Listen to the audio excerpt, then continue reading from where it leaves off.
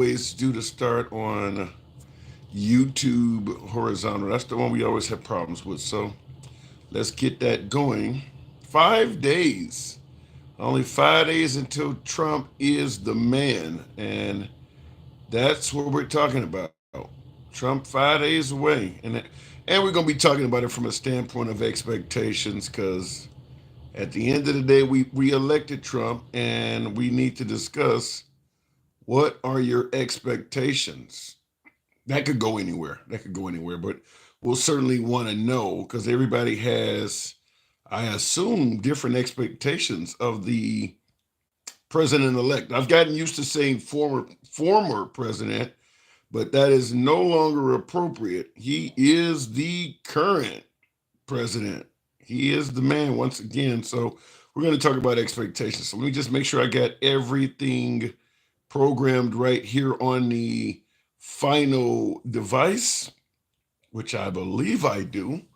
And once I do that, I'll go ahead and start up the entire program. Once I get that going, that last device is always YouTube horizontal. So we always have to get that one going. And of course, it usually takes about a minute. So having said that, we do now have all of the devices up and running, and we will get the program going in three, two, one. What up, folks? Once again, it is indeed your boy Tim, the handsome liberal. Going to do it in the Sherpa tonight. I was not even going to come on live tonight, but figured I'd come on here and talk to the folks. We're talking only 5 days remaining until Trump is once again in the Oval Office. Now, that will make a hell of a lot of you people stand up and applaud. 5 days, only 5 days until Trump is president again. So for you folks who may favor that, so be it. And I know a hell of a lot of you folks are not favorable to that. So you know how my soundboard goes. So what we're going to talk about, we always have a couple topics, and tonight is no exception. In fact, we have three topics tonight. Busy news day, by the way. Two of the topics are straight out of the headlines as always. But nevertheless, we're going to talk about it with Trump only having 5 days to go. First topic is indeed the fact that he does only have 5 days to go. I want to get from you folks, what are your expectations?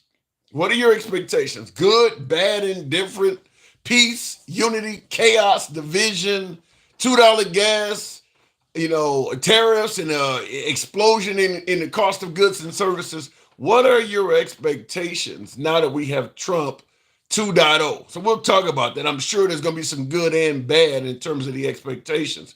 Keep in mind, he has been president before. So we lived through him the first time, and it was not Armageddon. So hopefully, all of the predictions that it's going to be the end of the country are wrong. So we'll talk about that. Expectations, only 5 days remaining. Monday is Trump's inauguration day, so only 5 days remaining. Before we get to the second topic, did you know that the flags were due to remain at half staff, at half mast rather, at half mast? Um, Speaker of the House Mike Johnson just announced on social media they're going to actually raise the flags for Trump's inauguration and then drop them back down to half mast after the inauguration is over with. Wow. I'm sure that'll come up. I'm sure we'll talk about that, but he's actually going to raise the flags. So for a temporary period of time, the flags will not be allowed to mourn the death of the late Jimmy Carter. So he's going to raise the flags back up to their full display, and then after the inauguration is over, he'll go back to half mast. And I've seen the comments. Shoo says he will do what he wants. That is true. I do believe there is some truth to that. And no, I'm not. Well, because you're saying, am I shocked? One of the viewers said, "Are you shocked?" This is pretty. Because when Trump passes away, I'm assuming he wants to be properly mourned. He wants his supporters to be able to properly show support to him when he passes away. So I don't. This will come back because it's not like it's going to be that long in the future before we lose Trump. I don't think he's going to live to be the age of Betty White. I mean, 10 years, maybe 15 if he's lucky. I mean, Trump is eight. What is he? 80, right at 80. So let's say he gets to be 85. I mean, but 10, 15 years, Trump is going to be gone. So he likely will be in the same boat as Jimmy Carter, but we'll see. We'll see. Anyway, topic number two. Many of you folks may have heard they did announce there is a ceasefire in the works in regards to Gaza, Hamas, and Israel. Israel and Hamas have announced they intend to have a ceasefire. Obviously, they want the hostages back. Now, remember, Trump stated that if the hostages are not returned by the time he takes office, all hell will break loose. And he referenced Hamas, but he's not in office right now. So what I want to ask you folks is, who do you give the credit to that they suddenly came to a ceasefire? After, I don't know, what is it, 14 months? So they've been in war since October 7th, 2023, when Hamas went into Israel and it took the lives of a bunch of people. So they've been at war since October 7th, 2023. Anyhow, today they announced a ceasefire and they're going to work out getting the hostages or the remains of the hostages returned. So what I'm asking you folks is, who do you give credit? At least maybe no one in America deserves credit. Maybe neither Biden nor Trump deserves credit. But do you give either one of them any credit at all for the fact that Israel and Hamas have came to a ceasefire? So we'll discuss that. And last but not least, the third topic is Trump's cabinet picks were all over the news today. I mean, obviously, we heard Pete Hegseth yesterday. I mean, some of the questions they asked folks, the grilling. Some suggested that asking Pete Hegseth questions about his wife and his drinking habits, some suggested that that's a bit irrelevant, indicating that most members in Washington probably have had a little bit of infidelity in their past, things like that. But we're going to talk about Trump's cabinet picks, good, bad, indifferent. We'll certainly entertain that coming from you. So starting out, Trump in 5 days, what are your expectations? And here we go. So looking in the comments, Trump is going to make prices go up. And how would you suggest that's going to happen there? I don't know why the writing on my damn screen got so small, but who said that Trump's going to make prices go up? Says Helene Gross. So what makes you think that the prices will go up? I mean, a lot of folks believe that Trump's going to get the economy back on track and prices will go down. So feel free to elaborate on that. Will G says, I'm sure Trump made internal challenge to spite Carter to live up to the age of 101. Trump will try to update any record set. Trump ain't shit. Well, he can't. That's one thing he can't do. He can't make himself live to be longer.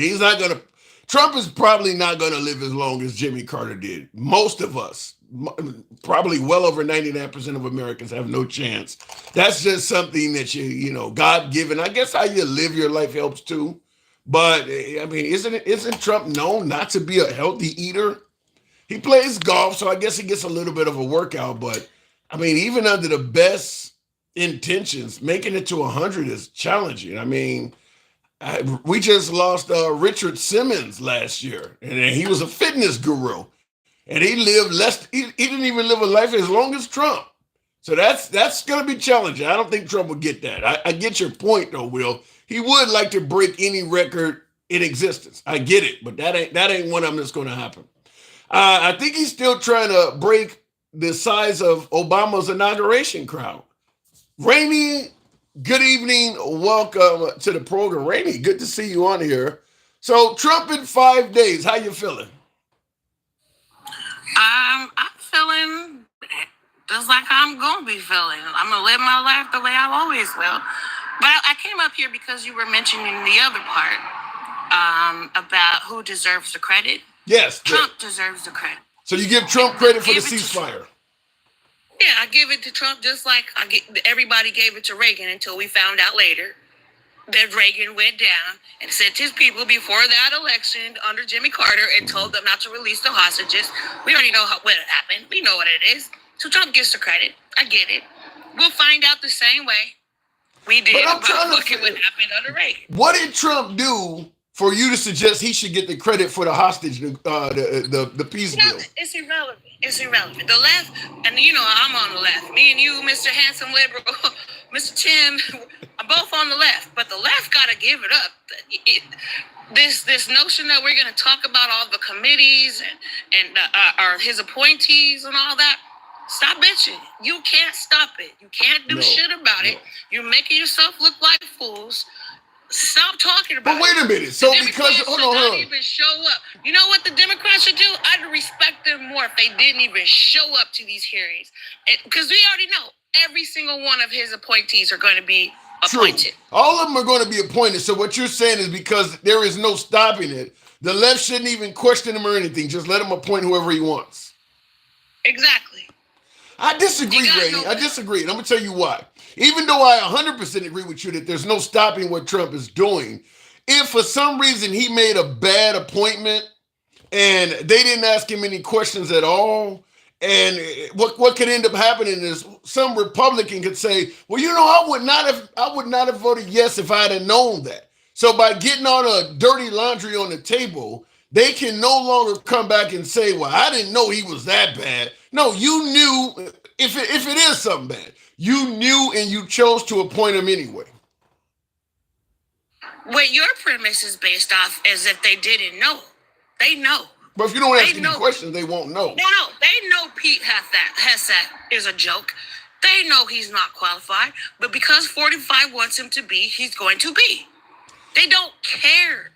There is no honor in the MAGA party. They're not even Republicans anymore. I'm not calling them Republicans. MAGA has no honor. They have no decency, their track record. Nothing about MAGA is honorable. Nothing. Oh, I mean, you just gave the man credit. Wait, Tim, call me out. If you could give me any time these people have been honorable. You just gave the man credit for being responsible for a peace deal. Why is that? I gave credit because I know how history books will be written or articles will be written. I see. This is the problem between me and you.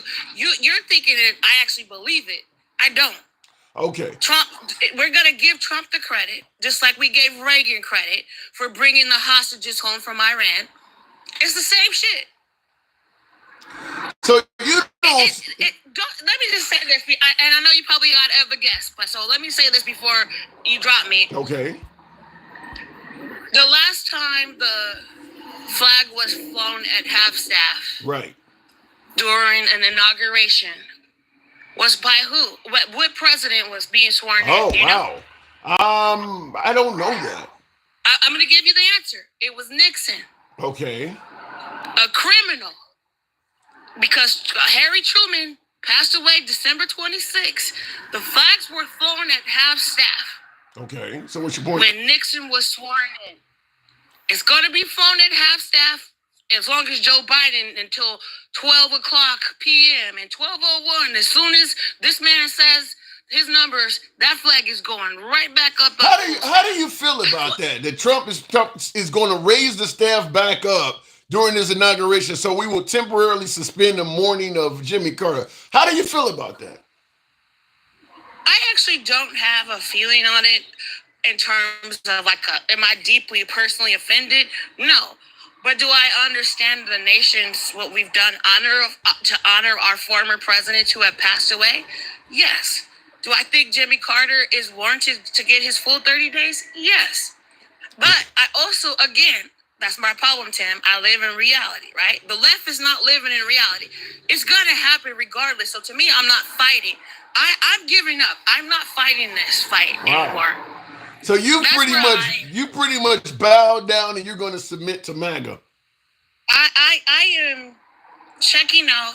I'm from the country of California, and the country of California. I'm from the country of California. Fuck all you hoes. That's what I say. Now I'm hearing from Trump that your country is improperly ran, and you guys are dealing with fires that you shouldn't be because of your government. Yeah, if my governor has the power to stop 100-mile-per-hour winds, I mean, they say Democrats are so powerful, so, I waited for my Democrats. You couldn't fucking rig an election again. You rigged it in 2020, according to these jokers. You couldn't rig this bitch again? So you mean to tell me that we about to let these fools take us back 100 years? You couldn't do this again. So what are we talking about here, Tim? That's what I'm saying. What makes you think Trump is going to take us back 100 years? What has he done to make you say that? Make America great again means there was a time, and he said his time, where he said when he wanted to go back to, I think it was in the 17 or 1800s, that's when America was great. Now, if you tell me that's when you believe that we should go back, my black ass, your black ass, we ain't gonna be in the mix of any of that. But what about, we got Trump as president in 5 days. Now, you mentioned you being in, quote unquote, the country of California. You guys are going to need some federal assistance in that country of yours. Do you feel that Trump might be reliable? I mean, you're going to need a hell of a lot of help. I think he will do what he did to us in 2018, 2019. He'll do the same thing, right?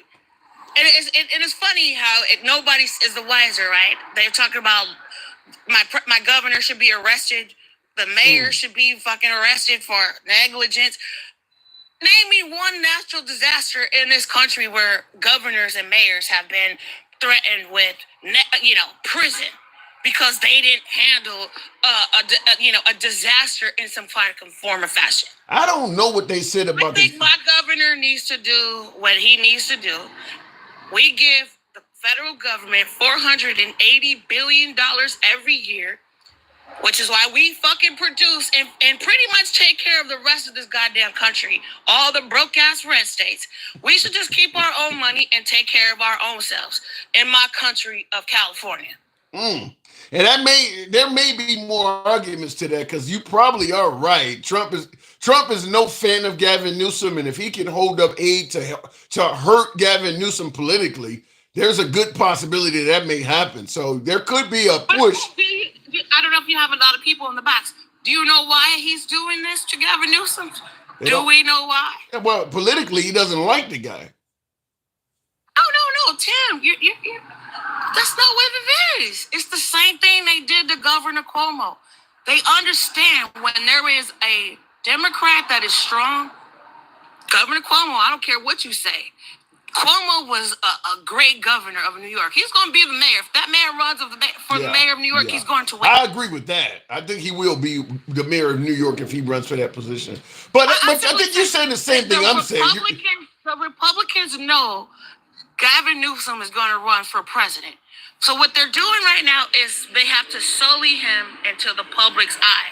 Right? They're doing a pretty damn good job. They are trashing the shit out of Gavin Newsom. Okay, he's used to it. It's okay. And that's what's so crazy about it, Tim. He's only been fucking governor since 2019. The way they're talking is Governor Newsom been governor for 10, 20 years. He's only been governor for fucking since 2019. Well, they trash him. I don't know if Gavin Newsom could, we're talking about running for president. I don't know if he could pull it off. But he needs to put some really good things on his resume fast if he's planning on doing that.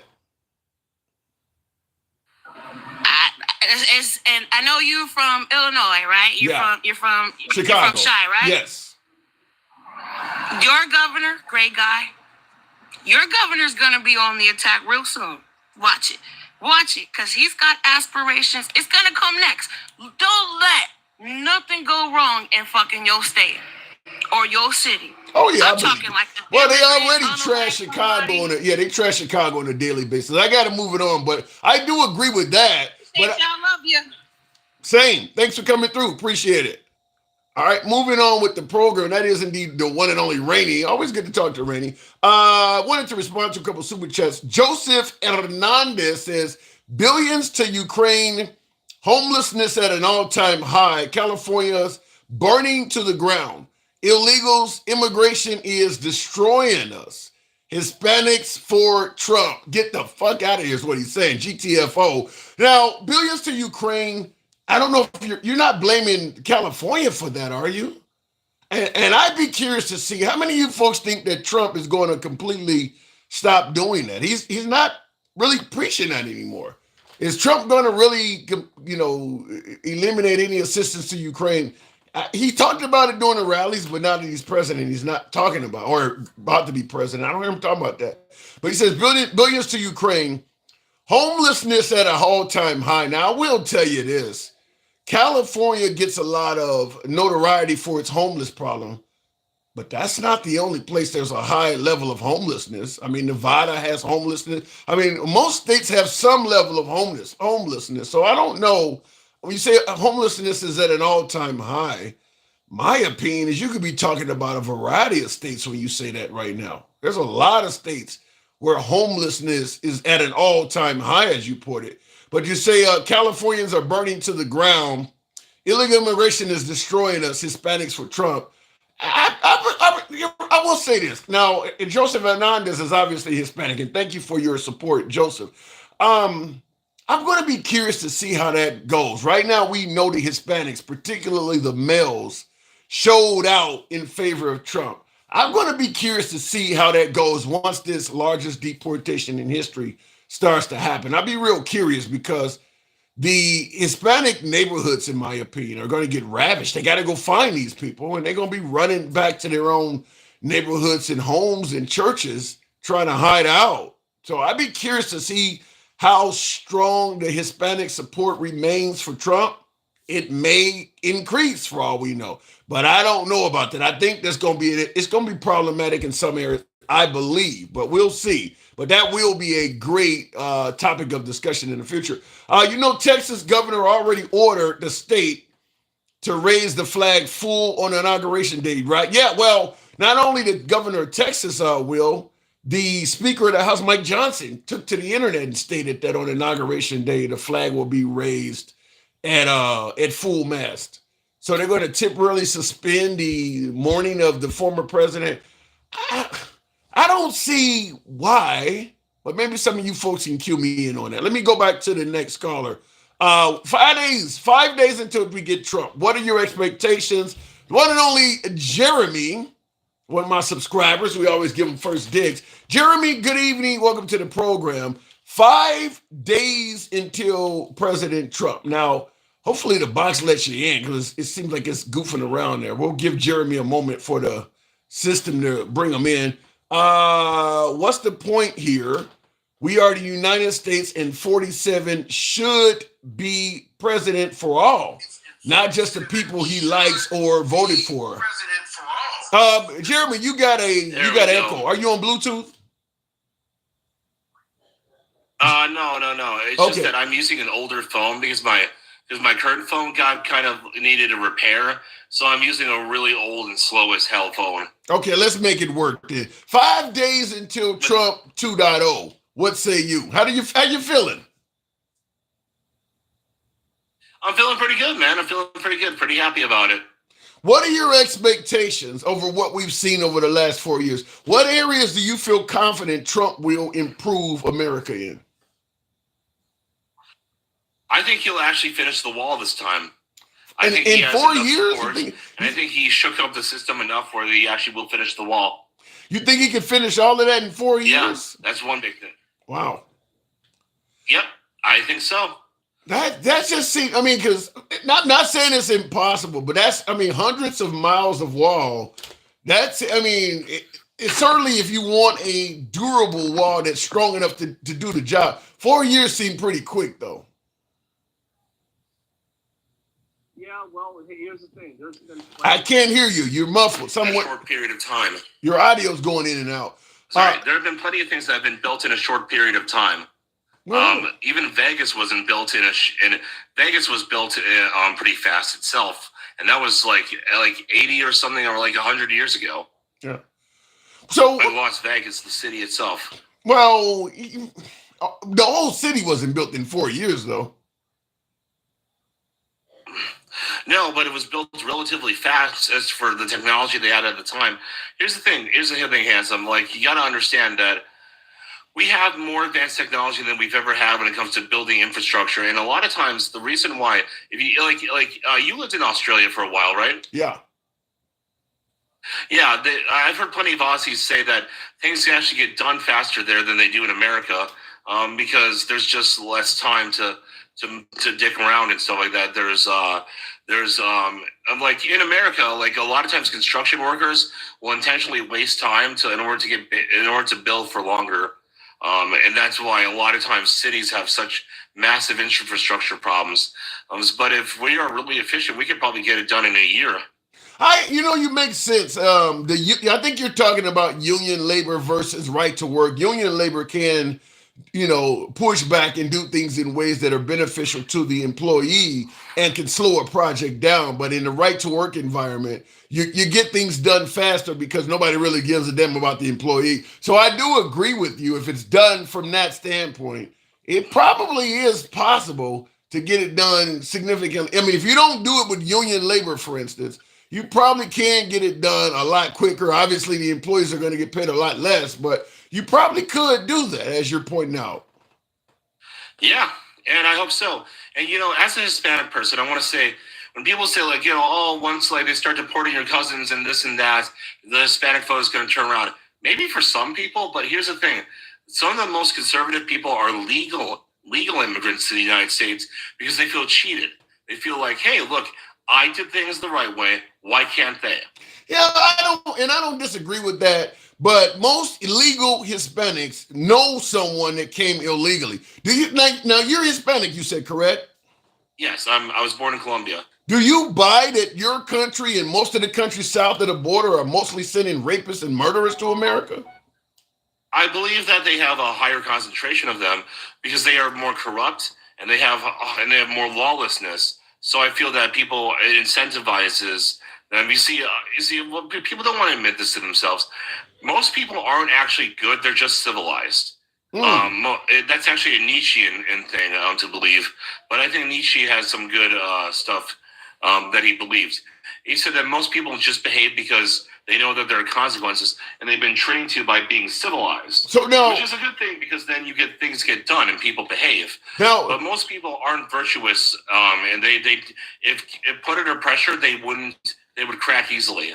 I can see some validity to that to some degree. People would love to get away with shit if they could. Let me ask you, January 6th is a perfect example of civilized people getting real uncivilized really quick. Let me ask you this in regards to now you said Colombia is your heritage is Colombia.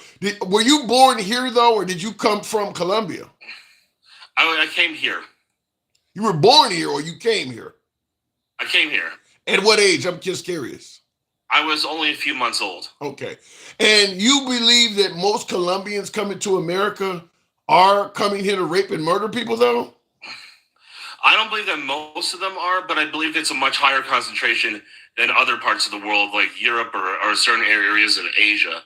I believe that the more corrupt and uncivilized the country, the more likely you're going to see people turn to beasts. Because, like I said, most people turn to beasts. Damn. Well, let me say I don't totally disagree that the less civilized a country is, the more violent. But the fact is, I don't know if you can make the comparison because people from civilized countries don't tend to want to migrate here. We don't get a lot of modern day Irish or modern day people from the UK or Germany. Them people ain't coming here anymore. So it's hard to. They're satisfied. They're satisfied where they are. Yeah, they're fine where they are. Right. Yeah, and I think a lot of these countries, if like they had, I think America is a beautiful place and a place worth protecting, and it's a great place. I think, and that's why the people who are living bad lives are coming here. But here's the thing: I think that if like Colombia, Mexico, Venezuela, Argentina, all these places, if they were civilized, uncorrupted places of wealth and prosperity, people would stay in their countries, and I think that's better.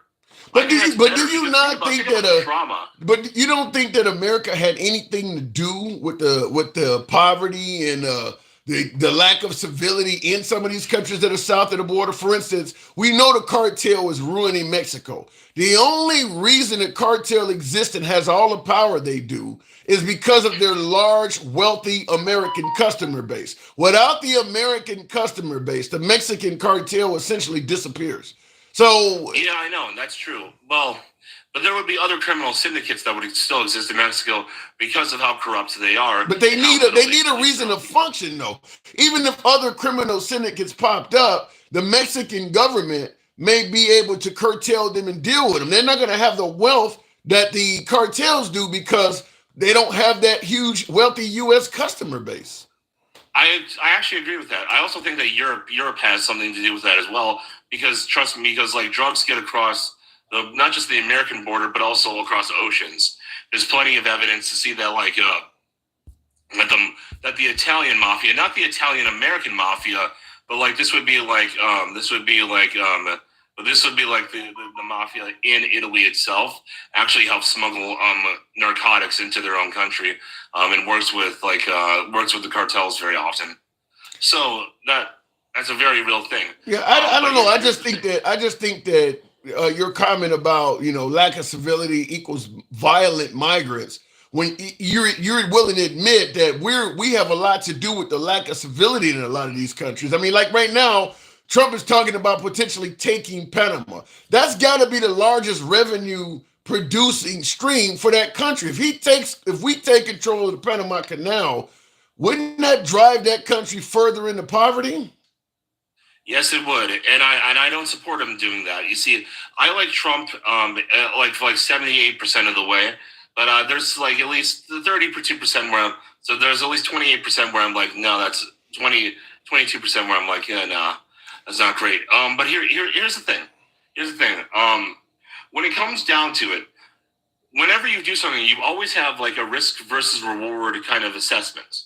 So if a lot of these countries had much more stable and less corrupt governments, there would be less crime because people would have the risk reward or incentive. There's plenty of like, notice how like big money makers aren't bank robbers. Bank robbers still exist, right? But they're not nearly as common as drug dealers. Why is that? Well, it's because there's a high risk that you're going to get the feds on you, right? If you rob a bank, you might do that when you're still a low-level drug dealer, but that's more like state and city and municipalities, right. You know what I mean, and stuff like that. There's just as much reward and just as much money in selling drugs, but there's far less risk. So there's, now more than likely you'll eventually get caught. But again, I don't know if I totally agree with that. I don't know if you said there's more. I'm just saying, you rob one bank, the feds are going to come after you. And yeah, but when you rob a bank, you generally don't make as much from a drug sale as you do from a bank robbery. You rob the right bank, you may not have to rob anymore for a long time. Not all at once, but over an extended period of time, you do. I just say if you get a bunch of money from dealing drugs versus if you get a bunch of money from robbing a bank, you're going to have the feds on you on both cases. I mean, by the time you get to be a drug dealer where you're profiting enough to equal a bank robbery, the feds are probably on you. I mean, it's just probably. Yeah, probably. But my point is that you're going risk versus reward. If people in Mexico had to deal with the same level of policing as like the kind of stuff you would see in like a suburb in the United States, a safe suburb, they probably wouldn't do it as much. Especially since the U.S. and Mexico would cooperate much better with each other to make sure to have more checkpoints at the border to make sure that this wouldn't happen, even if Mexico was still relatively poor. I don't think America gives. I'll tell you this. I don't think America gives a damn about Mexico. They want to secure our southern border, but all of the problems we're causing in Mexico, I don't think we give a damn about that. As long as they can produce what we need, backdoor, whether it's the fentanyl and drugs or the child trafficking or even cheap labor, as long as they can give us what we need without giving us what we don't want, I don't think we give a damn what happens in that country. I mean, that's kind of the American way.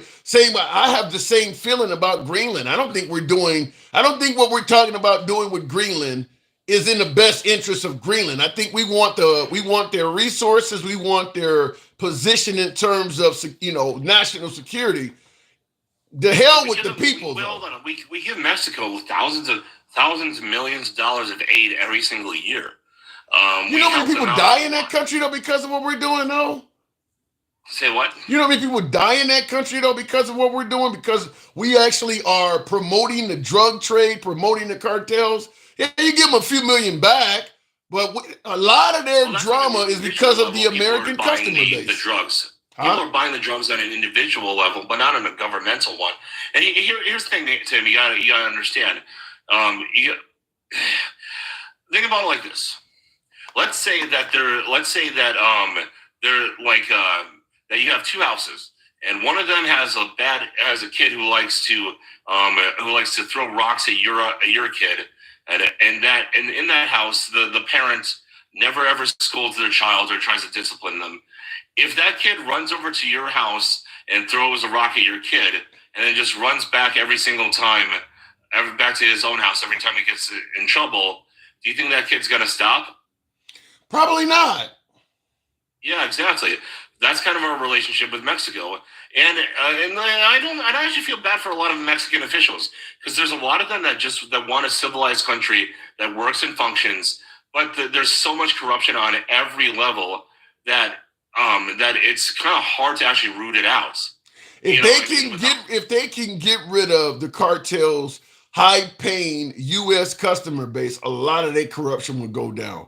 Because that's what's funding it. It's our money when we're trying to buy, like I said, hard drugs, or we're trying to engage in child trafficking or purchase fentanyl, or even get cheap labor, which usually results in them folks sending money back to Mexico as well. If they can cut ties with America, at least significantly more than they have now, cut ties with America would probably bring their crime down.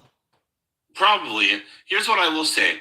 I don't know about the child trafficking thing because and I know it's happening. I just mean, I don't know how to stop that 100%, other than just to keep sending the police after them, after people who commit those kind of crimes. Other than that, I don't really know how to prevent people from desiring to hurt children, which is a really messed up desire.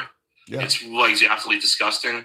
I'll tell you before I got to move it on. I'll give you the last word, but I'll tell you this: as long as we keep ignoring the incentives for Mexicans to come here illegally, like I said, whether it's drugs, child trafficking, or to be cheap labor force, as long as we keep ignoring the Americans that are co-conspirators in this stuff, I don't even know if the wall is going to stop it. I'll give you the last word, though.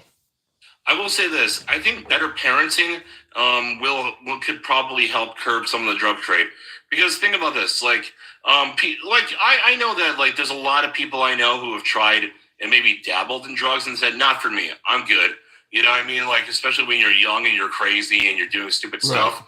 But when it comes to the hardcore users, the ones that are paying the big bucks, I think that you look, stat after stat shows that bad homes really do produce addicts. They produce kids who can't control themselves. You're talking about the addicts. I'm talking about the guys who are selling it. They're the ones that's making all the money. Most of the big drug dealers in this country, eventually that shit comes from over there. A lot of it do. Now there's some folks who grow and produce their own shit, but a lot of that stuff, a lot of the bigger names, the bigger folks that are moving weight, as they put it, they got connections over there. That's where they're getting it from. I know, but I'm saying when it comes to demand, because there's supply and demand. I think that if we had better parenting and more hands-on fathers, we'd have kids that were less likely to give into that kind of stuff. And we'd have kids that were much more mentally stable. We'd have a huge curve, I believe, in the amount of people who are snorting and injecting into their veins. Maybe. And I think that's worth it. And I even think that, when it comes to even the illegal immigration issue, study after study has shown when you do pay people well, they are willing to do jobs that people oftentimes give to immigrants. Agreed. So people say oh, well, they're doing the jobs that Americans won't do. Yeah, because we know that's bump pay. Well, you just celebrated Trump getting elected. He's not talking about bumping up pay. They're not even in favor of raising the minimum wage, which pertains to a lot of these jobs. So I don't think you're going to see that. I got to move it on, though, Jeremy. As always, a pleasure. Thank you. Thank you for having me up, Tim. Anytime. Thank you. My door's always open. Will says I guess he says I guess it's funny. That's what I guess you meant to say. It's funny when Texas was in the deep cold in Louisiana due to Hurricane Katrina. No politician was talking about conditions to send aid. And California was one of the first to send aid, but now it's fuck you. I know what he's talking about, and I agree with that. The idea that the Trump administration is on television talking about they're going to impose conditions on California to decide whether or not they're going to send aid. In my opinion, that should be illegal. If the citizens of this country are suffering in any state in the union, a president that has a beef with the governor or one of the other politicians in that state should not interfere with a president helping the American people. There's no way in hell the politics of California, no matter how bad you may think they are, no way those politics should have anything to do with whether people in that state get aid. It just should not be that way. Now, if you want to give them aid around California, create a GoFundMe or have federal agents go in there and do it, whatever.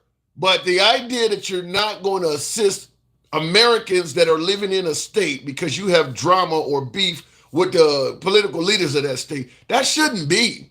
That's already red state, blue state divisive talk. That should be stopped, nipped in the bud, but he is talking that way. He is definitely talking that way. MAGA definitely ain't shit, and Will says MAGA definitely ain't shit and delusional. 1.1 million gringos in Mexico living it up, no papers. So what you're saying is that Mexico has a huge illegal immigration problem with Americans. Is that true? 1.1 million gringos, that's white men, but 1.1 million Americans are living in Mexico with no papers. Is that true? Now, I guess you could say the counterpoint is there's a hell of a lot more of them here living than 1.1 million, but I didn't know that was even the case. 1.1 million Americans. I have not heard that. Continuing on with the program, though, the part that Cali that got it. Wait a minute. The part of Cali that got hit is literally the richest region in the world. They don't need aid, not financial aid. I'm a socialist, by the way. Yeah, I was about to say that. You can't collect federal funds from rich people, and then when rich people go through a natural disaster, you go, fuck you, you're rich. Then why the hell did you collect money from me? That ain't gonna work. Even if you are a socialist, you can't do that. And by the way, everybody that is in those areas, Pacific Palisades and Santa Monica and all, everybody in those areas are not rich. There's a lot of wealth in those areas. I'm not denying that, but some of them folks are old folks that may have had their house for 30, 40, 50 years, and they just happen to have wealth develop around them. They don't all have a second home or a huge bank account to fall back on. Stick the ruler. Good evening. Welcome to the program. Hopefully it brings you up. That's messed up, but the middle class go through that exact same thing. Yeah, but I don't know. You don't want to say F you to any American. I just don't favor that. And like I said, with Trump talking about not giving aid to California because he doesn't like the politics of Gavin Newsom or the mayor of Los Angeles, I'm pretty sure MAGA wouldn't like that in reverse. Weren't they criticizing Biden, saying he wasn't doing enough for North Carolina? If it's wrong when it's done to you, it should be wrong when you do it to others. Suddenly they're okay with it. I don't know. I don't like it. I just don't like it. Let's try it again with Stick. I don't know what's going on with the boxer. We'll give you a chance. But I'm surprised. I've had a couple Hispanics that favor the largest deportation in history. Stick, good evening. Hey, how you doing? I'm doing good. 5 days. 5 days until Trump 2.0. How you feeling? I'm feeling fine, man. Like, I ain't letting that bother me. I got to keep it moving, man. Well, you could be celebrating. You could be very happy about it. Nah, I ain't celebrating it. Only thing that I would say is I don't want to celebrate it, but I just hope that, MAGA get what they wanted. Whatever it is that they wanted, I hope they get it. And by the way, I wanted to say thank you, Stevie D, for that subscription. I did see that come in. Thank you, Stevie D. Well, you say you hope that MAGA gets whatever they want. What if they want cheap gas, a better economy? You think they're going to get that? You think that Trump might actually deliver, huh? If they get cheap gas, that means I get cheap gas. Good point. If they get cheap eggs, that means I get cheap eggs. But it doesn't look that way. It doesn't look that way. That's where it's going because he's not worried about gas prices or cheap eggs. He's worried about, purchasing Greenland. And he's worried about taking over the Panama Canal. And well, wait a minute though. If he purchases, but wait a minute. If he purchases Greenland and we exploit them for some of their resources, some of that might bring down the price of energy. Exploit. That's a good word to use. I mean, that's what it is, right? Yeah, that's what. Yeah. But what if the exploitation of Greenland brings down the prices of goods and services and fuel in America? It sounds good, and I wish that's the way it worked, but it ain't happening. How do you know? It's not happening. How can you be sure? The Dutch already told him. The Parliament already told Don Jr. We ain't talking to you. You're not anybody that's a dignitary to the United States. Yeah, but Stig, Trump has already said he's not going to take the military off the table to get Greenland.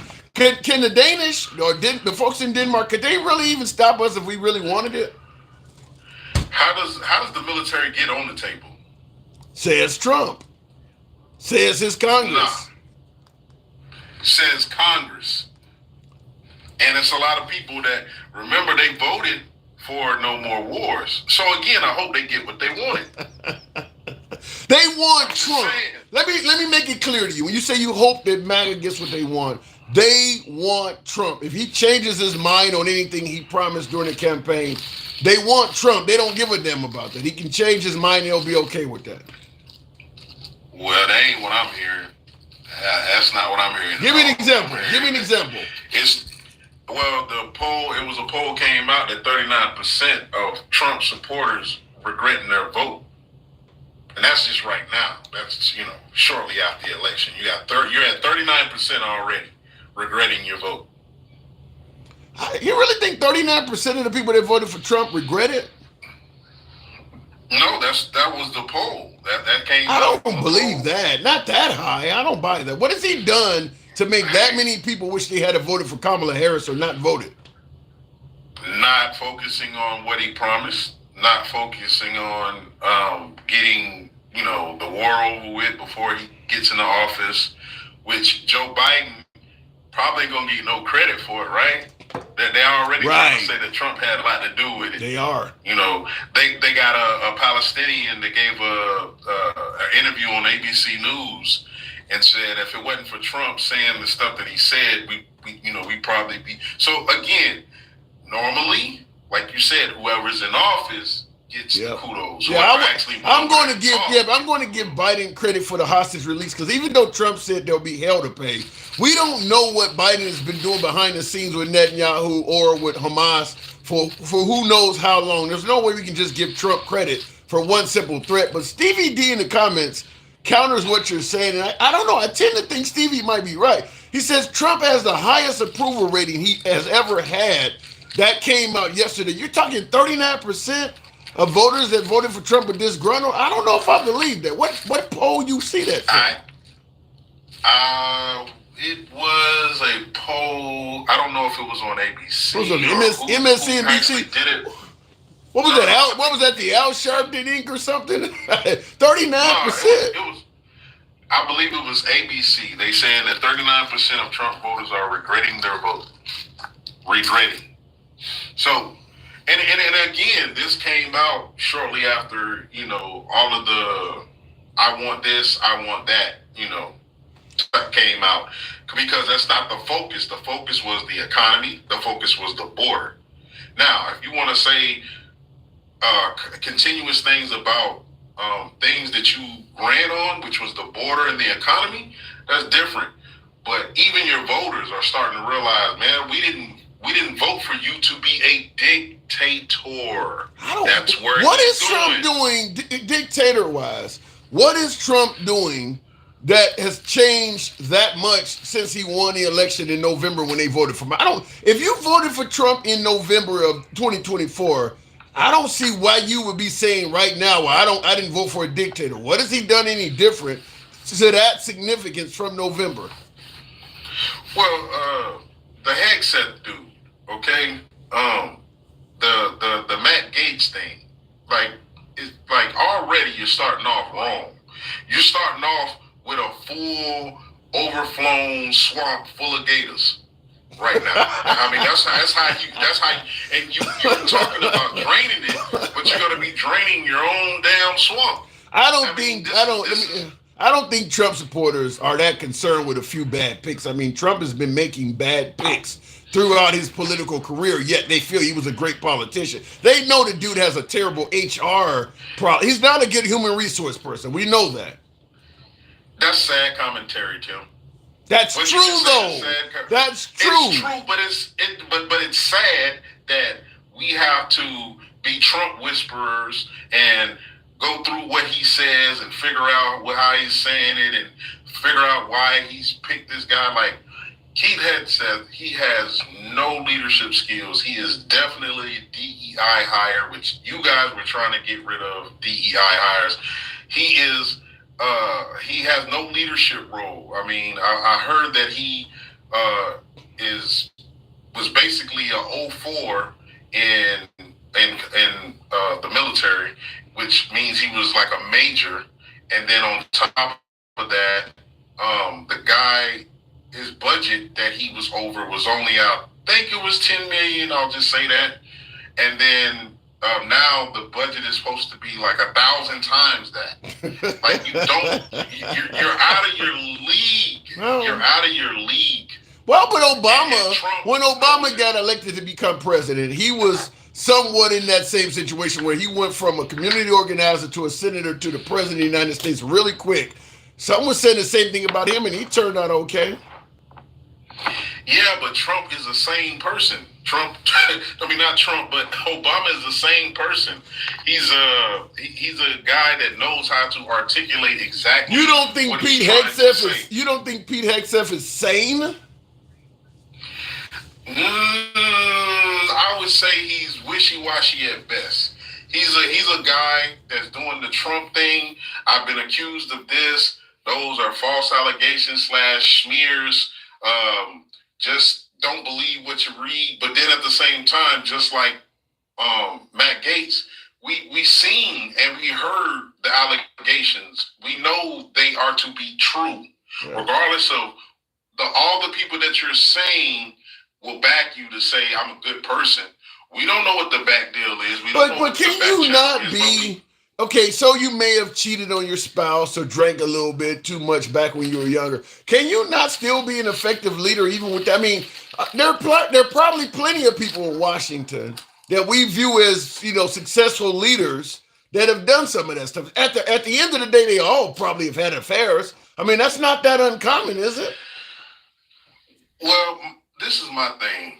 Like, I'm tired of it being a norm, right? Now everything that is wrong is normal.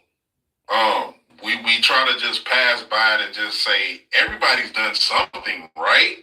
It's okay. It was not okay. It was normal then, Stick. We just didn't talk about it. But in fact, I'll tell you this, because women now have more rights than ever before. There's probably less of them committing acts of infidelity. You go back to the 50s and 60s, I bet they all were doing it because there was no accountability for it all back then. Now that women got some rights, they can take you in divorce court and take half of your shit. It's probably less now than it ever was. Tim, that's lies. And the reason it's lies is because we're men. We don't care about that. We've never cared about that. It is what it is. Right. You're either going to stay with me or you're going to leave me. It is what it is.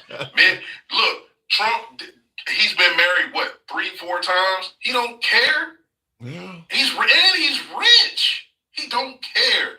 Keith Hegseth, he gets the job. I'm pretty sure right now he's already sitting on a cushion because he was with Fox News. So at the same time, he don't care. That's why he had a kid while he was with his wife, and then he turned around, dumped her, brought the new wife to the hearing. He brought the new wife to the hearing. So he don't care. They don't care, man. So at the end of the day, what all I see is this.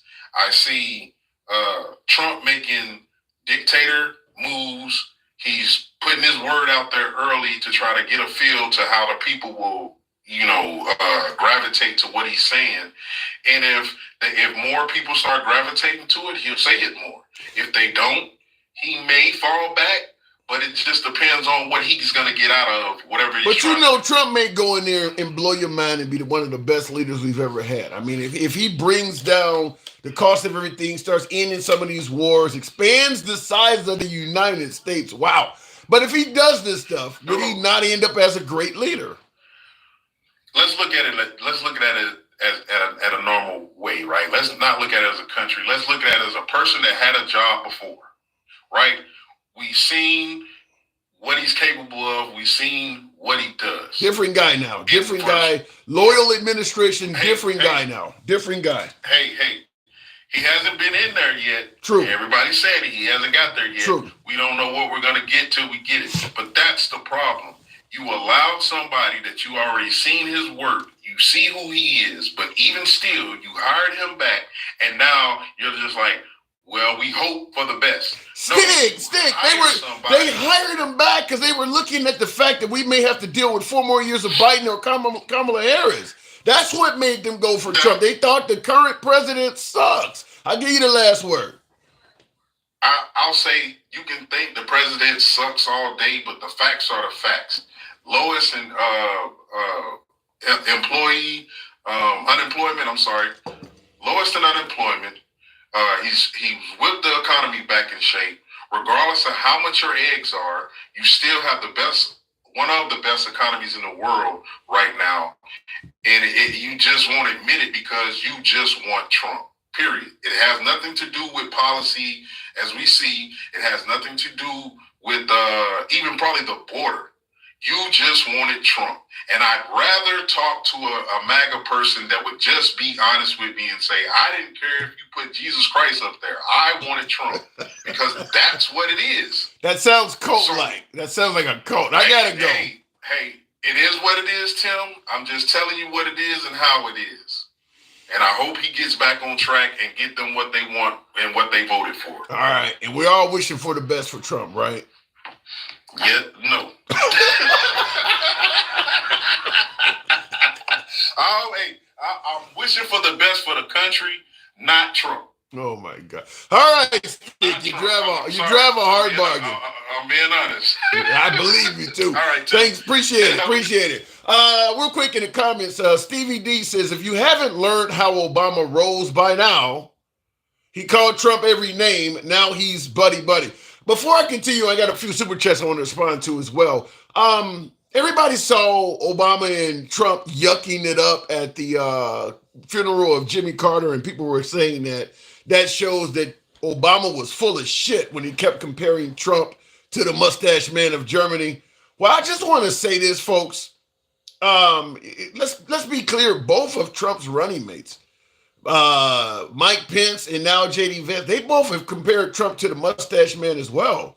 And they yuck it up with Trump. So I don't know where to go with that, but it's not like Obama's the only one that's compared Trump to the leader of Germany in the 1930s and 40s. I mean, Mike Pence said that Trump told him, I need to have more generals like Adolf had. And then we know, of course, that J.D. Vance wrote a book, or was it a movie or whatever, when he said that, he called Trump America's Adolf. So they both have said it. So when people are pointing out that Obama said that stuff, understand that both of his own running mates, which is why I told my last caller, Trump obviously has a human resource problem. Why would you put people that's referred to that guy, the leader of Germany, as your vice presidential candidates? Both of them, Pence and Vance have said that about Trump. And I do believe Milley and some of the other close associates of Trump have said that as well. We're pointing out Obama. I get it because he sat down with Trump at the funeral. But there's a hell of a lot of Republicans that have said that about Trump as well. I don't know if Rubio, Cruz, or Lindsey Graham have said it, but they've all said some pretty authoritarian and critical remarks of Trump in the past themselves, and some of them are going to be on his administration. So we can talk about Obama, but he ain't the only one that said it. Real quick in the comments, Stevie says, I feel you. So much political theater. It's hard to trust any of them. Fact. Will G says, we were just talking about the North Carolina hurricane disaster a few months ago. Trump doing exactly what he accused others of. Fact. That is, Trump was stating that Biden had political issues with the government in place in North Carolina and was using his office to ignore them. And now, as Will G rightfully points out, Trump's on TV promising to do the exact same thing. Exactly what he accused Biden of doing, he is now talking about making that come to life on his side. And oddly enough, MAGA don't seem to have a problem with it anymore. So we can talk about that. Stop the cap. Joseph Hernandez says, stop the cap. No one regrets their votes.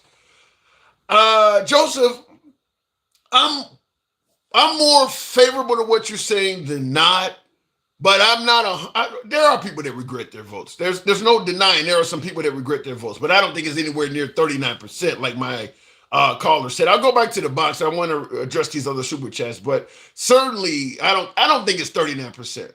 Now, when Trump gets in office, maybe if he starts effing up here or there, or some things go wrong, the number of voters who have voters remorse may increase. But right now, Trump hasn't done it.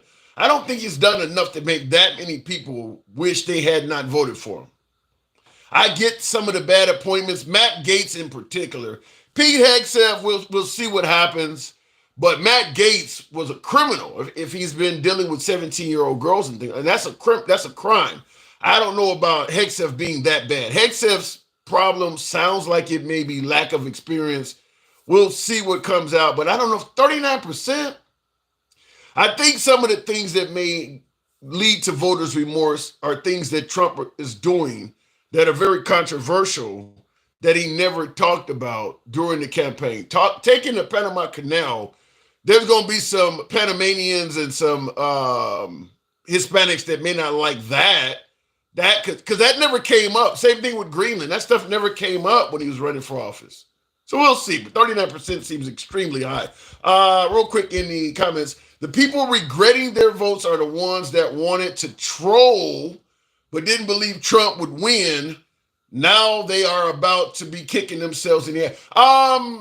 You really think that's the case, Will? The people that are regretting their votes, he says, are the ones that wanted to troll. Why the hell would you vote for a candidate simply to troll? Either you like the guy or you don't. I mean, look, I don't like the Democrats, so I'm going to vote for the Republican just because I don't. That's crazy. Vote for the guy who you think is going to make your life better off. As opposed to, I'm just going to vote against this group because I don't like them. Whatever the guy you vote for does, it could affect your life. You should vote for whoever. That's crazy if that's the case. Wow. It's the difference between being black, working 3 times harder, and white privilege. That's a hell of a juggernaut to go up against. That is a hell of a lot. I mean, I was on you guys know a lot of times you'll find me, if any of you guys have your notifications set, if there's a few of you out there that have your notifications set where it lets you know where I may be on. And sometimes you will think I'm doing a live, but in fact, I'm actually talking in someone else's life. I like to go into MAGA environments. So if you see me online talking to somebody else's stream, it's almost always predominantly MAGA. Usually me against 4 or 5 other people.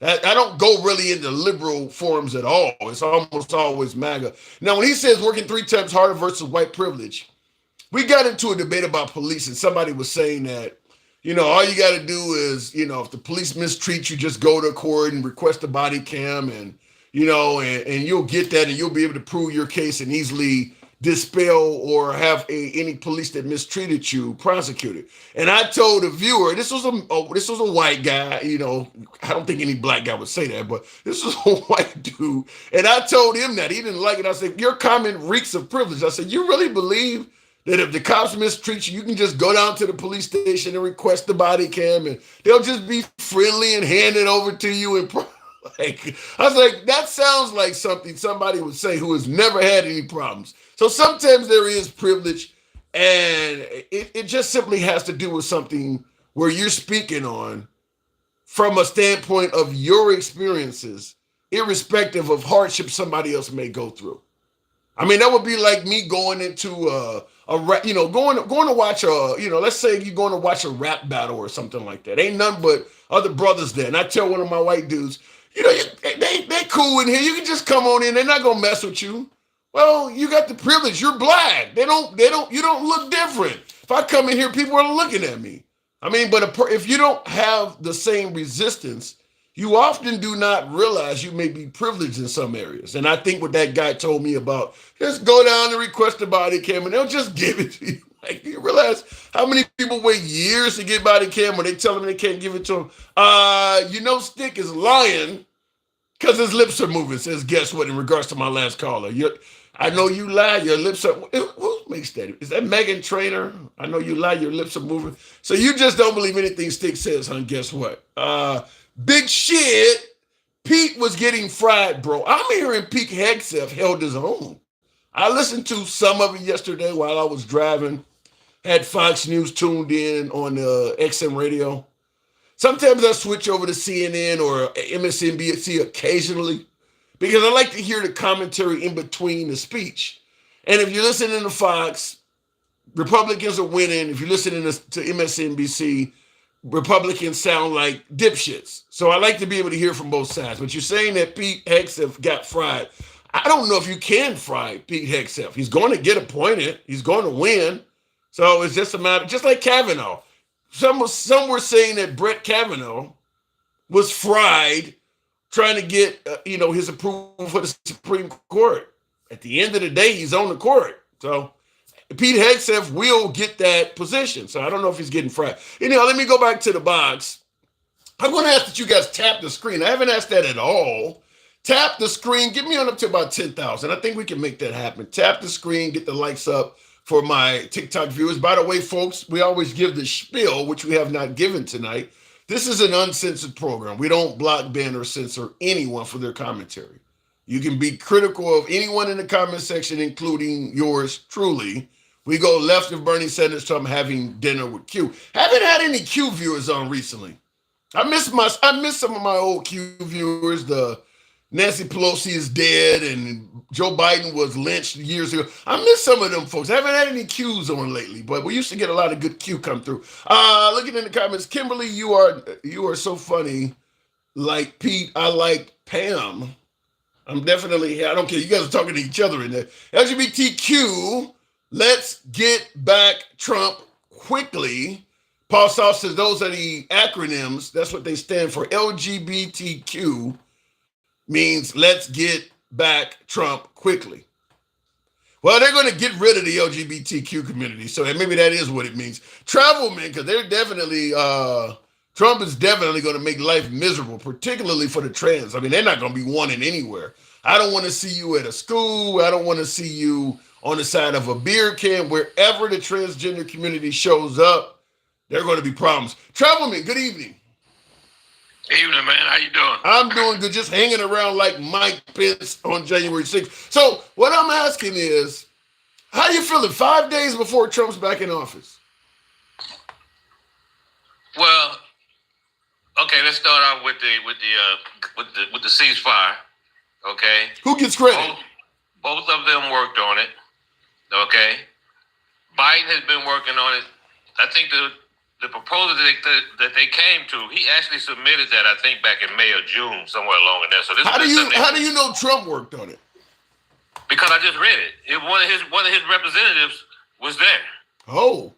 And the guy, I forget, I can't call his name right now, but the main negotiator for Biden, he was working on one side of the room at one point, and the guy that was there representing, for the Trump administration, he was working the other side, and then they brought them together. So let me ask it to you this way: since you're saying there were representatives of both parties there, and by the way, folks, tap the screen, get your boy up to 10,000 likes, smash that like button on YouTube, but TikTok, tap the screen, get the likes up to about 10,000. Helps out the algorithm. What I want to ask you, Trevorman, is this: if Kamala Harris or Joe Biden had won, do you think this ceasefire would still be happening right now?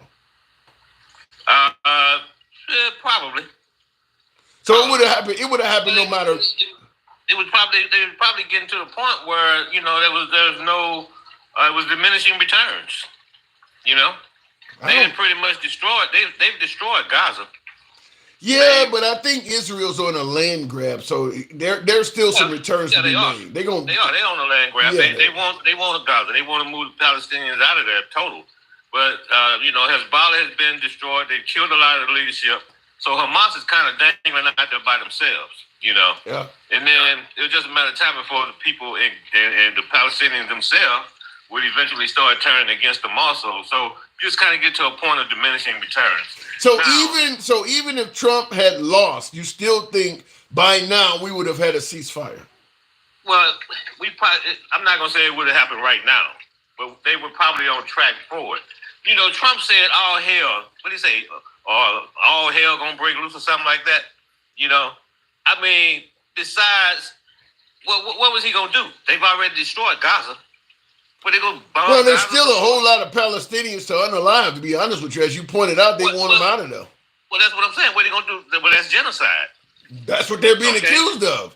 That is what some of our allies have already ruled that Netanyahu was guilty of genocide.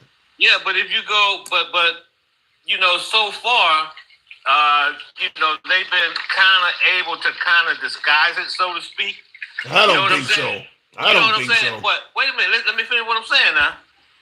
If they go further, if you go further now, they could actually bring charges of genocide. Haven't they already done that? Haven't they already determined that Netanyahu is a war criminal? They've already Israel. But you got to think too. A lot of Palestinians were killed.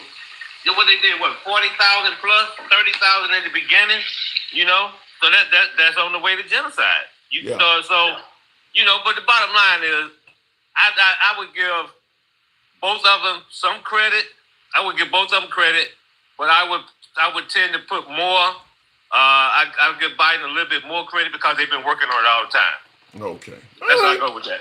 So now with 5 days remaining until Trump takes the Oval Office back, how you feel like he may actually lead this country in a favorable direction? You think it actually might work out?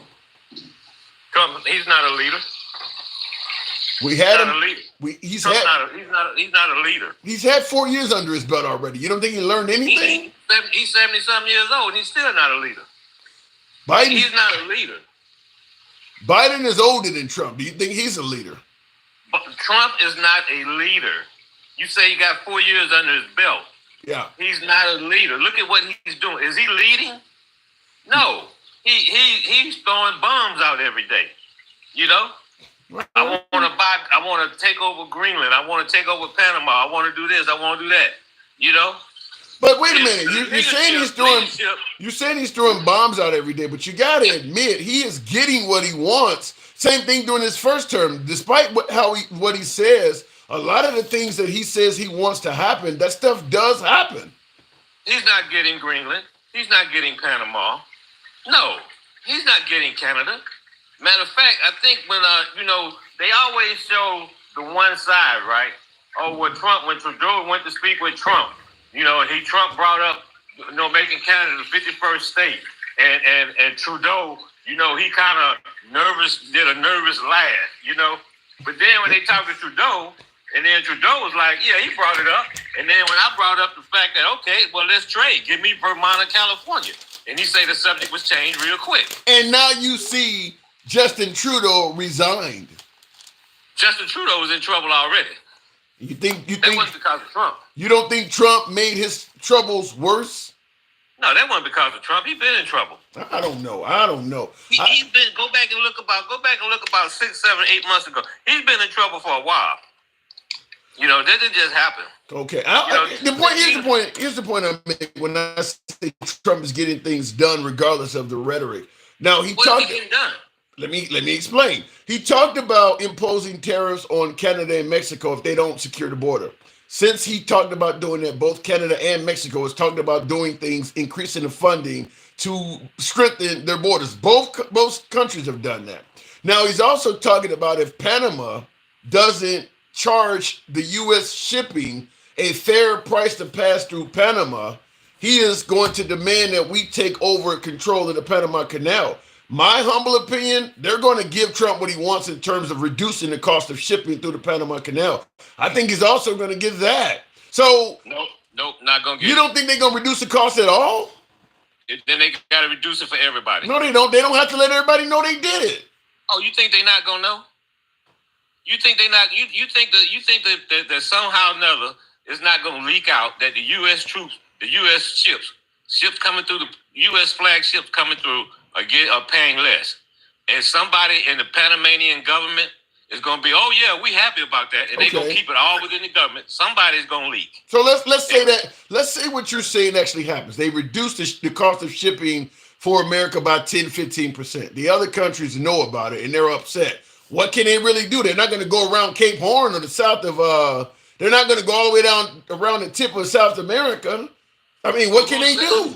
Or is Panama really? Are they really charging the U.S. too much, or is that just Trump? Well, the problem is due to global warming or climate change, the level of water has dried up. So exactly. So there's a problem. I got you. But you know what? He also said that the Chinese was running the Panama Canal. That's not true. That's a lie. And that's a bunch of BS. Yeah. But what I'm saying though is that I do believe Trump will get that reduction in shipping costs. And if the other countries don't like it, what can they really do about it? I would be very surprised if they do that. Really? They have what can Trump? I mean, what can he do? Really, think about it. What he gonna do if they don't drop those prices? What he gonna do? Send the U.S. ships around to South America? No, he's talking about taking the whole damn canal. He's not gonna do that. How is he gonna do that? Military. So they charging us too much money, so we gonna invade. Come on, bruh. You don't think? See, this is the thing. People give Trump. They give him too much power. See, they give him too much power. Oh yeah, we just gonna go and invade Panama. No, we're not. No, we're not. We're not just gonna go invade Panama.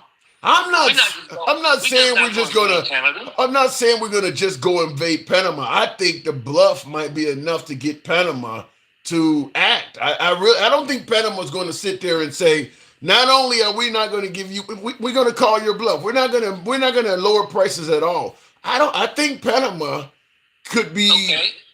Go ahead. Okay, I'm just gonna say, and if they do call his bluff, what is he gonna do?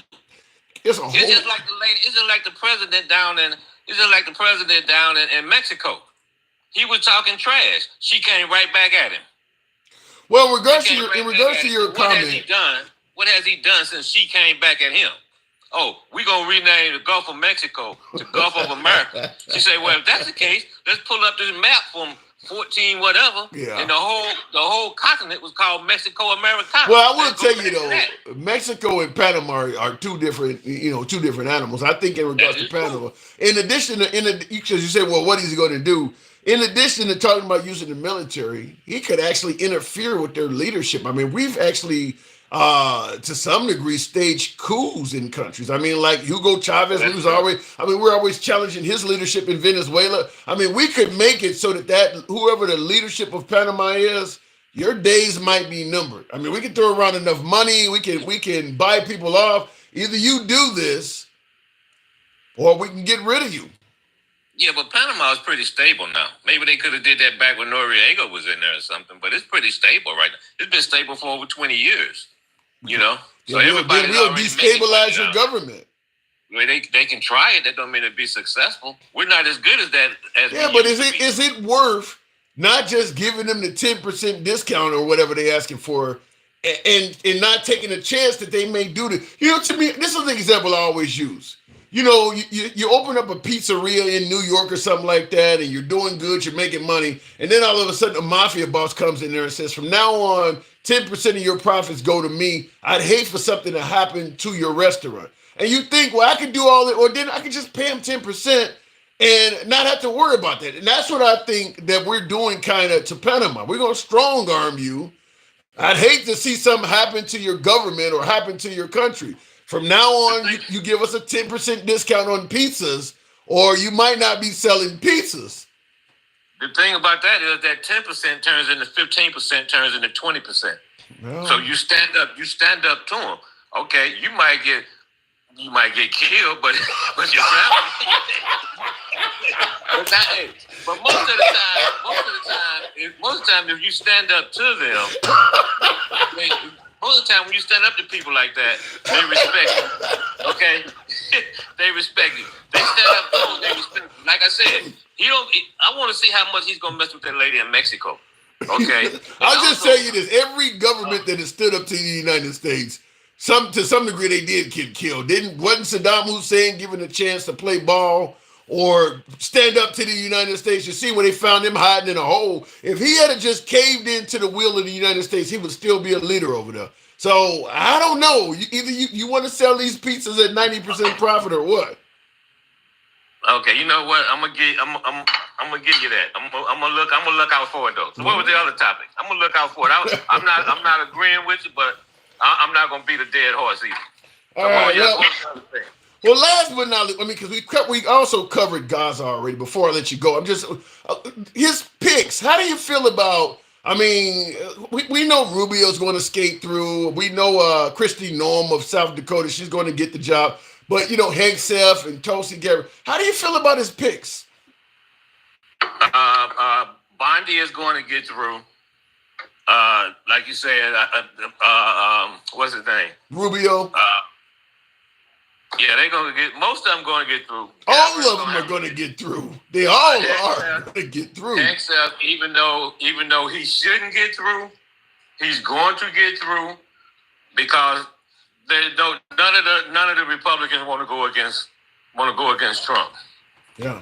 So they're gonna get through. I watched the confirmation hearing yesterday, and it kind of reminded me of when Kavanaugh almost started crying, talking about how much I like beer, and all this, that, and other, and this stuff that he was doing, this stuff Hegseth was doing, this was not 20 years ago. This is stuff that the drinking, and all this is recent stuff, So just because did I lose my caller? Just because you served in the National Guard, okay, and just because you went to war, that doesn't mean you qualified to run the Pentagon. That's a bunch of BS. Yeah. Well, that's a bunch of BS, man. So why do you think Trump is so gung ho on him? What do you think made Trump? Because he's gonna kiss his ass. I don't curse a whole lot, but he's gonna kiss his ass. That's why he's gonna do what he tell him to do. That's why he's in there. I don't disagree with that. You got these. You gonna compare him to General Mattis? You gonna compare him to some of these other 4-star generals or whatever? When you have crisis, what the hell he gonna do? Women shouldn't be in combat. They've been there. Well, he backtracked on that now, though. I don't think he's going to.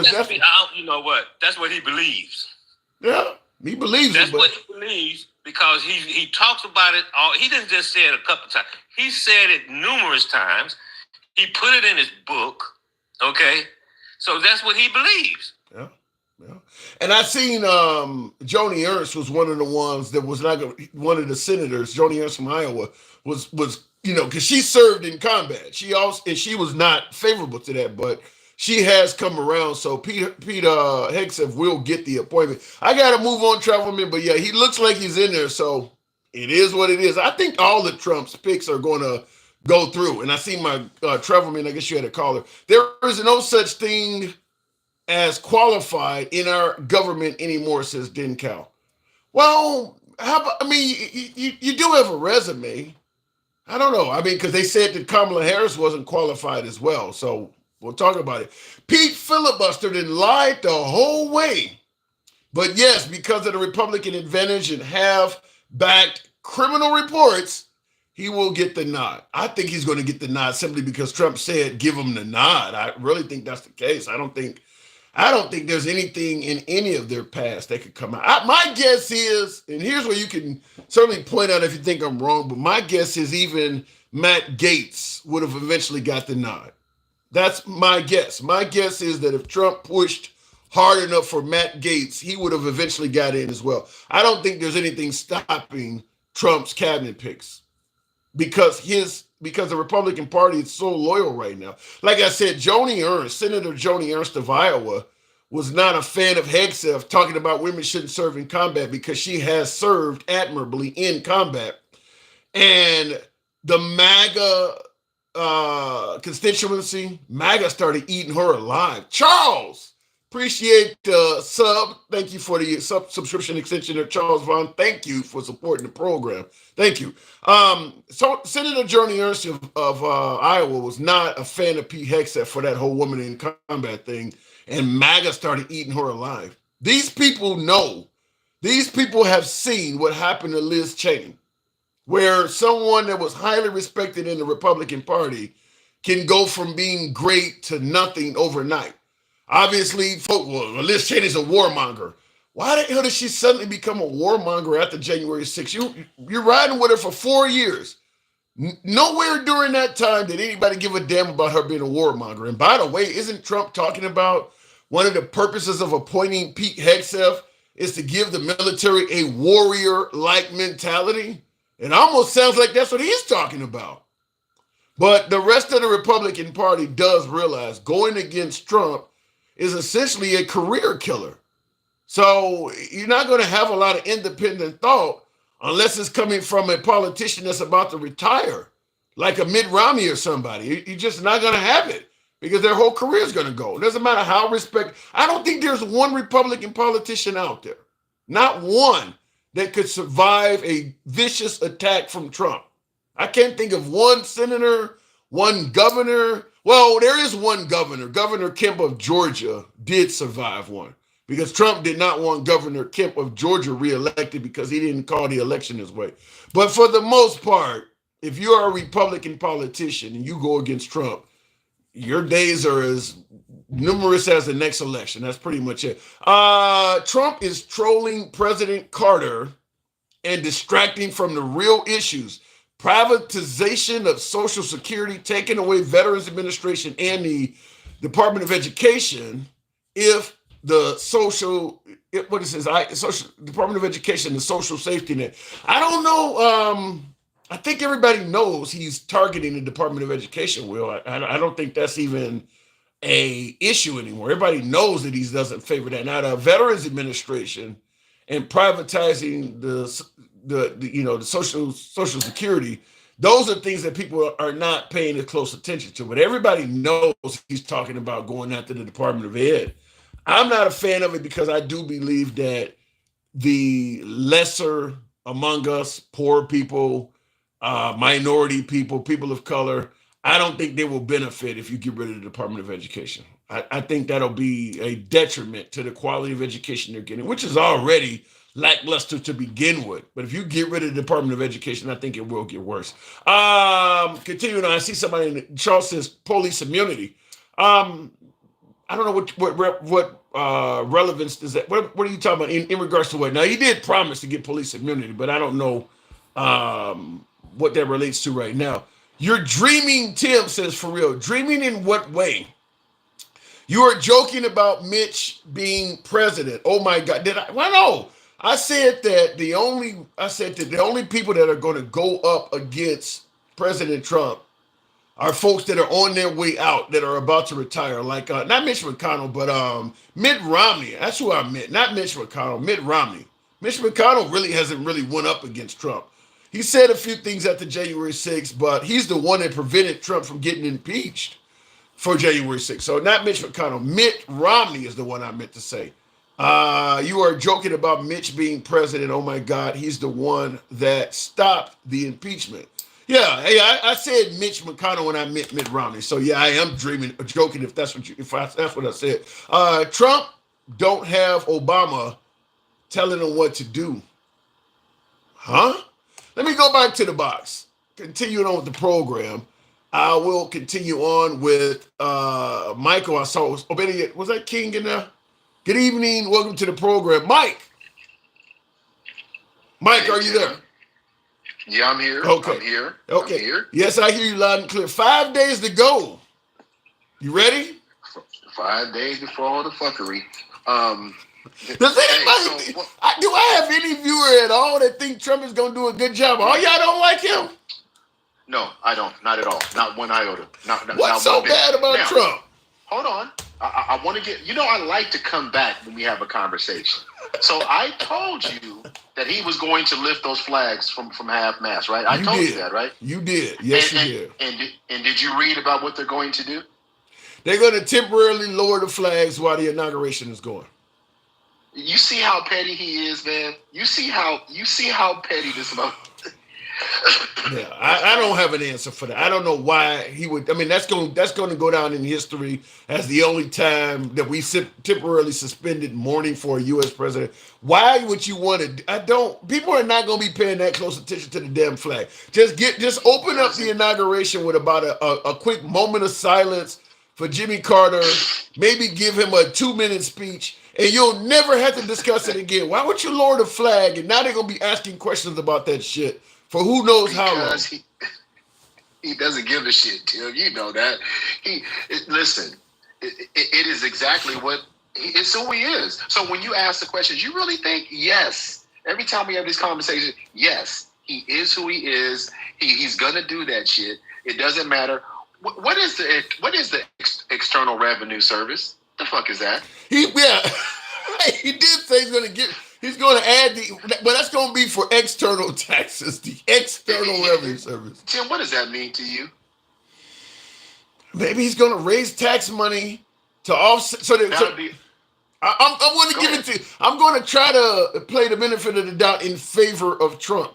If he creates an External Revenue Service, maybe he can tax other countries in some fashion or form and lower our taxes via the Internal Revenue Service. That's what I'm hoping. So the money would go from the External Revenue Service to the Internal Revenue Service, right? Is that what you're saying? It's complicated. So collect the money over here, and then bring it back into the government, right? Right. So that, man, if that's not the biggest money laundering Ponzi scheme, man, multi-marketed level, what kind of shit is that, Tim? Collect it from them so you don't have to collect it from us. I think that's what people are thinking. And isn't that more government? Yeah, it is. Okay, all right. Yeah, well, this was the party that was talking about draining the swamp because we have too many jobs. Too many people in government, right? That's the whole deal, the whole Dodge or Doge or whatever. That's what he said. Yeah, that's what he said. Right. But then creating another, you see what I'm talking about? This is absolutely insane. It's insanity. Yeah, he promised the first go round that for every 3-letter organization he created, he was going to get rid of 2. So far, you're correct. He's talking about the External Revenue Service, and he's also talking about the Department of Government Efficiency. I guess that's not a 3-letter organization. That's a 4-letter organization, but he has created at least 2 so far. And, well, the Department of Education would be one he's talking about getting rid of. So we'll have to see. And back to the Panama Canal real quick. So the president responded, and he basically fact checked everything Trump said about China's not running nothing over here. We're not paying you anymore. You're not paying any more than anybody else. And so he already responded to those things. But Trump just throws. This is why it's so dangerous. It works though. For him to throw that stuff out there when you say China's running the Panama Canal. Because you know what? I heard that on a live this morning. Yeah. I heard someone. I'm sitting there talking to somebody who gave me the name of a Hispanic they claim set all 5 fires in California. People throw some wild shit out there, man. And it's dangerous, man. It's dangerous. This is not. It's sad, but it's not funny, because we're gonna have somebody like Pete Hegseth. You talk about DEI. You talk about somebody unqualified. Is he really that unqualified? He's really that unqualified, Tim. Matter of fact, were you in ROTC? No. Well, if you had been in ROTC, you might be just as qualified. Well, he was a major, was he not? I mean, he had some rank. Yeah, he had some rank. I said, you might as well, if you've been in ROTC. I'm trying. Yeah, listen, at the end of the day, I know his resume. I mean, people talking about Kamala Harris not being qualified. She was more qualified for president than Pete Hegseth is to lead the military. I get it, but I'm trying my best. It's not even close. And I'm going to say this, too. Did you watch the confirmation? I listened to a lot of it on XM. I wasn't able to watch it because I'm working during the day. Okay. What was your takeaway? I saw you walking around in the store. I think they asked a hell of a lot of questions that a large portion of America don't care about. Yeah, he cheated on his wife and got another woman pregnant. You can be a very effective leader and a cheat at the same time. I don't know if that has anything to do with his job. Now, people would say, well, that shows he doesn't have moral character or whatever. I mean, in the military, you may have to kill some people. I mean, moral character, I don't know. I think they asked a lot of irrelevant questions. Yeah, I mean, I would agree with you to that extent. But where it does get relevant is when he can't answer basic questions about military and chain of command. And when Tammy Duckworth was grilling him, he couldn't answer 2/3 of what she was asking him. Yeah. 2/3. I did see her. They covered that on The View again today because she was on The View today. Yeah, I did see that, and he was not able to.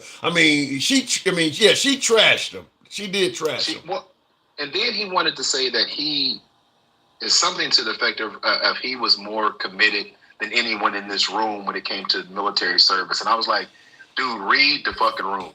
She's sitting over here with no legs. She was a Black Hawk pilot.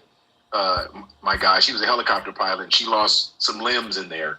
You might want to just push back on saying you're the most committed guy in the room when you're talking to. Listen. Anybody can say, well, that's how I felt about it then, because when Kamala did it, she was a flip-flopper, right? And they grilled her on her position 4 years ago. Yeah. And her positions had nothing to do with misogyny and xenophobia or any of those things. Well, I'll tell you, Michael, there's a hell of a lot of men, I believe even liberal and independent men, that also agree that women in combat is not a good idea. There's a lot of men that agree with that. Well, but again, you can agree with it, but if you're going to lead that department and you're going to not only the women, but woke, you want leftists out. I mean, it's like, what are we talking about? Right? Like what are we really talking about? Because if you're going to serve.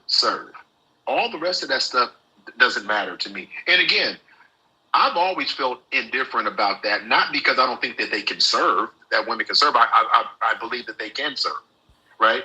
But we've always had this innate nature to protect, right? And so that's chivalry. I'm not going to argue, right? But I'm not going to argue if somebody wants to serve. But that wasn't his argument, and it wasn't completely left at that. You know what I mean? But again, he's being put. How many drunk stories can you tell about somebody? And all he can say is smear campaigns. I mean, they said it like 6 times. At least six separate occasions, Tim. So you can take all of the cheating, all of that stuff. Okay, whatever. But damn. Yeah. And then you got all these essay allegations. It's just like, at some point, you have to. I'm going to tell you. Maybe I'm wrong on this, but based on my observations, if you're running to be a Republican politician, I don't think having an essay allegation really hurts you that much at all. Oh, you're right. And what does that say? It says it doesn't hurt you. Because a lot of them have it, including the commander-in-chief. Yeah. Here's the way I view it. The liberals tend to think that any woman making an essay allegation is telling the truth. The Republicans tend to think that any woman making an essay allegation is lying for personal gain. And that's the way I see it. If a woman accuses a Republican politician of essay, the first thing they say is this woman is doing it, some liberal don't pay her off, or, she's trying to get money. If somebody accuses a left-wing politician of essay, the liberals think this person needs to go. I mean, so I think both sides need to do a little bit more follow through before they just make decisions. But yeah. If you're accusing somebody of essay, you're better off accusing a Democrat. Well, yeah, because what the Democrats do is if they have somebody that they put up with an allegation and they didn't know about it, they're not having your back on that shit. True. Right? They're going to be like, you didn't tell me, and now I'm dealing with it in front of a Senate confirmation. Yeah. Hearing. Your ass is out of here. Well, that's also too because that's typically what happens, right? Yeah, but that's also too because the Democrats tend to answer. Let me say it this way: the Democrats will give a seat at the table to women's groups and feminists. The Republicans chalk that up as being part of woke culture. They don't have a damn thing to do with the feminists. They have no love for them. So that has a lot to do with that. And you know what's so crazy about that, Tim? And then I'll drop. But what's so crazy about, feminism is like, it's not a bad thing. The right will vilify anything that has to do with equity, inclusion, diversity. That's what they did with DEI. They turned it into a bad thing. During the confirmation hearing, how many times did you hear them say, "Oh my God," and DEI and woke and this? Yeah. And I'm like, well, shit. And the funny thing is, and when I hear people regurgitate, this is, if you ever want to know MAGA Republicans or disconnected, or anybody for that matter, if they use woke or DEI as a negative, you can tell they haven't read shit. Because if they knew the origin of either one and you break them down, you couldn't possibly, unless you're racist, you couldn't possibly have an issue with those things. Well, I don't think it's that they do not know the origin of woke and DEI. I think that when woke and DEI was originally created, they were the ones saying it was not necessary even then. I mean, like affirmative action, for instance. There was a time we know when African Americans would not get hired places where women would not get hired places. Even then, you had a large portion of people in this country saying you do not need affirmative action. We do not agree with it. Even though we know up to this point, you could not get a job if you were a woman or a minority. I still do not favor affirmative action. There's always been a resistance. I think it's just that they didn't want it. Well, again, and I agree with you. I was playing one of your roles, Tim. I was just giving them the benefit of the doubt. But I agree with you. I agree with you because affirmative action, DEI, the people that benefited from affirmative action and DEI, which a lot of people don't understand, it was really white women benefited from affirmative action and DEI more than minorities. Yeah. So it's funny to me when I hear a white woman not like either one of them. I'm like, you're reading the wrong shit. Well, I'm like, you're just not connected to the reality. Those things were put in place and they helped you as well. Because guess what? You're a minority as well. But they only look at it between color. They don't look at it between classes. They don't look at it the way they really should. And it's sad because we got to deal with this fuckery for the next 4. And I'm not even going to say 4 years. I'm going to say by the time he's done, there will be damage that he's done to this country that will last well beyond 4 years. That's a terrible prediction. I hope you're wrong. I got to move it on, Mike. I hope you're wrong, last thing I'm going to let you go. Board of Education. Getting rid of the Board of Education will take us down a dark path in this country that we've never seen. We've never seen because getting rid of the Board of Education means they're, quote unquote, handing it back to the states and they'll be able to teach whatever they want in different states. Yeah. And I do see some validity to that. Mike, thank you. All right, bro. Yeah. And I do agree that if you give the states the ability to make their own decisions in regards to what is going to be taught in schools, yeah, there's going to be what happened in this country because we started out that way, where the states did have the right to do that. And that's why, in my opinion, at least, what I believe is why history is fucked up the way it is now, is that they taught all kinds of bullshit that was not true, or hid things they didn't want you to know about. I mean, that's the reason why that is that way now. So, and this is why I always say, not to go too far down the race category, but I always say, if you are a minority or a person of color that favors states' rights, the only way to make it make sense is to ignore all of history. Because the history of states' rights towards minorities and people of color is terrible. Why would you want to go back to that? Other than you just completely ignore all of the things that happened the first time that we had that type of environment. Looking in the comments, though, the real question is, if Pete DefSec, Defense Secretary, if Pete DefSec, during the riots and Trump told him to shoot the protesters, was he going to follow that order? Damn.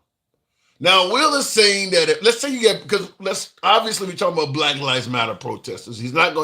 Trump would never order anybody to shoot the MAGA protesters. So let's say the Black Lives Matter folks are rioting and looting. He's questioning that if Trump ordered Pete Hegseth to start popping some of the protesters, would he do it?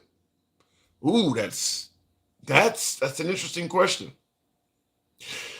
I don't want to start talking about civil war, but that would lead to a major problem. That would cause a lot of problems in this country if the president ordered that if we had a protest like Black Lives Matter where they're rioting and looting, because wasn't Trump the one that got on social media and tweeted out when the looting starts, the shooting starts? Didn't he say that on social media?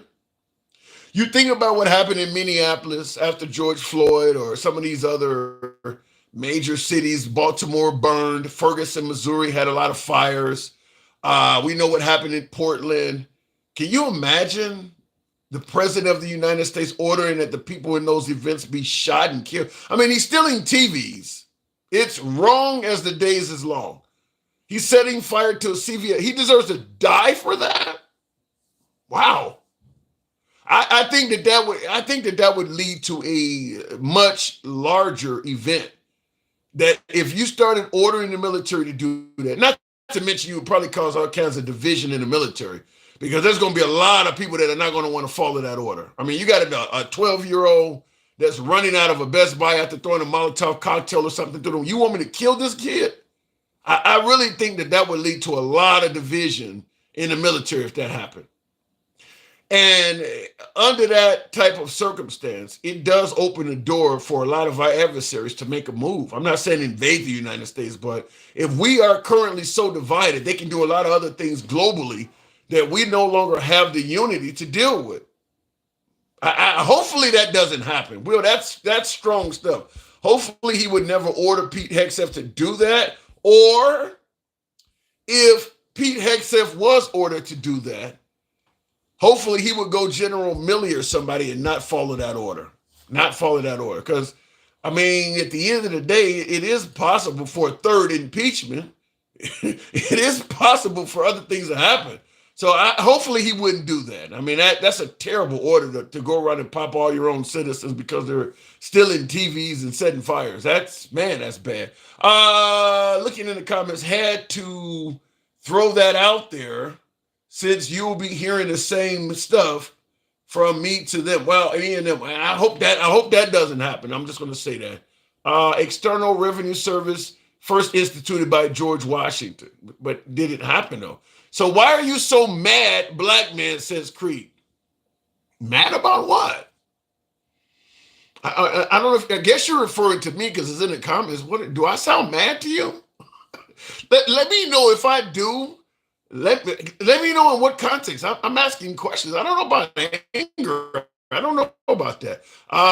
Because I'm not. I mean, listen, at the end of the day, we have no control over whether Trump becomes president or not. He's won the office. A lot of minorities voted Trump in as well, talking about Hispanics. So he won. I mean, it ain't like he cheated this time. He won. So, it is what it is. Let me go back to the box. Dencal, good evening. Welcome to the program. Is that AJ's rent room? AJ, you want to come up? Dencal, good evening. Hey, so what do you think? 5 days. Now, I know you're pretty comfortable with us having Trump back in there, right? Trump 2.0. Kind of happy about it? I wouldn't use the word comfortable. Uncomfortable? I would say resigned. I'm resigned to it happening. Okay. Because just like you said, we have no control over it. Like we can't stop it. No matter all of these, no matter if everything we were saying was true, we can't stop it. So I'm concerned. What concerns you most about Trump 2.0? Just about the amount of things he's trying to do at the same time. You're talking Panama, Greenland, and all this other shit. I mean, all of this stuff. Talking about changing the whole tax code. Talking about the IRS, the internal, the outternal, and like he's doing too much, man. Yeah. In this country, like we can only take changes in small doses, like in this country. Like you can't just get rid of the Department of Education while at the same time, trying to fight, for the Panama Canal, while at the same time trying to deport, 18 million people, while at the same time trying to give police immunity, while at the same time, all of this stuff is too much. Mm.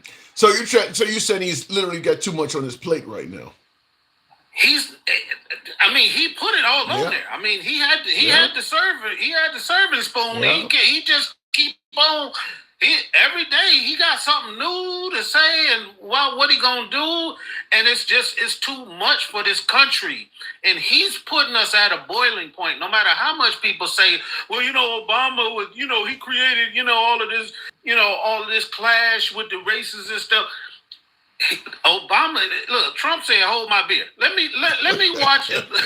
You want to talk about pitting people against each other?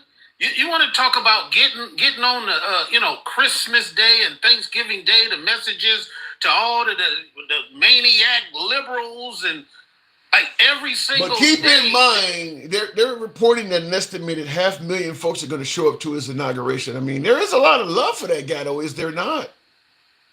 Yes, yeah. I mean, yeah, we understand that. We understand he won, the election, regardless of, whether we understand that, it's because a lot of people didn't show up and where he made advances in certain demographics. Like I get all of that.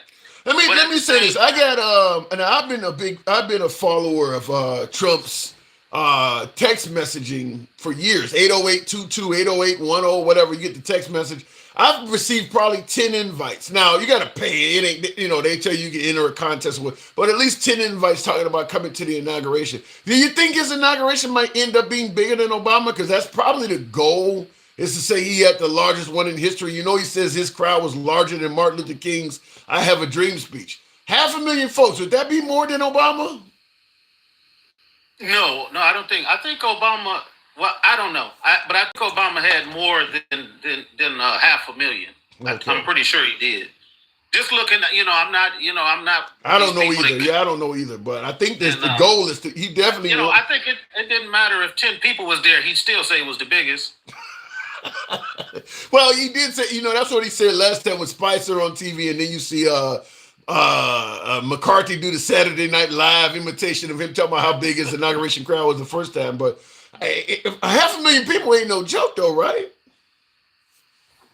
It's Washington D.C. It's politics. It's a lot of people that voted for him. To me, like it doesn't really matter. What's most disturbing to me is that not one sitting president is going to go to his inaugural. Is that true? Not one. They're going to go to the inauguration, but not after they have the ball and stuff. Like all of them said, we not going to that shit. Wow, not even Bush, huh? Nope. Especially not Bush. Damn, man. Well, the guy is inflammatory, but he is our president. So, what do you think about his picks? So far you've seen Hegseth, like we talked about Hegseth. What do you think? I'll give you a perspective from look. I wasn't, I was in middle management. I was a chief petty officer, which is on the enlisted side. He was on the officer side. Okay. But the problem I have with Pete Hegseth is that now he's going to have to go before all of these people, these generals, these admirals, and he's gonna be the boss of all of them.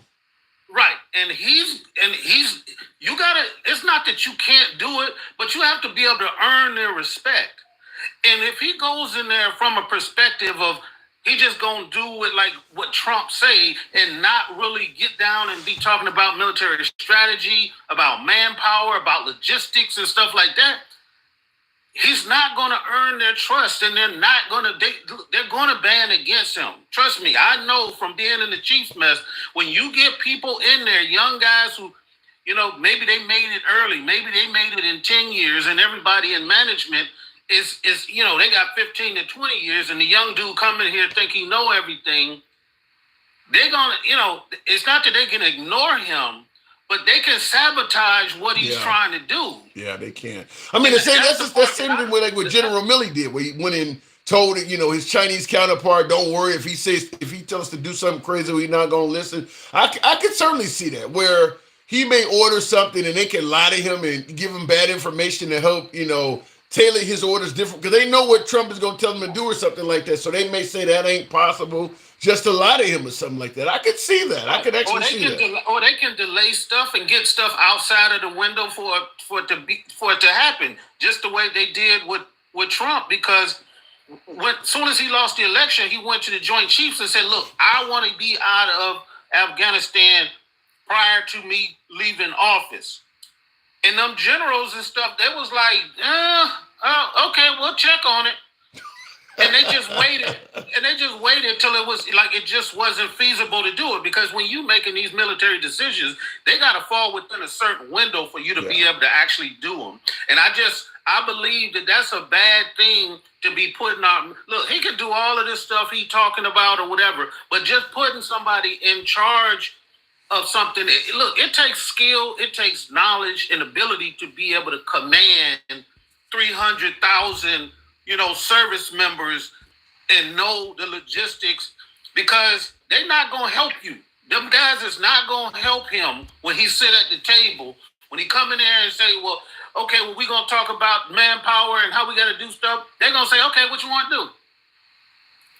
And he's not going to know. And that's my experience, because I've been a part of that kind of bureaucracy in the military. And it's even worse at the level he going. Yeah, so you can see admirals and and generals in the Joint Chiefs of Staff and things like that looking down on him like you're out of your league essentially. You have no place telling us what to do. And some of these folks have been in the military since you were in diapers.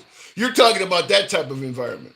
Right. I'm talking about getting behind closed doors, and them military men who have served in wars and who have been the leader of men for 30 years are going to tell them to go fuck himself. Wow. That's a hell of a divisive environment. It is. But, that's my opinion about him. And it goes for all of these other people. Like they asked the one chick, like, do you really know what your job description is? And she really don't even know. Like, Trump picked. So why is Trump making these appointments there? Because he needs weak people who don't know what they're doing, because he needs to be able to control them all.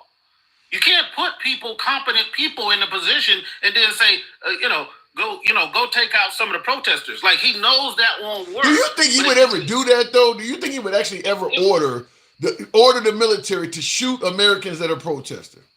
Yes, I believe he would. I believe if he said that and somebody gave him the impression that he could do it, he would go forward. See, he's a transactional guy. Like, he floats stuff out there to see, like, if you're going to do it or not. Just like he did with all of the people, he got everybody in the room everybody. He didn't care. We're talking about shooting other Americans. You really believe he would do that? Yeah, I mean, why would you say that? I mean, why would you say that if you didn't really, and he's saying them as inquisitive things, but like some of the stuff is so ludicrous. Like, why don't we just use a nuclear bomb to blow up a hurricane? Like, those types of things, man. He's saying it just the way he say, look, can we use disinfectant and all that kind of stuff? And if somebody says to him, yes, he all in. Man. And we already know the sycophants he got around him, the Steve Bannons and the people. Yeah, they're going to be like, yeah, you can do it. Do you agree with me that if he did order the military to shoot protesters, let's say it was protesters of color or whatever, BLM or whatever, do you agree with me that would really tear this country apart? And the military, by the way, because I don't think some of them. You saying by him saying it? Because I'm saying, let's say he orders Pete Hegseth to stop rioting from going on by giving them authorization to shoot protesters, and some people actually carry. Do you see where I'm seeing where that would really basically fracture this country and the military in half? I don't think that it would fracture the military, because I think that something like that would never happen. Like, just like I said, he's got to take that command from Trump and walk into a room of admirals and I'm talking about people who have been in service for 40 and 50. So you don't think they would follow the order? No, hell no, they ain't gonna do it, because they understand the Constitution. They know what's the posse comitatus. Like, you can't use the military against American citizens. Right. So he would have to figure out a way to justify that. And I just don't see no way around a room full of men that would actually filter that command down to the next level, the next level, the next level, let alone get to me. And I'm 2 years in, you know what I'm saying? I'm for my country. I'm in the military. And then my commander comes out and tells me, look, we got to put down this riot. And, you got the authority, for live fire. That's crazy. I'm not about to do that. Yeah, that would be crazy. Not to mention it would probably be rioters. Then they would fire back on the military, and now we really got to mess now on. That would fracture if it got all the way down to that point. But I just can't see it because it's got to before something like that is actually executed on the ground level. It would have to go through like 4 or 5 different levels of people saying, "Okay, yeah, let's do that." Yeah. And I just can't imagine it. If it got through the first level, I couldn't imagine just like I said, I would have been one of the people in charge of having, executing that plan from my position as a chief. I can't imagine if my captain came to me and said, "Yo, you know what I'm saying? This what we got to do." Now I ain't gonna say it wouldn't be a couple of chiefs in that room with me that might be Trump and the MAGA people who might be like, yeah.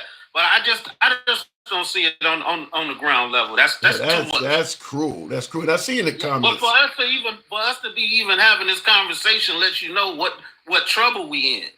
Because just like you said, all of his picks are going to get all of them. And they dumb as they don't know nothing about their jobs. Nobody has led on any type of level like that, and he's sticking these people in there because he wants to have complete control. And they all in those hearings were all with nobody would say anything about disobeying an order. Yeah, you're talking about loyalists, and I do agree with that. Real quick in the comments, Sheldon Wall says, "What if 1,000 people had been killed in the riots?" And I will say, if the riots got that bad and that many Americans were dying, I would be in favor of at least stopping the ones that are killing people. Yeah, then it's a different story. But most Black Lives Matter riots, nobody lost their life.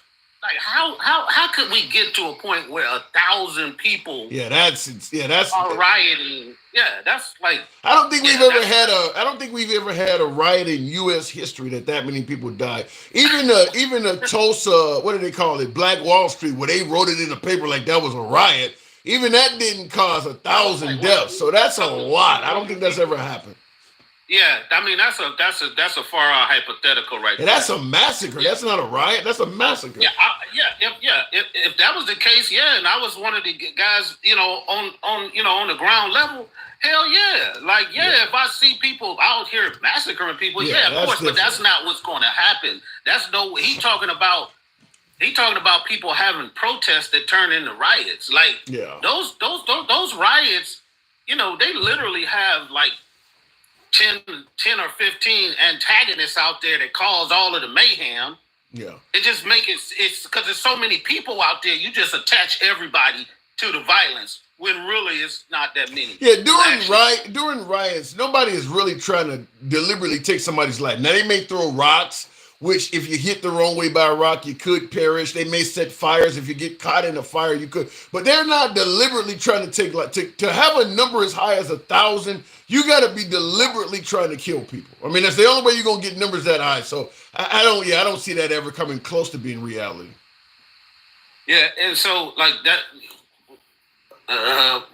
That was one of the things in respect because I had wrote down a couple quick things I wanted to go ahead to talk about, a word about. What Trump is doing about this flag thing might seem menial to people, but they got to, if they think back to when those generals said that over there in France, that when he wanted to have his parade, he said, "I don't want no disabled vets because nobody wants to see them." He did say that. Yeah, he did say that too. Now, back then, all of the Trump people was like, he didn't say that. I don't believe that. Them generals just don't like him and all of that stuff. Now, this is the kind of thing that lets you know his disdain for for our history and all of the things that go behind the pageantry of our government and our freedom and all of that stuff. He wants to change everything to benefit him, and he don't care who it offends. And that's the hard part about me just seeing this man as being a president, because the president is supposed to be for everybody. Yeah. And to say that when a president dies, we can only mourn him. We can only mourn him when I ain't the center of attention. Like, this my day, so I get to change. And I gotta say that because you're right. If he's willing to do this with the flag, there's a good chance that he did say what you're saying. He said in France, because the right was saying that was all liberals making it up. Not because I can tell you for a fact that if anybody had said Trump is going to demand that the flag go up during this night, that's just liberals talking shit. You got TDS. But now that you've seen him do it, if he's doing something as untraditional as you rightfully pointed out, as that you're right. That does show that the current traditions and mechanisms of our history, he don't care. I mean, because why would you do that? I mean, nobody's gonna be sad at his inauguration because the flag is at half-mast. Nobody's gonna be like, this is such a horrible day, because nobody really cares. I mean, that time is set aside to mourn somebody, and everybody's own personal way of how they mourn. It has nothing to do with like what's going on today, and he's worried about the optics and all of that stuff. Like, it's not about that. It's about what you do as president. Nobody's going to like you any more or less because you're observing the traditions of our country that were laid out. Yeah. Well, the problem is it may set a precedent too, because once Trump perishes, you're going to have some Trump supporters getting angry with folks that don't want to honor his death, and shit like this can be brought up. And it's going to be a lot. 77 million people voted for him. But watch what happens when he's gone, or the people who are going to who he has harmed.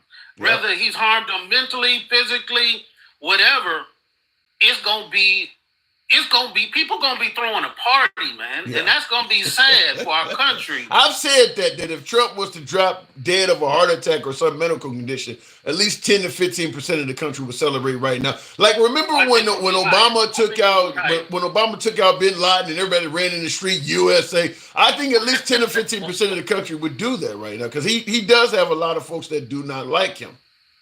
Right. And so one more thing was about the people that are getting confirmed, and they were talking about the process. And earlier I said, look, there is no more qualified like that. I saw that. Yeah, I saw you say that.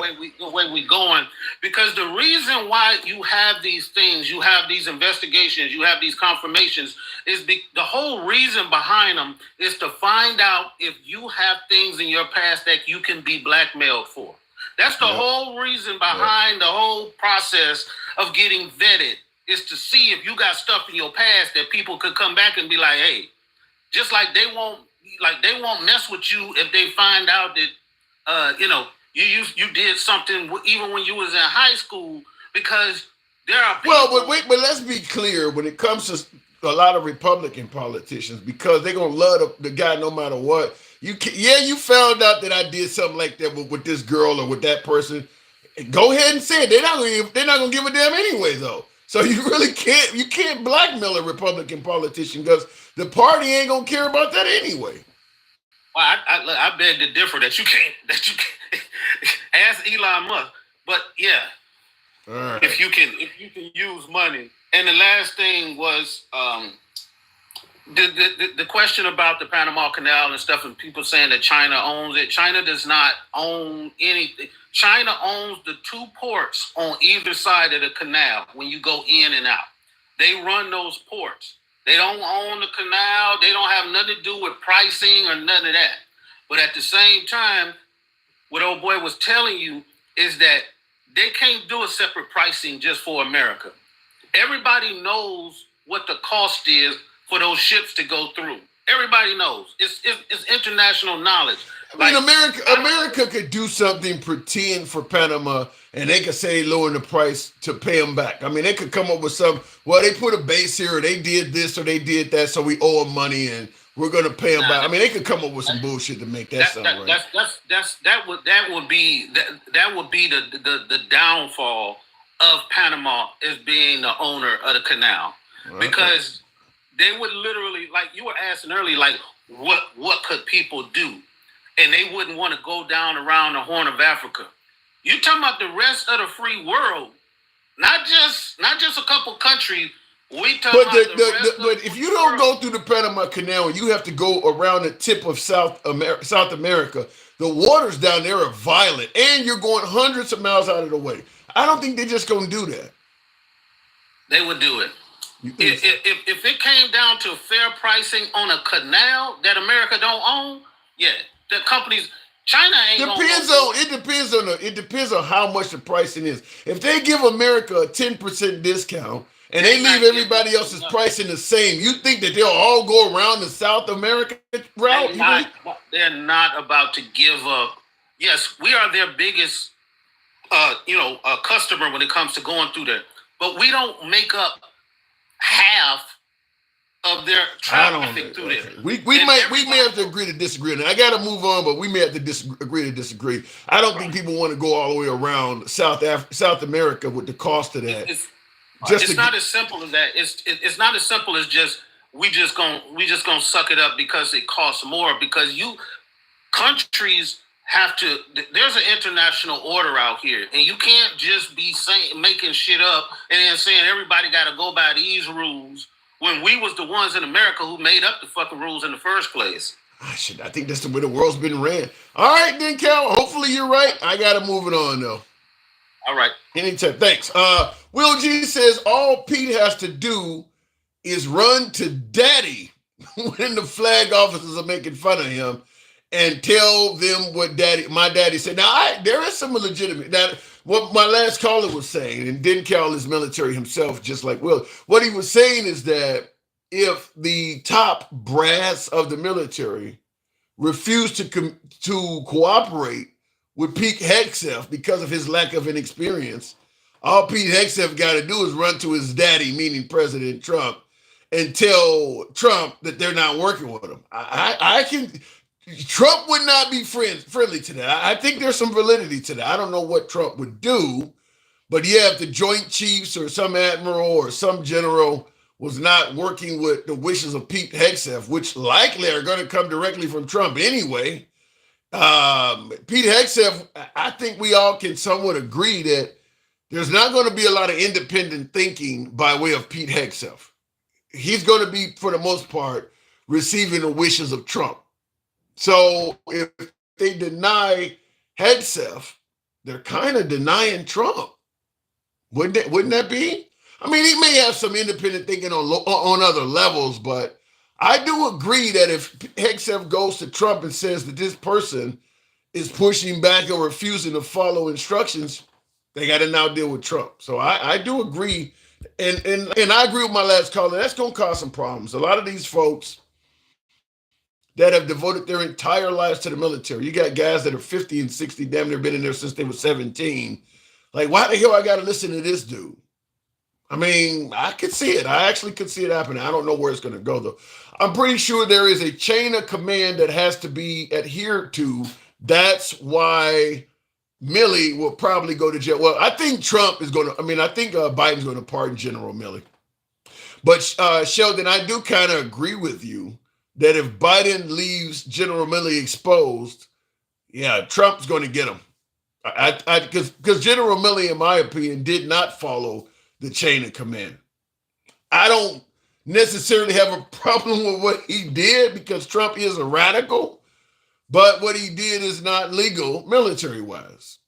And if Biden does not pardon him over the next few days, yeah, he might go after him. It's a good chance that may happen. I think before I go to the next caller, tap the screen, by the way. See if we can get 15,000 on the likes? Wow. I haven't been soliciting it. Tap the screen, get the likes up. I think Steve Bannon did say that they would be going after Milley. In fact, Steve Bannon gave a laundry list of people that they want to investigate or indict. He had Dr. Fauci on that list. James Comey, the former head of the FBI, was on that list. General Milley was on that list. Liz Cheney, the entire January 6th hearings committee, they want, whether it's Liz Cheney, I don't know if they're talking about Adam Kinzinger, the former congressman from Illinois. He was a Republican. My guess is they'll try to make up some shit on Nancy Pelosi. I don't know. I don't know if they're still after Hillary Clinton. I mean, he had 4 years and he didn't do a damn thing about it the first time. So why go after her again? But I do believe that Milley would certainly be dealing with him. So therefore, they have to listen to Hegseth. No, Sheldon, not necessarily.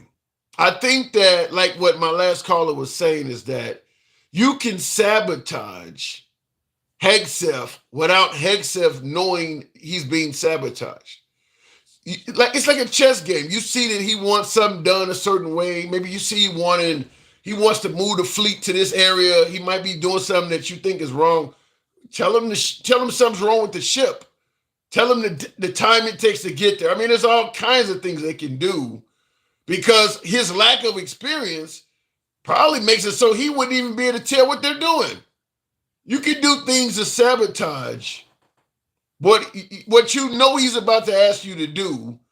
Well, we don't have enough assets in the region to do that, or this is that, or intelligence says. I mean, you can do all kinds of things because he's not experienced enough to probably even foresee what you're doing to him. My opinion. Cash Patel has a list of 60 people he wants to go after. He mentioned it in his book, 60 people. Before I go to the next caller, I'm going to agree with what my last caller, Denkow, said about it is possible that Trump has too much on his plate at once. 60 people? Build a wall? You're going out to Panama, trying to buy Greenland. 60, you got 4 years. You only got 4 years. And keep in mind, even with a Republican Congress and Senate, you're going to likely still face resistance, court cases, battles at every level. That shit takes time. Even if you prevail, that stuff takes time. You can't do all that in 4 years. So, yeah, it would not surprise me. Because remember when Trump got elected the last time, he had a Republican Senate and Congress. It wasn't as loyal as the one he got now, but I don't know. I think that might be a good argument to suggest that maybe he's doing too much, or promising at least to do too much all at once. Continuing on with the program, King Finn, good evening, welcome to the program. Twisted 77, good evening. Are you there? What's that? Hey. Yeah, I'm here. 5 days, you ready? Oh, I'm absolutely ready. Are you? I got no other choice. He's going to be my president. Listen, I got reservations in some areas. You know, I've talked about the immunity thing and some of the other stuff, but I won't say a good chance. There's a chance he may be a successful president. I think there's more than a chance. I think it's almost a definite. Hey, there's no such thing as I don't know about a definite. I mean, I said almost. I didn't say it was. All right, okay. So you do see Hegseth as qualified? Sure, why not? Why not? So what makes Hegseth qualified in your opinion? He served in the military. That's it? So a private good to go? Enough? So a private would be good to go? Private? Was he a private? No, but you said served in the military. That's it. Okay. So in the Constitution, what are the qualifications for Secretary of Defense? Are there something there No. that he's not qualified for? Okay, then what's the problem? Well, he doesn't even know a large. Did you see the hearings? Did you see him being asked questions and him not having the answer to stuff? No, I have a job. I work. I don't get a chance to sit around watching TV. All right. Then I'm trying to figure out what makes you think he's so qualified then. I'm trying to think what makes him not qualified. He's never led a budget that is the size of the U.S. military. He's been in position he's in a managerial position as a major, but just a small contingent of men. I mean, he's just never had this much leadership behind him. Okay. So have to have leadership, have to be in the military. Is that what you're saying? Yeah, let me just say it this way. If you think Hegseth is qualified, why the hell was there so much of an outcry that Kamala Harris was not? As you said, the Constitution doesn't say what you got to do. I never said she wasn't qualified. You'd have to ask somebody who said she wasn't. So you do believe Kamala Harris was qualified to be president? Yeah, she was qualified. Okay, all right. Doesn't mean she was the best choice, but she was qualified. Fair enough. I don't know the Hegseth thing. This Michael DeBoss. You know, I'm gonna ask you a question. Tim. Sure. Okay, under Obama, his Secretary of Defense, Ashton B. Carter. You know anything about him? Was he qualified? I don't remember the hearings. I don't know enough about him to answer that question. So let me ask Michael DeBoss in the comments there, because he is always running his damn mouth every time I come up here. Was he qualified? Because he never served. That guy never served in the military. He had a PhD in theoretical physics. Nothing to do with it. But he was qualified. It was cool then.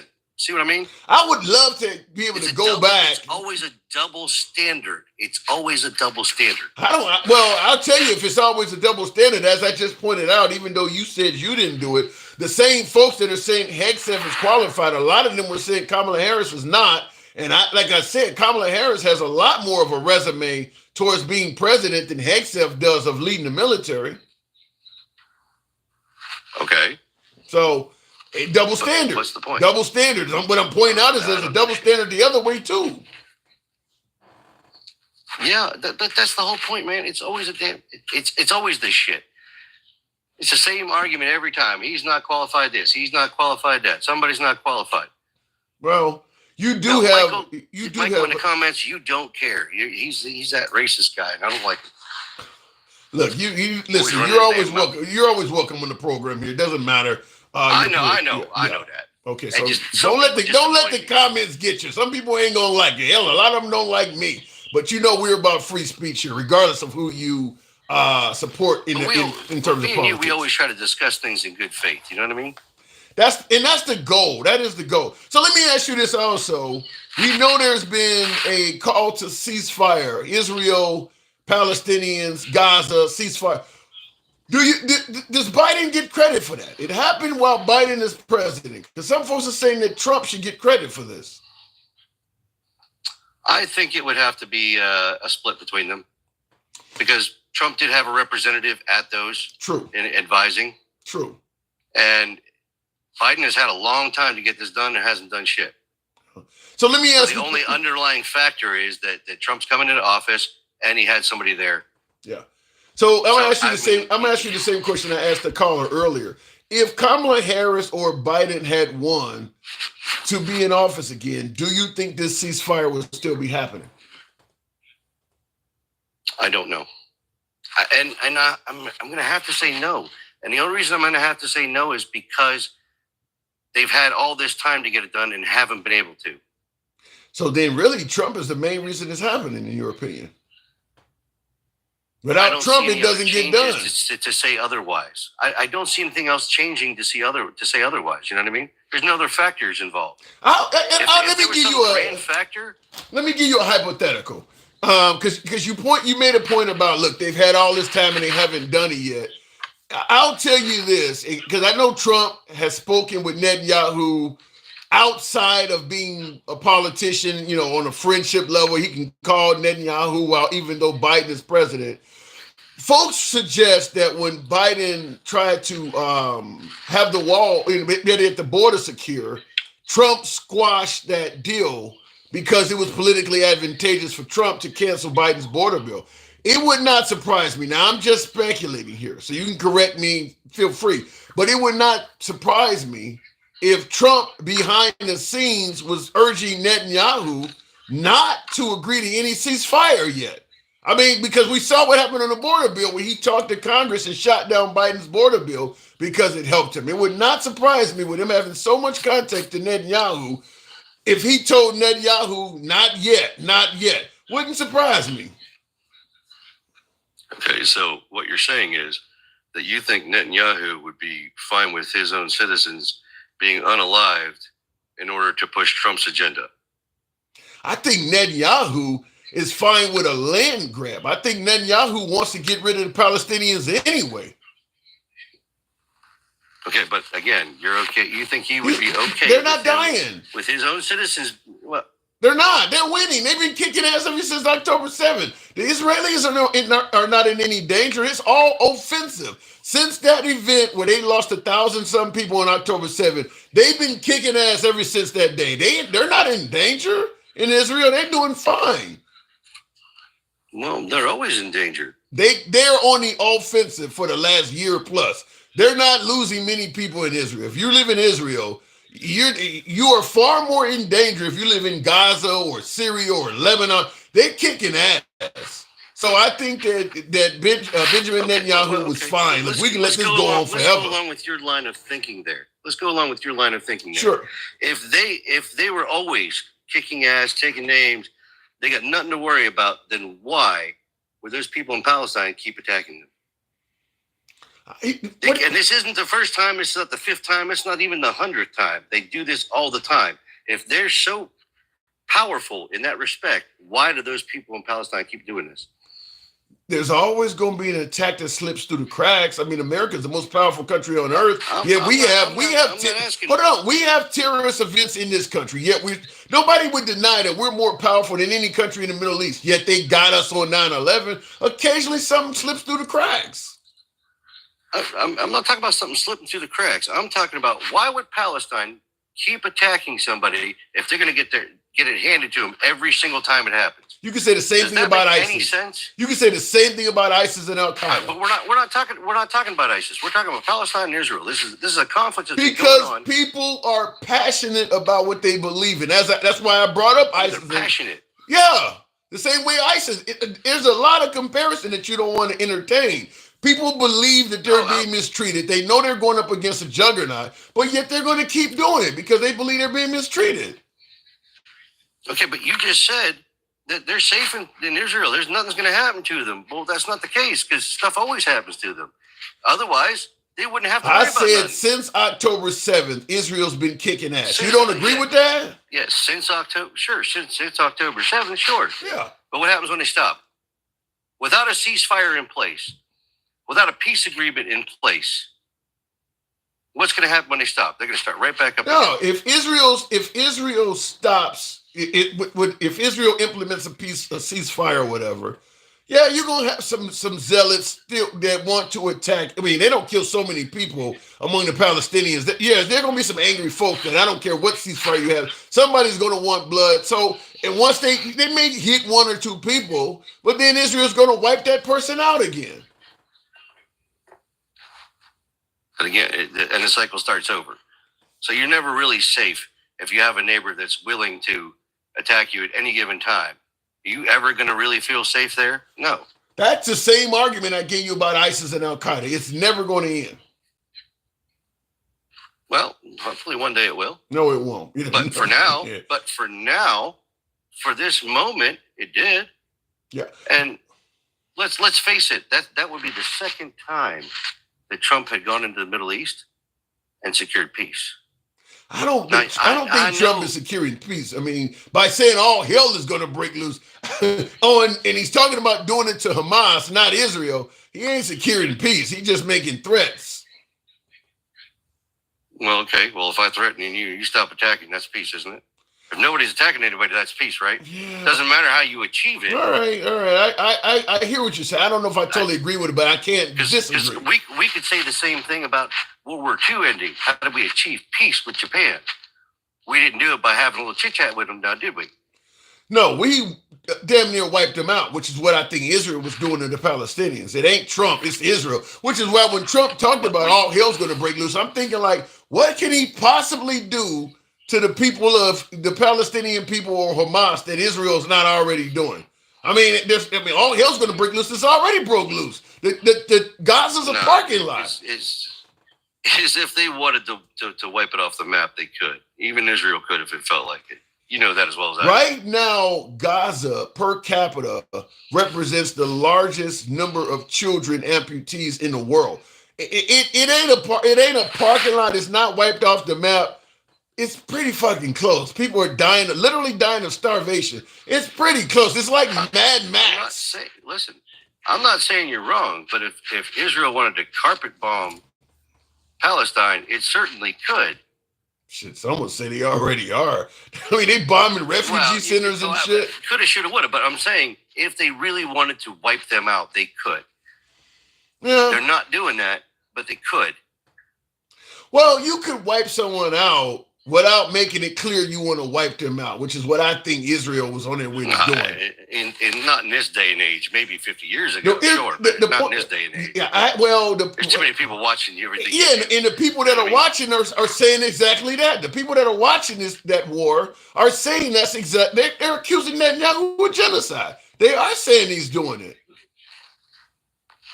No, that's not everybody. That's the whole point. It's always going to be an argument. Our allies, I think the United States, out of all of our allies, I think the United States is the only country that is saying, keep going, Israel. I don't think there's a single ally how many of our allies have closed embassies and stopped doing business with Israel? Most of our allies, I'm talking about NATO member nations, are looking at Israel like, you're going way too far. So he can't even, Netanyahu cannot even travel in a lot of countries right now. Friendly countries. So you're wait. So you're saying that we're the only country saying keep going, right? Say that again. You said we're the only country saying keep going, right? I don't know any other one. Yeah. Okay. Under whose administration? Under Biden's administration. That's what it happened under. There you go. It is not going to end under Trump. It just did. Well, it ended under Biden. It didn't end under Trump. Trump's not in there yet. It ended under Biden.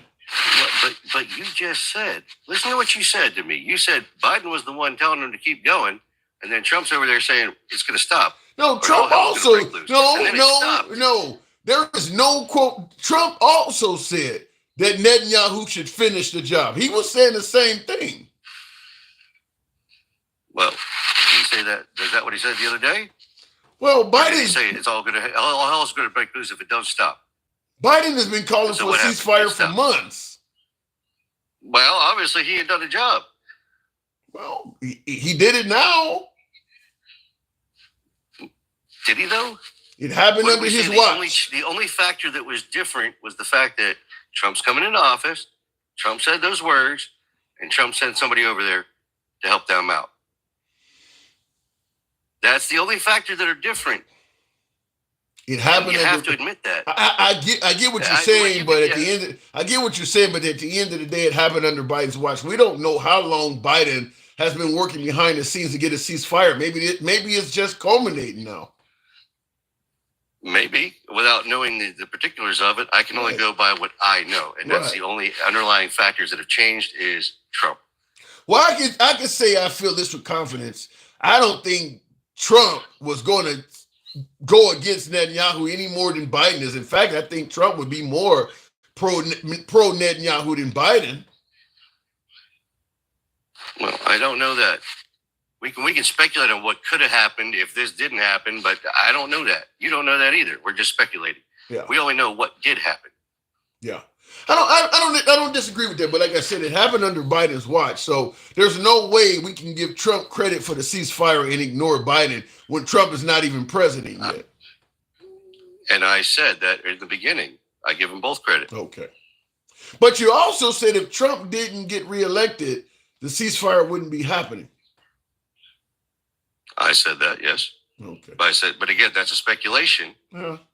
It's speculation. I'm giving you a little shit. I actually probably more likely to agree with you on that. I actually do think that if Trump was not in the mix, I don't think the ceasefire. I don't think Netanyahu has a lot of respect for the Liberal Party. I really do think that it's probably more or less what you're saying, that Trump. But I also, as I told you before, I think that Trump may be using his powers for bad. Meaning that I would not be surprised if Trump deliberately asked Netanyahu, continue, have your fun, don't stop it just yet. I wouldn't be surprised if that happened either. Well, sure, you can say that, but without any proof, you're just, again, speculating. True. All right, fair enough. And I don't like to speculate on what I don't know. You know what I mean? Well, I don't like to sit there and go, well, he could have done this, but if I don't have any evidence to say one thing or another, why would I say that? Well, you know what kind of person Trump is. I mean, I mentioned the border bill. Trump claims that these folks are coming over here and raping and murdering everybody. Yet, when the border bill was presented to secure the border, he chose to shoot the border bill down, allowing a whole bunch of unknown rapists and murderers to keep coming into the country because he claims, well, they were sending money to Ukraine. If these folks are as dangerous as you say, why would you shoot down a bill that would have secured the border? Well, first off, I don't think it would have secured the border at all. But that's beside the point. You're making it sound like Trump was in there, standing in the house, telling them right there, don't sign this. But he didn't do that.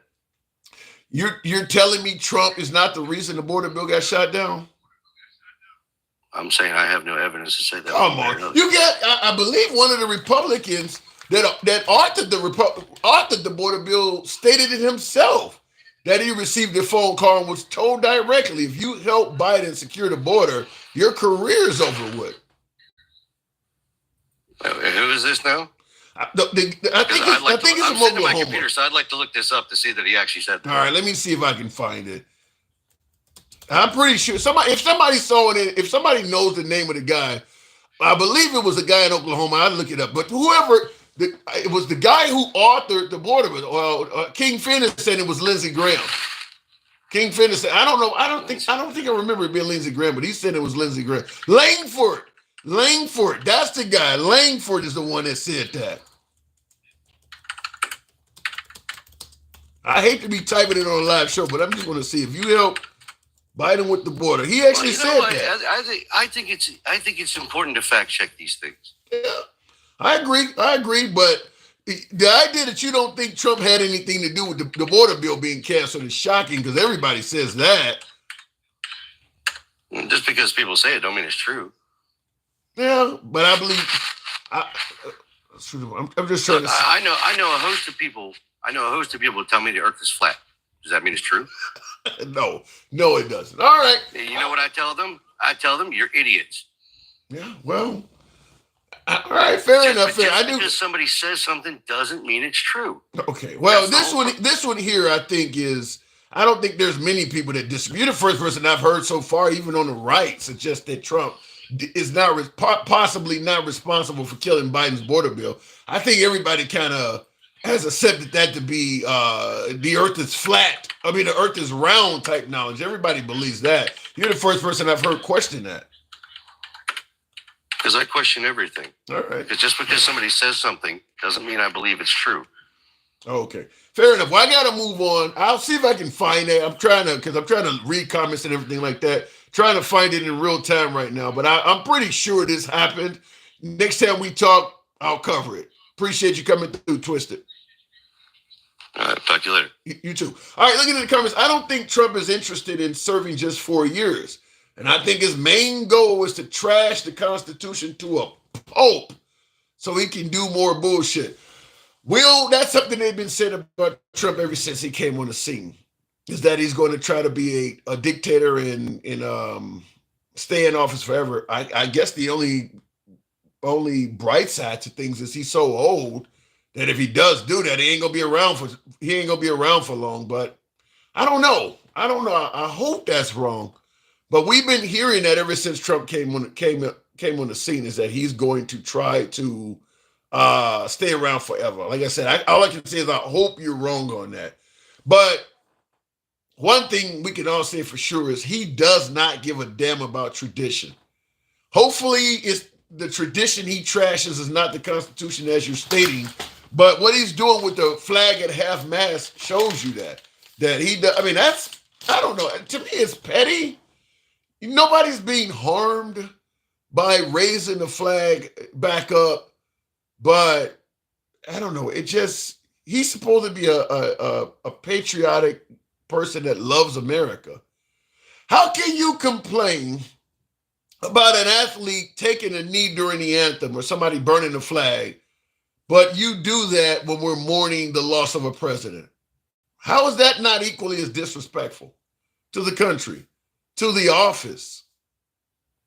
I'm just simply saying we can see he's talked about giving flag burners a year in prison. He's talked about how horrible it is for an athlete to take a knee during the national anthem, but he is going to raise the flag during the morning, while we're mourning the death of a president. How is that any different? Other than I'm okay when Trump does this, but I'm not okay when you guys do that. That's all I see.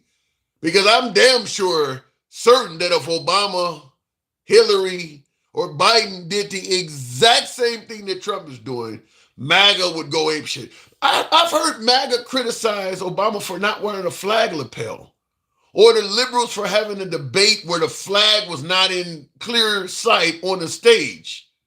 But it's okay when he does that. If that's not a double standard, I don't know one that is. You can constantly see when someone does something with the flag that's wrong, but then you overlook that.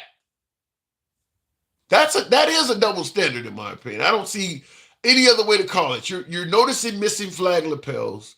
You're noticing there's no flag behind the Democrats when they debate. You notice when Obama got off Marine One, he didn't salute somebody. You're noticing when an athlete takes a knee when the flag is up. But you're going to let him do this and he gets no criticism? How does that work? Other than I love him and I don't give a shit about those other guys. Tell me how that does not work any other way. Because like I said, we know damn well that if those other guys had did what Trump is doing in reference to Jimmy Carter, they would have criticized the hell out of him for doing it. You can love Trump without ignoring a clear double standard. That is one, by the way. The more I've fact-checked, the better and the realer. Fact-checking is something we should all do. Because like I mentioned earlier, I had a viewer that I talked to on the side, a MAGA viewer, sent me a clip where I can't think of the guy's first name. His last name is Santiago. But he is a Hispanic, obviously, and I think they're trying to say he's an illegal immigrant. And they're blaming him for setting all 5 fires in California. And I told her, the MAGA viewer, I'm like, if this is true, you would have heard this for more than a Instagram post. You're telling me this guy has set 5 fires in California? Literally, he's literally the worst arsonist in U.S. history, and you're not hearing this from any news source other than your Instagram post? Like I said, there's no way this is true. And of course, I fact-checked it, and there's sites online that says that's false. But this is how people get killed, too. Hey, Mike, Mike in the comments. Oh, my God. You know a lot, Mike. But yes, it literally said that Santiago. I'm like, what? So that was one of the things she sent me. She sent me another one that was also equally like that. I can't think of the other one, but I'm like, where are you getting this stuff from? What was the other one? Damn, I wanted to run it by you folks. It'll come to mind in a minute, but blaming this immigrant for all 5 fires in California, I'm like, that's the kind of shit that get people killed. That is the kind of stuff right there that gets people killed. I want to compare the Austin hearing, and now I bet there is a huge difference. What do you mean the Austin? Okay, I want to compare the Austin hearing, and now I bet there's a huge difference. I don't quite understand that, Will. Real quick in the comments, Trump is the only one that openly wants a riot to break out and declare martial law and suspend the Constitution. Has Biden ever done anything like that? MAGA ain't shit, says Will G. Now, I don't know. You think that Trump wants a Constitution? I mean, better yet, you think Trump wants a riot so he can suspend the Constitution? I don't know if I've seen an example of that. But I do know his effort to walk across the street and hold the Bible upside down was something similar. I mean, many folks saw that as something similar. So I'll just say this. Regardless of what type of president Trump ends up being, we know it won't be a traditional one. We know, I think we've had enough evidence now to know that Trump does not view American tradition the way the other presidents and politicians has. We know that. Does that mean he can't still give us a good economy and secure the border? No, he can still be an effective president, but we know that he will break tradition at will. I don't think that's up for debate anymore. Dennis Calhoun says Jared Kushner called Gaza beachfront property. They have no love for the Palestinians in the Trump administration. I think that's safe to say. I mean, we know Trump started out talking about a complete and total ban of all Muslims entering the country. I don't think the Muslim community believes that Trump favors them at all. I can say that.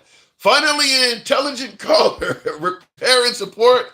That is Twisted77. We always enjoy. Like I said, I'm a big fan of Speaking to MAGA. I don't get a lot of them to call through TikTok, which is why you generally find me when I'm not on my own show on other shows featuring MAGA. It's usually me against at least four or five other Republicans. I don't generally even debate with liberals. So it is what it is, but I can't, this is what we have. This is what I work with. The more live fact checking, the better, and the realer. I don't disagree with that, Will. No one is American when he is American. Wait. No one is American when he is America. Don't quite understand that. Fuck the people.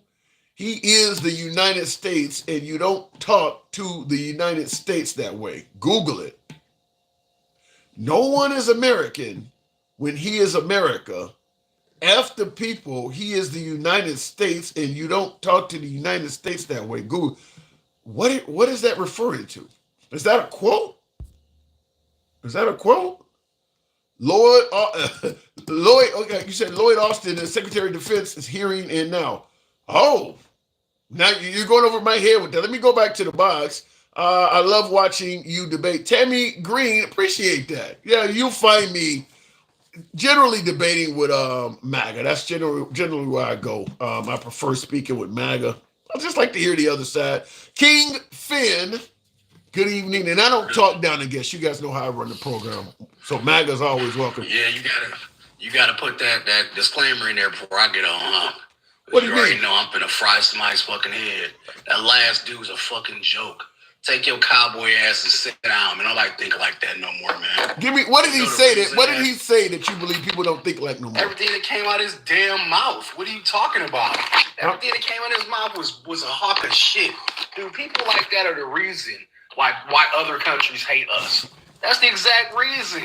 I don't get it. What did he say that was that bad? What did he say that was that bad? The exuberance of white privilege. The reason that the Trump administration don't give a damn about Gaza is they want to go build another golf course over there. Damn. If you gave a damn about those people and you make this shit stop, and it wouldn't matter what it took and how long it took. That's a piece of shit type dude, bro. Ain't no way in hell. And Biden should have took his ass over there a long time ago and shut that shit down. That shit is completely fucked up. Because we wouldn't like it if there was another country, if Mexico was bombing the hell out of us all the time. Or if we were bombing the hell out of Mexico, that shit wouldn't be right. Period, point blank, it ain't right. Neither side is right. We should have shut the shit down a long time ago. The reason other people from other countries don't like us is because the exuberance of white privilege. Like, we are supposed to be the moral, fucking capable country that's supposed to have moral fabric, and we elect some ignorant, pompous, windbag motherfucker like Trump to office. He is not moral. He's nowhere near a leader. And anybody who follows him is just as such. It's disgusting what's going on right now. Completely disgusting. Hold on. Hell no, I'm not. Hold on. And by the way, JP. Go ahead. Push back. I got to push back. JPT Firms, thank you for the hat mustache. Yeah, I appreciate the support. You start talking about Trump or better yet, Trump supporters have to be all these negative descriptions. What about they just wanted a good fucking economy? Do they? They don't have to be racist or privileged. See, don't you understand? That's the problem. Because for them, it all comes down to their fucking pocketbooks. Damn the fact that we can't feed the hungry, clothe the fucking homeless, get our veterans off the street who from fucking Vietnam. We're talking about veterans are dying in the streets. Every day another veteran dies in the street here in America. But your dollar bill, your dollar bill, your dollar gas, and your damn eggs are so fucking important. Now, I'm not saying those are important. What I'm saying to you is it not sickening to you to walk down the street and see a whole bunch of homeless people? We can't keep the drug companies from lowering our drugs for drugs that are really actually killing us. The drugs are actually killing us. There are forever drugs that are killing us right now. I will say this, and regardless of who's president, Trump, Biden, Kamala Harris, you name it, we are a capitalist country, and we don't give a damn about the poor in this country. So I'm not going to blame all that on Trump. We all only care about ourselves. I'm not going to blame all that on Trump neither. But the problem with it is the MAGA, the cult of MAGA, is the problem because they're fucking futurizing this shit. They're pushing this shit straight to the forefront, walking around believing in that gaseous windbag who they think is gonna, because that's why they believe he's gonna bring down the price of eggs. Because Daddy Trump said he gonna do it. You don't give him any gas. You don't give him any credit at all for what took place during his first presidency. No. I mean, when he was president the last time, people favored the economy. I don't give my 13-year-old credit for washing the dishes. I give him an allowance.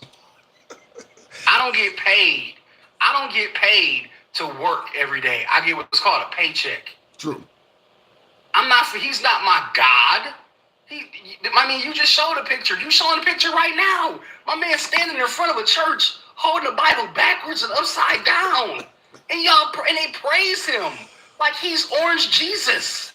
It's disgusting. Well, a lot of people believe. And this is the guy that they want to go in front of everybody and say, "I'm a moral statement of the country. I'm the leader of the quote unquote free world." We look like fools.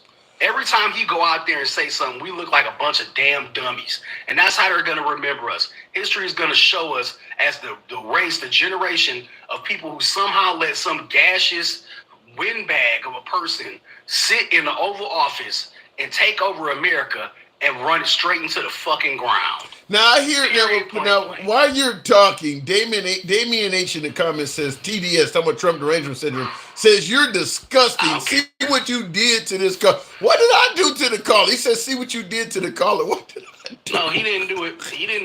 I got it because I want to make sure you understood. The program is about free speech. True. This is my free speech. True. Period, point blank.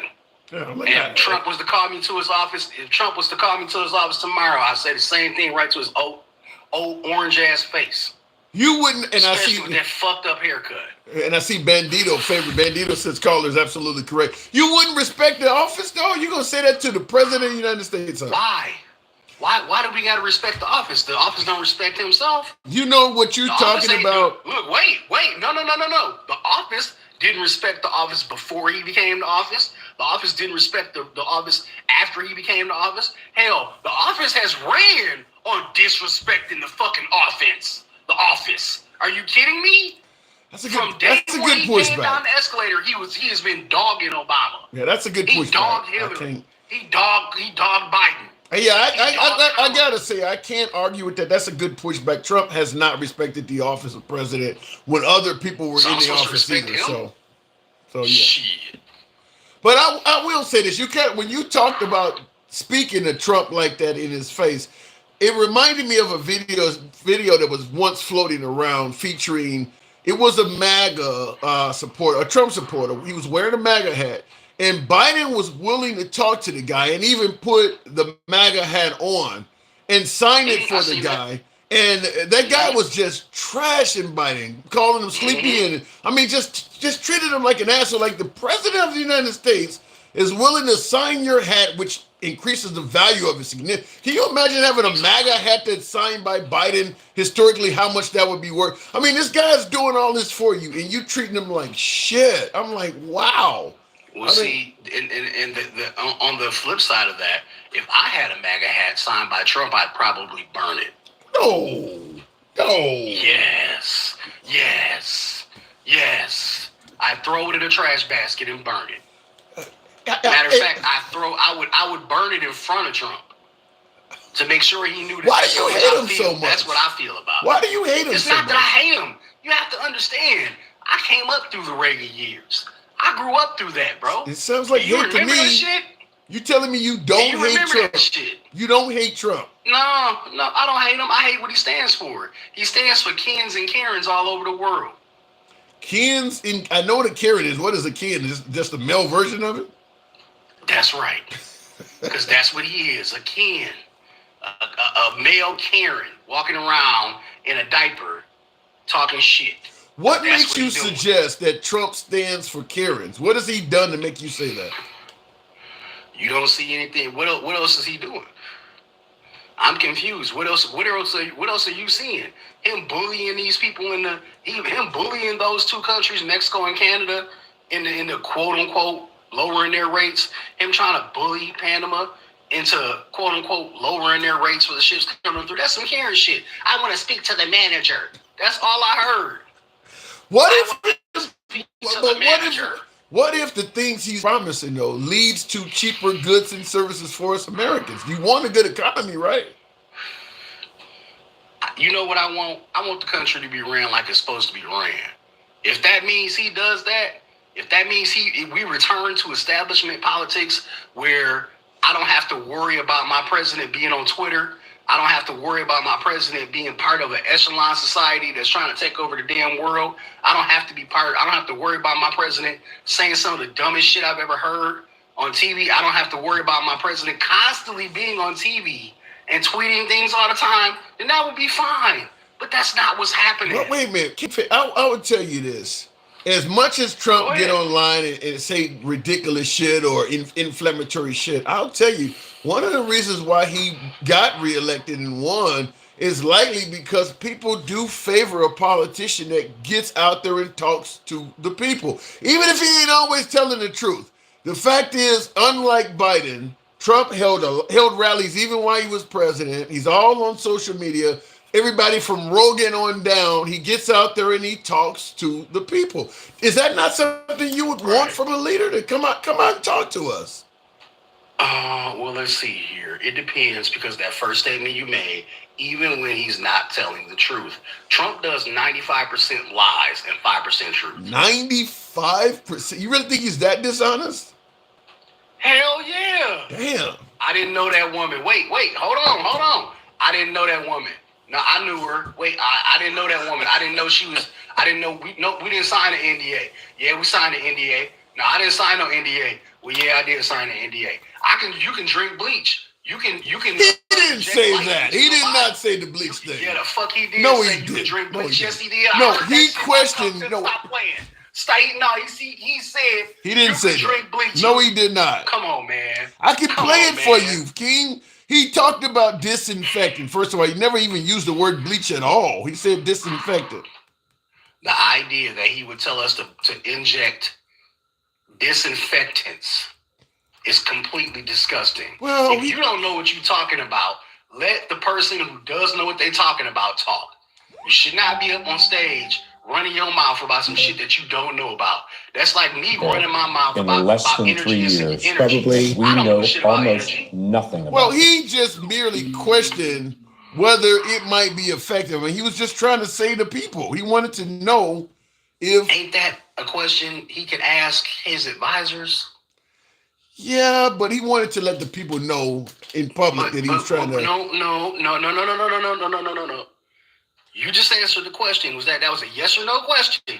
Is that not something that he should have asked his advisors before he jumped his orange ass up on stage and said, you can inject this, you could possibly inject disinfectants. There are people who have used lights and then scurried over to Camp David and took a damn shot of horse tranquilizer. And Mike, I see you in the comments. He ain't making it easy. How about this? Let's hear what he actually said. Let's just hear what he said, and we'll take it from there. I'm pretty sure he didn't say nothing about bleach, though. Great country. can be a part of our economy. You are thinking of but we know who they are. Hang on a second. Before vetted. There's some it's running very in the different background. Than this Hang process. on a second. That's what it is. May I remind you?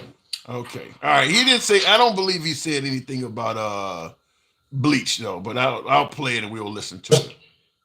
Well, a question that probably some of you are thinking of if you're totally into that world, which I find to be very interesting. So, supposing we hit the body with a tremendous, whether it's ultraviolet or just very powerful light, and I think you said that hasn't been checked, but you're going to test it. And then I said, supposing you brought the light inside the body, which you can do either through the skin or in some other way. And I think you said you're going to test that too. Sounds interesting. Right, and then I see the disinfectant where it knocks it out in a minute, 1 minute. And is there a way we can do something like that by injection inside or almost a cleaning? Because you see it gets on the lungs and it does a tremendous number of the lungs. So it'd be interesting to check that. So that you're going to have to use medical doctors with. But it sounds interesting to me. Okay. So we'll see. But the whole concept of the light, the way it goes in the lung. Is that not a president that cares about his people and was wondering what he could do to help? No. He's trying to save his ass in that clip. Are you serious? How is he trying to save his ass? He's trying to save his ass. It sounds like he's trying to save the American people. Fucked up. How is he trying to save his own ass? I don't think so. I think he knew that he fucked up after he threw that book out. And he took 3-4 months later to actually say something about the fact that there was a COVID and that the shit was real. And all of that bullshit he said before was hogwash. Okay. Now he's sitting up trying to save his ass. You can inject light. It sounds to me like King, that he realized people were dying. We needed to do something, and he was trying to come up with some potentially reasonable solutions that didn't come out that way. The damn playbook that Obama left you. Go back and go get the playbook that Obama left you, because Obama left you a norovirus playbook just in case this shit happens. Years before your ass got in office, he wrote the playbook, and then he gave you Dr. Fauci. And you discredited Dr. Fauci, and you put a whole bunch of clowns up on stage right after Dr. Fauci and had people saying, kill Fauci. Fauci don't know what he's talking about. The funny part about that is that Trump don't neither. Now, if Fauci didn't know what he was talking about, how the hell do you think Trump does? And these damn maggots still believe it. They still believe the hype. They still believe it. All right, he killed most of your granddaddies and grandpappies. He unalived them folks. And y'all still want to roll with him. Roll with him if you want to. Okay? And to conclude our conversation, once again, you do not hate Trump, correct? Oh, no, I don't hate him. I just can't wait till you get the orange jumpsuit to match your skin. That ain't ever going to happen. You do realize that, right? It might, but I can always pray, can't I? Yeah, good luck with that. That's like thoughts and prayers after a mass shooting. Good luck. I got to move it on. Good luck with that. All right, King. Peace. Good talk. Wow, King always comes through with the smoke. So, what they always say, do you want the smoke? Anytime I bring King up, I know it's going to be hazy in here. Look at in the comments, though, why you hate him. He don't like him. Listen, there's reasons to like Trump. There's reasons to not like him. He doesn't like him. It's also funny, MAGA now wants to respect the office when they literally trashed it the last 4 years. And now we're supposed to look. I can't disagree with that. My last caller rightfully pointed that out. Is that it is a good pushback for anybody who's defending Trump to talk or criticize anybody that's not respecting the office when Trump is president, knowing that Trump did not respect the office of president for his predecessor or his successor. His predecessor being Obama, his successor being Biden. We often hear the phrase, they didn't give Trump a chance from day one. Trump didn't give Obama or Biden a chance from day one. So, I've said this before in the program.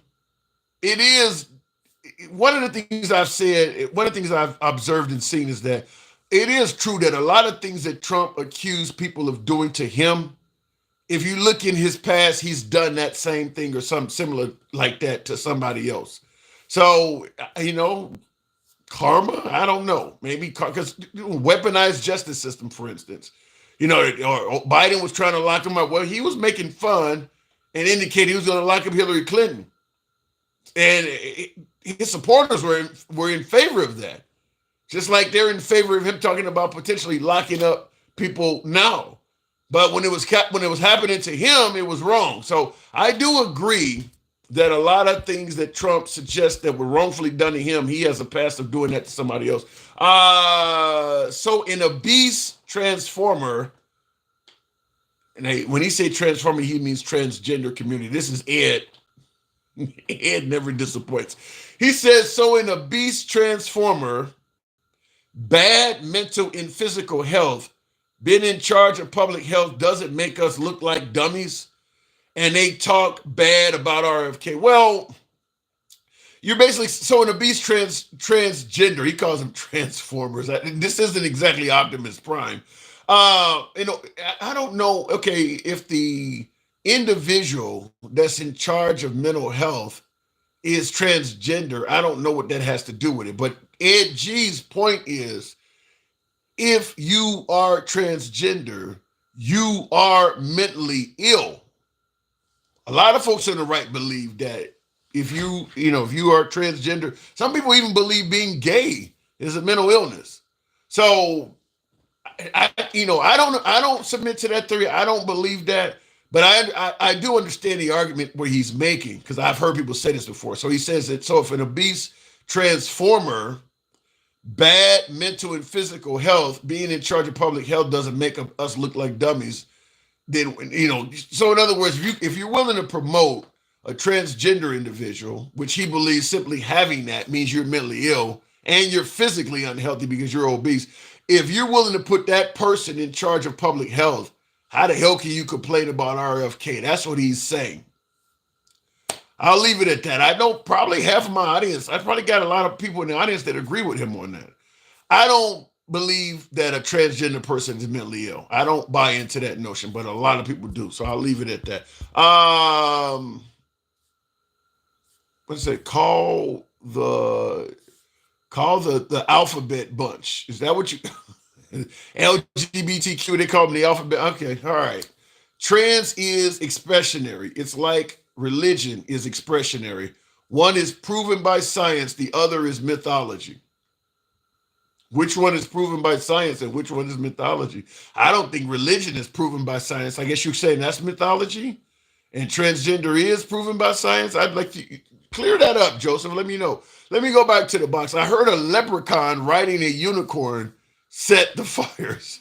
Mike, I don't know. I heard it was a illegal immigrant. Somebody, Santiago. I cannot remember what the other thing she sent me was. Damn, I wanted to point it out. She sent me two things, and first thing, I'm like, you must be on some really far right sites to get this stuff, because this stuff should be national. Oh, you know what it was? Portland, Oregon sent, according to this article, or according to this individual, an individual on Instagram, claiming that Portland, Oregon sent like 300 fire trucks down to California intending to help put out the fire. So they were getting some extra trucks and extra firemen to help. And the state of California would not allow the trucks to be put into operation because they hadn't passed the Californians smog inspection. You know, they have a smog inspection out in California because of all of the filth in the air. And if your vehicle doesn't pass smog inspection, you can't drive it. And she had someone on Instagram that was saying that hundreds of trucks coming out of the Portland Fire Department were turned back because they had not passed a smog inspection. Now, I knew right off the bat, like, why? You're talking about something that is detrimental to the maintenance of life and property. They're losing property and lives in California. You're not going to put a smog inspection in the way of that. It just sounded wrong. And once again, I fact-checked it. I could not find that one, though. I could not find where anybody's fact-checked that. Maybe it's a new rumor. But the fact that, well, I did find one thing.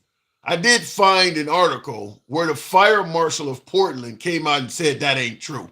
I did find that. But I didn't find like a Snopes or something like that where they fact-checked it. But the idea that there's a fire going on and thousands of people Thousands of people are being, losing their homes and every damn thing. Dozens of people are being killed, and they're going to stop assisted vehicles from assisting because of a smog inspection. That made no sense at all. And like I said, I don't know where she's getting this stuff from. Obviously, far right sites that are looking to trash the politicians of California. And I pointed out. Anyway, looking in the comments, it was crazy to see that though. Why can't we touch on the white privilege pass? It was being up with your last caller. What do you mean? Why can't we touch on the white privilege pass? It was brought up. White privilege. We touch on it. We do touch on that quite often when it's something relevant. What are you in regards to what? Let me know. Why did the insurance? They're saying they're not going to insure the places that are in the fight. Well, the insurance companies, I'll go to the box after this. And by the way, tap the screen.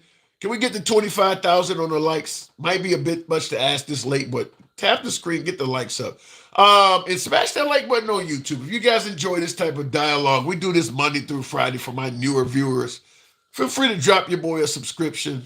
Doesn't cost you a damn thing. Helps out the algorithm. We are MAGA friendly. Always have been, always will be, even though most of my callers seem to be liberal most of the damn time. But we don't run from MAGA viewers. We don't try to, change what you have to say. We don't shorten your time, any of that. You can challenge us on any damn thing that comes down the pipe. So understand this is a MAGA friendly program as well. So if you favor this type of dialogue, left of Bernie Sanders all the way to I'm having dinner with Q, we let everybody speak, then you're in the right place. Feel free to follow the program or subscribe on YouTube. Like I said, I thought the California thing was crazy. And Mike, you definitely hit it on the head. It was definitely said like that. So it is what it is. If they would do it to me, they would do it to you. Now look at you, y'all next. Ooh. Let me go back to the box. Top Dog, one of my subscribers. Good evening, Top Dog. Say it ain't your choice. You was here, but put here because God, and you here now. Don't mess that up, people. Huh? Top Dog, good evening. What's up, Tim? Not much at all, man. 5 days, we're almost down to 4 days as midnight approaches. How you feeling? Trump is only, 4 or 5 days away. You feeling good? Nah, I ain't feeling too good. I really ain't thinking about it too much, Tim. I voted for Harris. I've been subscribed about 6-7 months to your program. Thank you. I'm not even really thinking about it too much, Tim. We know it's going to be a big circus again. Like you just said about 10 minutes ago. What about the potential of a successful circus, though? You think that even though it'll be chaotic, Trump likes to stoke the fire, but do you think it's possible he might actually be an effective, successful president? Well, to me, it's with the last term. He got so much bullshit, it outweighs the good shit, Tim. You know what I mean? Like now he's coming in the door talking about changing the Gulf of Mexico, going to Greenland. What are you talking about, man? What are you talking about? The Greenland thing could have some hidden benefits in it for America. I don't know what the Gulf of America, I don't know what the purpose of that is. I really don't. That's just like anybody that want to come in, they want to conquer things. They want to start taking over things that really they don't really need to. And that's what they're showing right now. Wow. They want to come in and take over countries. Yeah, I had a viewer claim that he had colonizer mentality when he was talking about the Gulf of Mexico is ours, and I don't understand that. I just don't.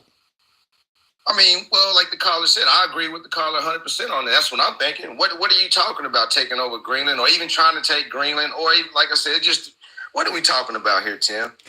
Well, apparently though, Trump is not the first. I told my MAGA supporter, one of my good Army friends, I told him this.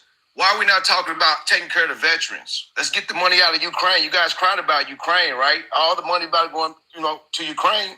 Let's get the money from Ukraine. Let's help the veterans. Let's help the homeless. Why are we not talking about that? That was the thing they talked about. To me, helping the homeless is a talking point. At the end of the day, nobody gives a damn about the homeless.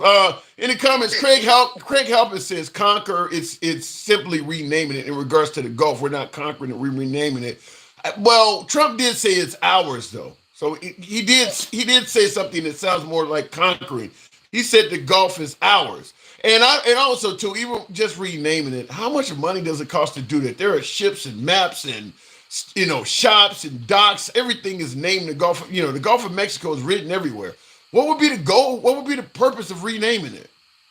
Then that's what I don't understand, Tim. Or like you said, like your other caller said, it's to colonize things, to put everything. It's us. We're controlling everything. Yeah. Trump feels right now, and and I understand why he feels the way he feels, that I can do what the hell I want to do. I got the House, the Senate, the Supreme Court. Right now, we can do what we want to do. Who's going to stop us? And I definitely think that there may be some of that. I mean, certainly with him feeling like he has a mandate and winning by the way he did, I could certainly see where he feels like he's on top of the world. Tire Swing says, I want a stable economy, but not through domination. So you do see Trump. You also see Trump, top dog, as trying to be dominant globally. I mean, of course. I mean, yeah, that's just his nature. He don't know how to do it. What they say, strength through peace. Well, he don't know how to have peace through strength. Just be peaceful. He want to come in, dominate, and what I'm going to do to the Middle East, if we don't release the hostages by the time I come in, this is that. Trump, those people over there, Tim, in the Middle East, they're not scared of Trump. They don't sit around in their room and think about, Trump's going to do this to us. Oh, man, we don't give a damn about him. I don't know about that. I don't know about that. That's where I feel. They're not sitting around, we're not going to do something because of Trump. We're going to do what we want to do like they've been doing. I don't know if I feel confident about that. It depends on where in the Middle East you're talking about, but we do know if the U.S. wants the Middle East to exist in a certain way, we can tailor the Middle East in all sorts of ways. We can play games with the Middle East like a Rubik's Cube. So I don't know if they all feel. I mean, they see what happened to Saddam Hussein. At one point, he was one of the most powerful leaders in the Middle East, and look where he's at now. So I don't know if I agree with that. I mean, yeah, well, Saddam was one of them, but Saddam didn't have the power that he thought he had. The people thought he had because of us. Because Saddam was doing a lot of bluffing over there. He did a lot of bluffing. What he had, he bluffed like he had weapons of mass destruction. He didn't have one. Yeah. He did a lot of bluffing. But let's talk about this, Tim. Let's talk about the ceasefire. They trying to say, well, it's Trump's fault or it's Biden's. You got to give all credit to Biden. Well, how do we know Biden didn't want to get this done before he stepped out of office? That was his plan. How about that? Yeah. So then I ask you the question I've been asking everybody else. If Trump had not won, let's say Biden got reelected, or let's say Kamala Harris won, do you think the ceasefire would be happening right now? I would say yes. I'm going to tell you why. Because Israel been whooping their ass, Tim. This is not no ceasefire where Israel's coming to the table and say, hey, man, we need to stop this. We lose it. No, we've been whooping y'all ass for 2 years. We kind of tired now. We're giving up now. We can go ahead and do a ceasefire. It is what we did, what we wanted to do to y'all. But I got to say, it does come at a mighty convenient time, suspiciously right after Trump stated that if those hostages ain't back in our hands by the time I get in office, all hell's going to break loose. And here it is 4 days or so before he gets in office and suddenly hostages are getting released. You don't see no potential coincidence in that? Not at all. All I see is Biden told his team, hey, I want to get this settled before I get out of office. Make it happen. He sent his team. Trump might have sent his people over there too. They were just being nosy. You know what I mean? Biden told his team, hey, I want to make sure this done before I get out of office. It's the same thing I think Jimmy Carter did when he got out of office. He made sure the hostages got released. Same thing. And he died getting no credit for that. Well, that's fine. But he did what I thought was right at the time, to get the hostages released before I get out of office. And that's what he's doing. Well, yeah, they give Reagan credit for this. I'm not going to give Trump credit. It's the same thing what MAGA did. Then, the first 2 times, Trump's first, his first term, it was Obama. No, we'll give him credit for that. But he got to take COVID too, right? We'll give him the first 2 years. Yeah. Listen. Hold on. I will entertain for certain the first few years of Trump's term in the economy, but you are 100% right. His handling of COVID is dismal. I will never buy into the notion that Trump did the best he could with COVID. No, his management of the pandemic was terrible. So I'm willing to point out some good, but I don't ignore the bad as well. Well, the reason why his COVID response was terrible, it's real simple, Tim, why it was terrible, why he showed so bad for that during the COVID. Because he doesn't listen. Stop Open your damn, like my mom used to tell us as a kid, stop running your mouth and open your ears a little bit. Trump think he knows everything. Like your last call, how you gonna tell Fauci about, like he don't know what the hell he talking about? Yeah, I don't have an answer for that. And you're right. And that was my issue is that, let's say, for instance, Fauci did not know what he was talking about. Then get him off of the COVID task force. The fact that you're going on television, letting Fauci give instructions like social distance or wash your groceries or wear a mask, and you're standing beside him looking like you're in unison with him. Then at night you're at rallies letting them yell out, "Fire Dr. Fauci," and then you're back in unison with Fauci on TV the next day. His messaging was terrible. I mean, I definitely got to give Trump some blame on that. If you don't think Fauci know what he's doing, then get rid of Fauci. You can put him back on the HIV task force or something like that. You don't leave him out there if you think he don't know what he's doing, because that makes you look incompetent. And now they're talking about potentially going after Fauci. I mean, well, that just shows you right there. Why would you go out? Well, he can do what he want to do. There's no reason to go after Fauci. Fauci did what he was supposed to do. As a matter of fact, he still didn't fire. Fauci's still in office right now, right? He's not retired right now, correct? Will you say that again?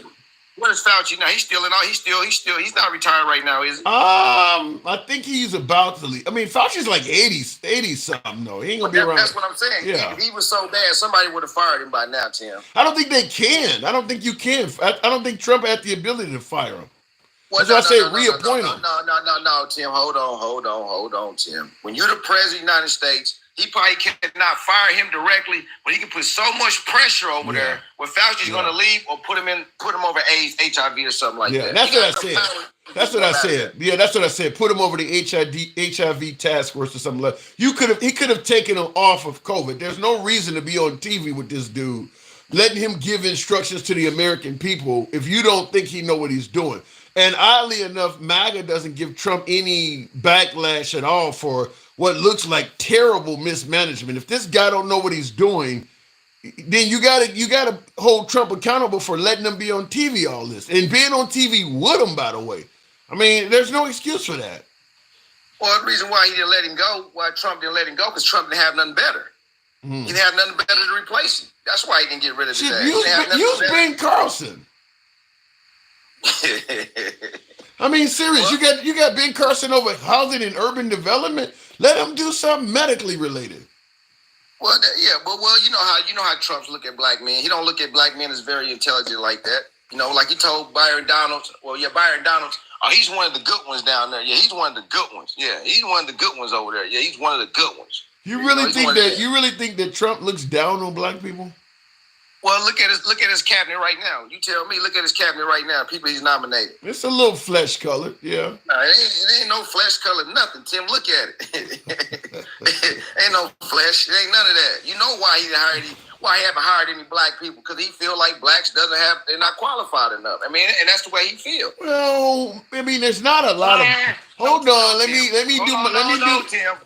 try. Let me make the effort. First of all, Trump leans right. He's a Republican. He's a conservative, at least in name only, but he's a conservative. So if you are looking for qualified African Americans to put on your cabinet amongst conservatives, there's not going to be a lot of options. There's not a lot of black conservatives out there. Yeah, it is, Tim. It's two good options. Tim Scott, Byron Donalds. You got two right there. What are they not qualified for, Tim? Name something they're not qualified for. Well, Tim Scott has a position already. You think he wouldn't get bumped up to the administration? Yeah. Leave his Senate seat to get bumped up to the, to an office? Come on, Tim. So you know why Byron Donalds and Tim Scott are looking real. They outside on the front porch out there trying to get in. They at the White House knocking at the door trying to get in and very upset that they can't get in. And I'm going to say this. Byron Scott and Byron Donalds, they did so much defending for Trump during the campaign. He should give them something. I agree. I mean, they went to bat. They stood up against. Hey, they took a lot in, and they didn't get nothing. They didn't even get They didn't get nothing. Nothing. He gave Vic Ramaswamy something, and he just came on the scene 2 years ago.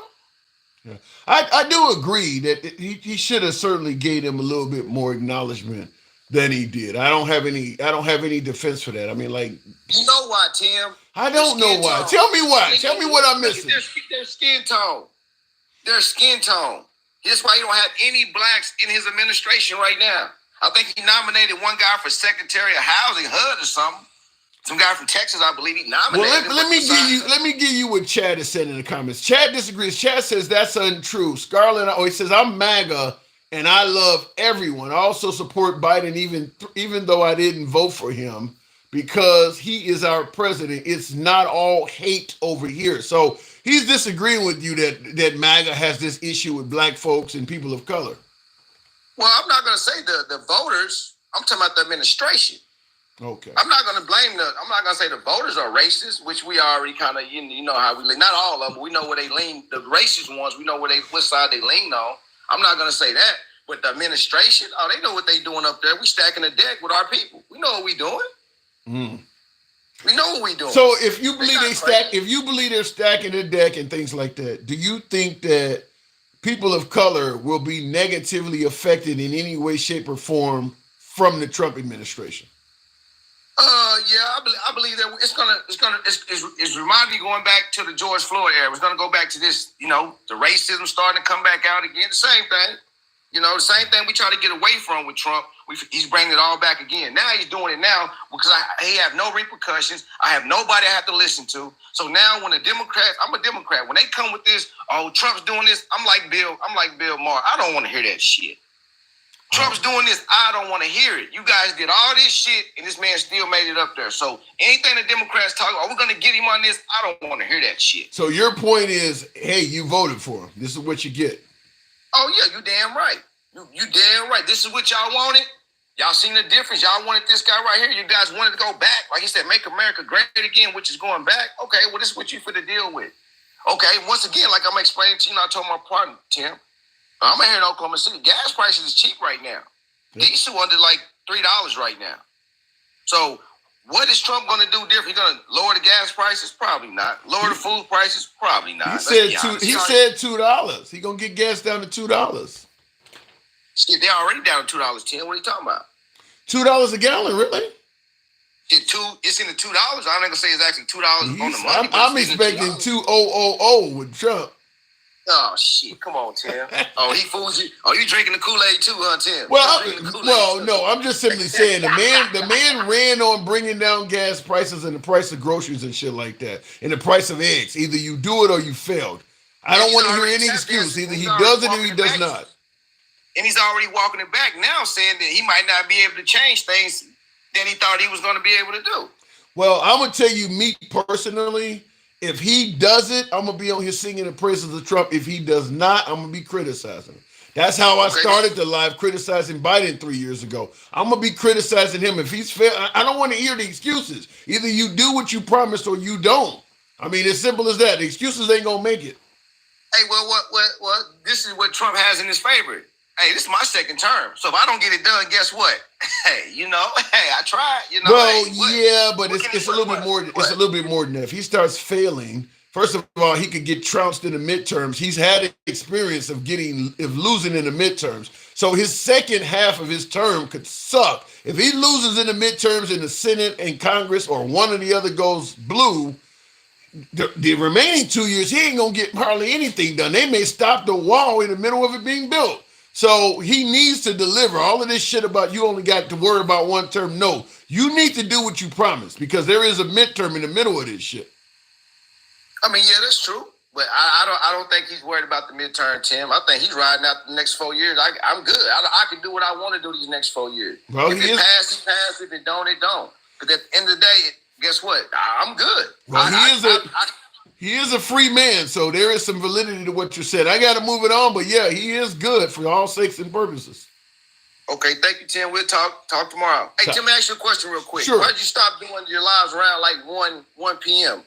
in the daytime? Family obligations. I'm gonna be back to doing that probably around probably around March. But family obligations, things I had to do around the house that took that time. So, and I missed it because I had a whole lot more viewers and shit during that time slot. Because everybody knew when I would be on. Right. I've been looking for you around that time. Okay, Tim, thank you. Should I hit you tomorrow? All right, man. Appreciate it. Thank you. All right, moving on with the program. Yeah, we'll end up getting back to that time slot, 1 to 4 p.m.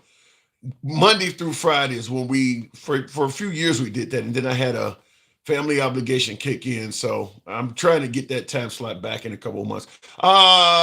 People thinking presidents control prices are funny. Well, tire swing, you can't constantly run in regards to bashing Biden on the price of eggs and all this shit.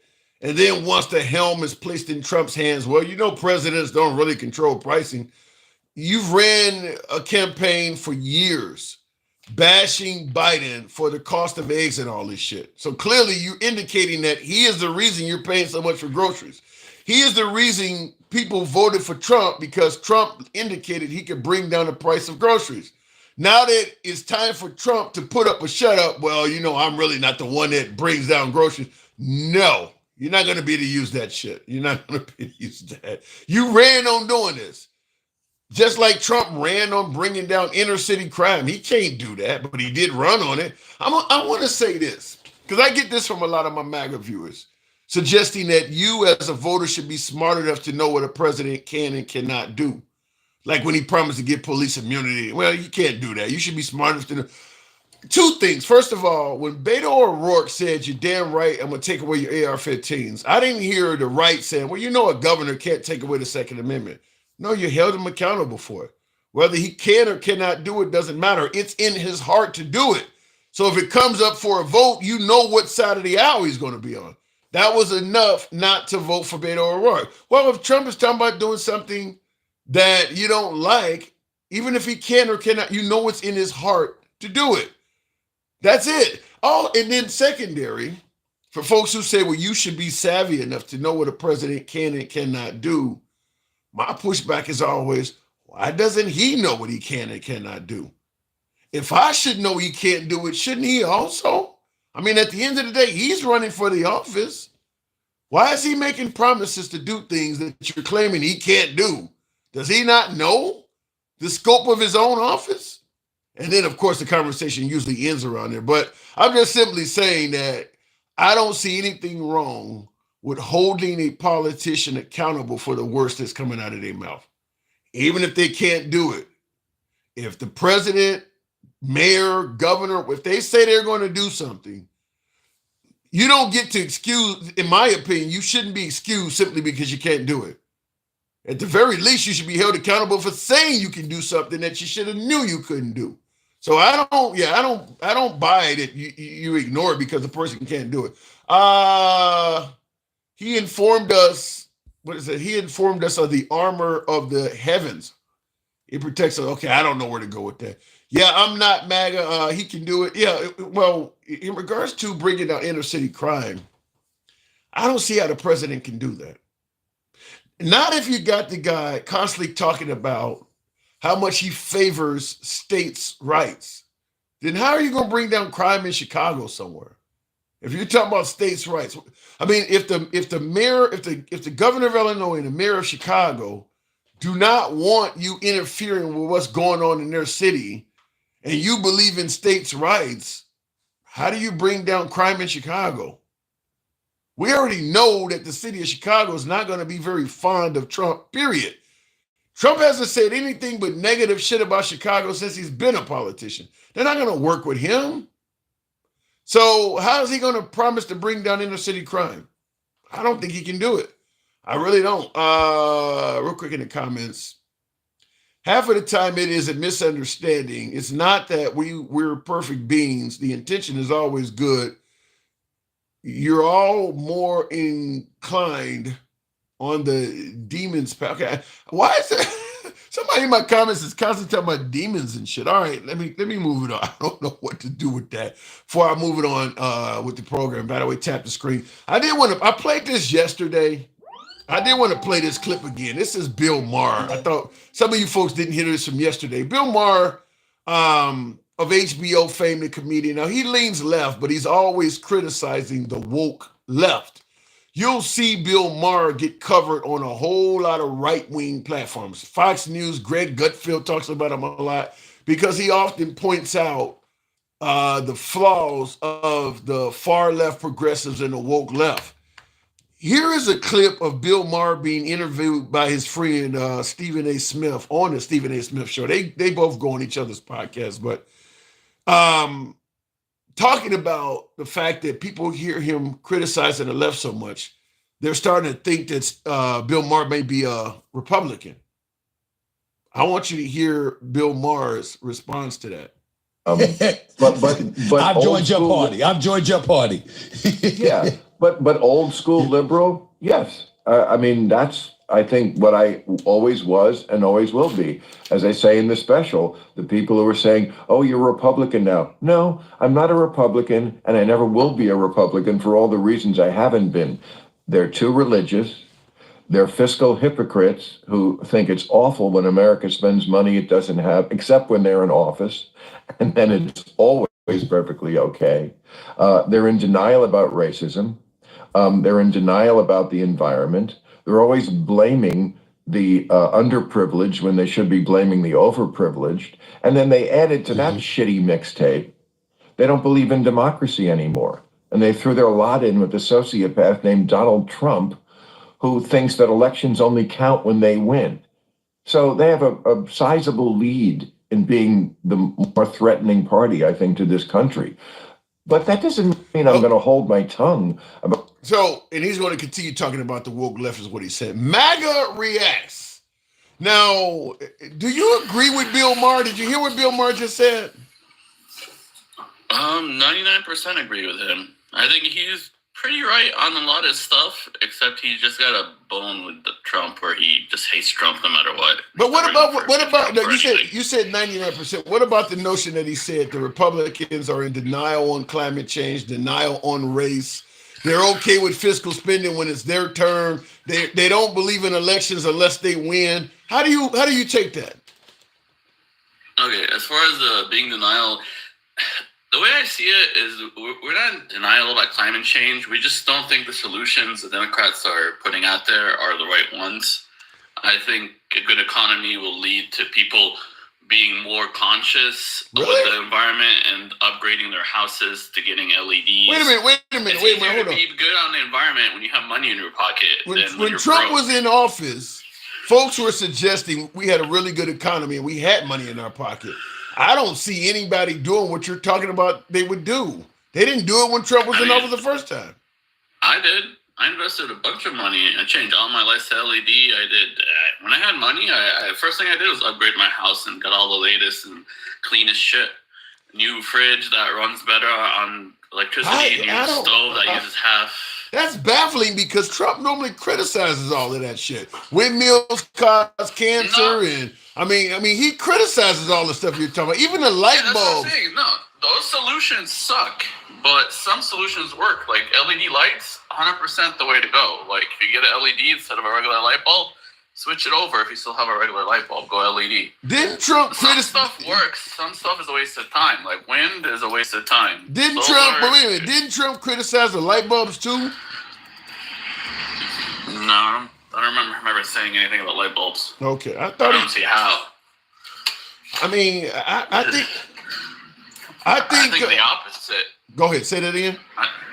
I think the opposite. Right? I think he was one of the things he mentioned how little electricity they use and how good they are. Okay, I think it's the one thing that really saved us with the environment.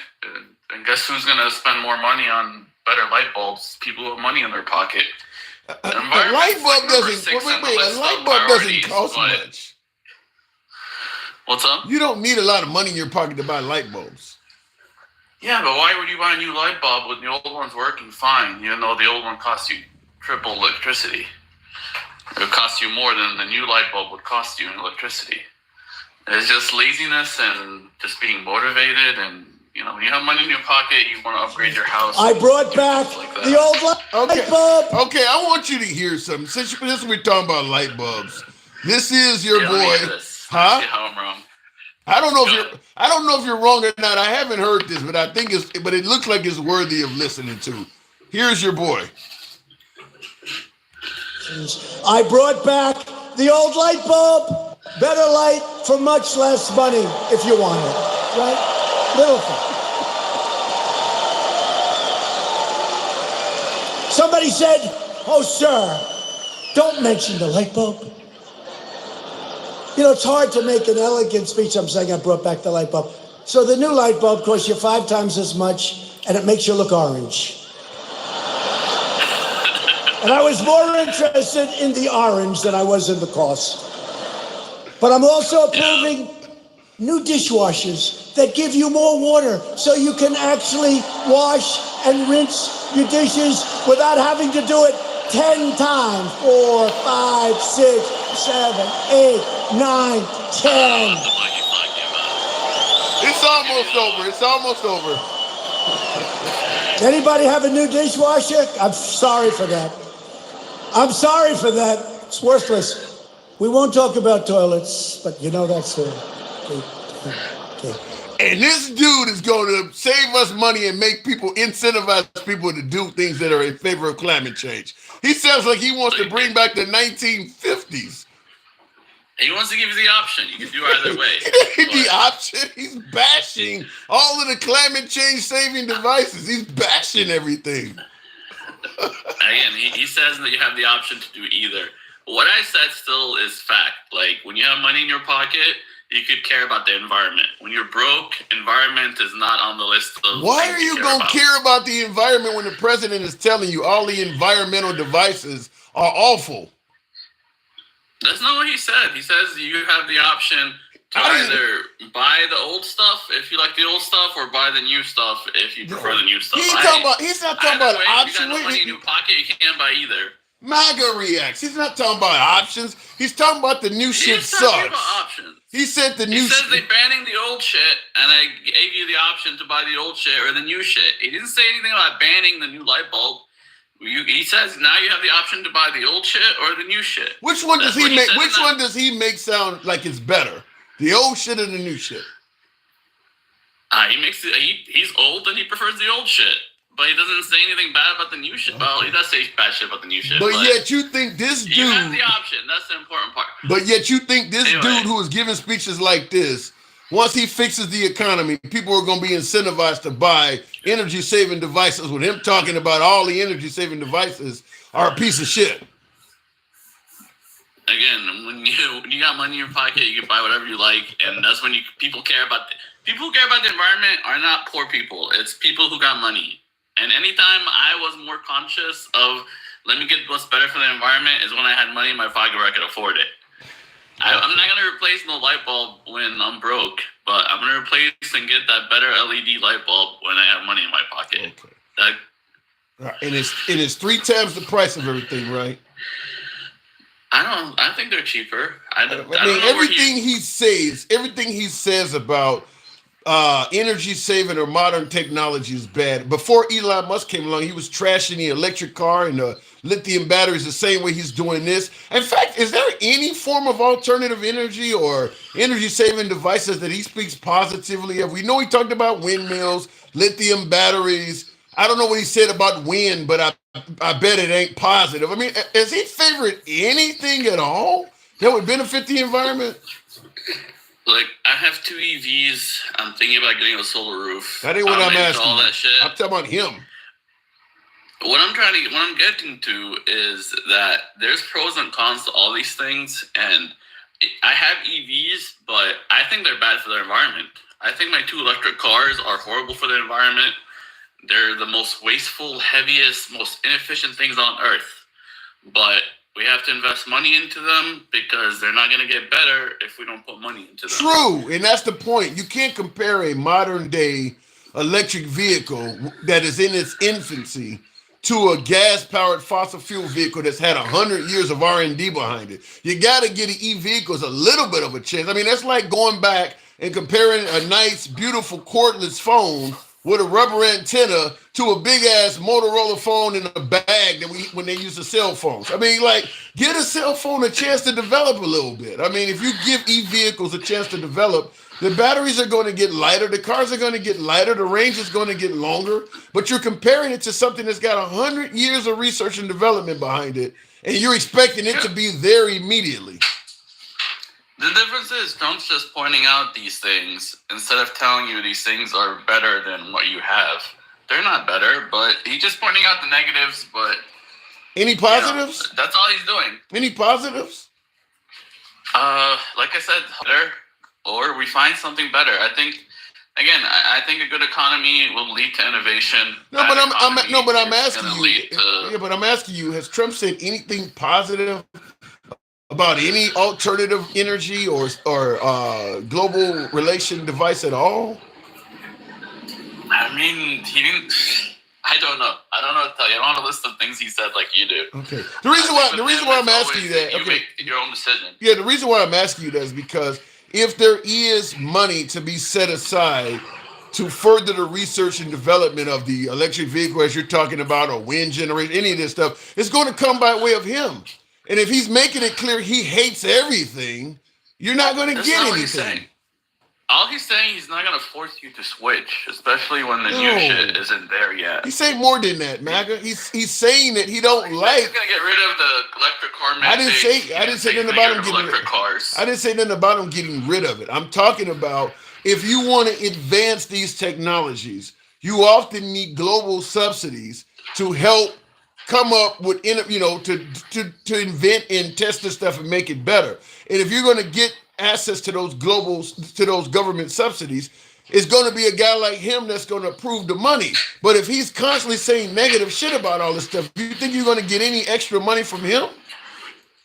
Well, this is why I'm pro having two sides, because I depend on the Democrats to fight for that shit, and I depend on Republicans to counter them when they go too crazy. That's why we need both sides. That's why I try to tell these Democrats what they're doing wrong, so they don't become what if the Democratic Party disappears after Trump because they're just garbage and they never learn their lesson? Oh my God! I don't want that world. Democratic Party. A world where when you look at the principles of each other with its balance. When you look at the principles of the Democratic Party, it's not going to disappear after Trump. I mean, pro-choice. You believe in common sense gun legislation or tuition loan forgiveness or universal health care. That's not going to disappear because of Trump. Because I can tell you one thing, people are always going to want the health care system to get better. And under Trump, it did not. A minimum wage increase there, people are always going to want that. So you're not going to get rid of the Democratic Party or their principles because of Trump. In fact, you'll probably strengthen that. Because he's not going to do anything to help you out in those areas. If you want a minimum wage increase, you're not going to get anything like that from Trump. If you want universal health care or you want tuition loan forgiveness or common sense gun law, you're not going to get any of that from Trump. So it's only going to strengthen your resolve to defeat him when you get a chance. I don't really depend on the left for those things. I don't think some of those, like I told you, I fought with you against minimum wage a million times. I don't think it works. I don't think there's a point to it. You don't work for minimum wage. I don't work for minimum wage. If you increase minimum wage, it's not going to increase my salary. So you believe minimum wage should never be raised? I don't think it's worthless at this day and age. There's too much knowledge out there. There's too much opportunity out there. If you're working for minimum wage, then you're either. So I repeat the question. So I repeat the question. You should never raise minimum wage ever. Not federally. If you want to do it on a local city level, because businesses are taking advantage of their workers, if people need it, then yeah. But I really don't think there's any need for it because wages are going to balance themselves out. And like I said, just because you raise the bottom, it's not going to. If you increase minimum wage in Florida to $17 or $18 an hour, all my employees are still getting paid $20. You could raise it, unless you raise it more than $20, then I'll be forced to do that. But yeah, but the problem is those are your employees. There's a lot of employees out there that are not making $17 an hour, that are making closer to $7. That's why they're raising it. Again, as long as they're getting paid more than minimum wage, raising minimum wage is not going to do shit. And here in Florida where it's needed, McDonald's pays like 15 or 17. Everybody pays more than $7. Yeah, but the only reason why they're paying those wages now is because they had to incentivize people to come back to work after the pandemic. If you go and look at the wages around America before the pandemic, they weren't paying those really. You weren't making $17 an hour at a fast food restaurant. It was closer to like 8 or 9. They weren't paying that kind of money. They had to do that to get people to come back to work. It depends where too. Like that's the other thing. Every minimum wage has to be set city by city. Like I told you before. Yeah. Like you can't set a federal minimum wage when you have a country this big. I don't disagree with. I mean, I'm okay with doing it statewide, but just like we're seeing now, if you don't set a federal minimum wage, you'll have some states out there that'll never raise it at all. I mean, right now you got states out there that have not raised minimum wage in like 10, 15, 20 years. It's been the same for that long, even though the price of goods and services keep going up. Because people don't care. Because if people were all working for minimum wage, they would be complaining about it. They do care. Everyone gets paid more than minimum wage. Well, like I said, before the pandemic, they were not. And the reason why they care is because of what I said before. Like Inflation. Inflation will also adjust for, like, if you increase the minimum wage, you're also most likely going to increase inflation, and it's going to become the new minimum wage, whatever you reset. I don't buy that. I don't buy that because, like I said, if you look at the wages during the Trump administration before the pandemic, there were people out there working for $7, $8, $9 an hour. Those wages were, because I took a picture. In fact, I actually saw a Walmart that was, talking about we're hiring and their starting wage was like $8 an hour or something like that. I took a picture like that only a few years ago. But you also realize before Biden, $8 an hour was worth about 20% more. That 20% inflation lowered the $8 by 20%. I don't care what it was. That's why everybody increased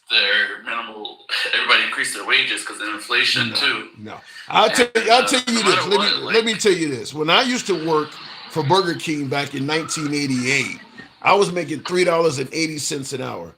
And when you look at when Trump took office during his great economy, when people were making $7 to $8 an hour at Burger King during his first few years, I could do a lot more with my $3.80 an hour back in 1988 than you could do with the minimum wage under Trump. And the problem is the minimum wage has stayed the same for so damn long that a child of today, and I'm not talking about some person trying to live off minimum wage, I'm talking about a high school burger flipper person.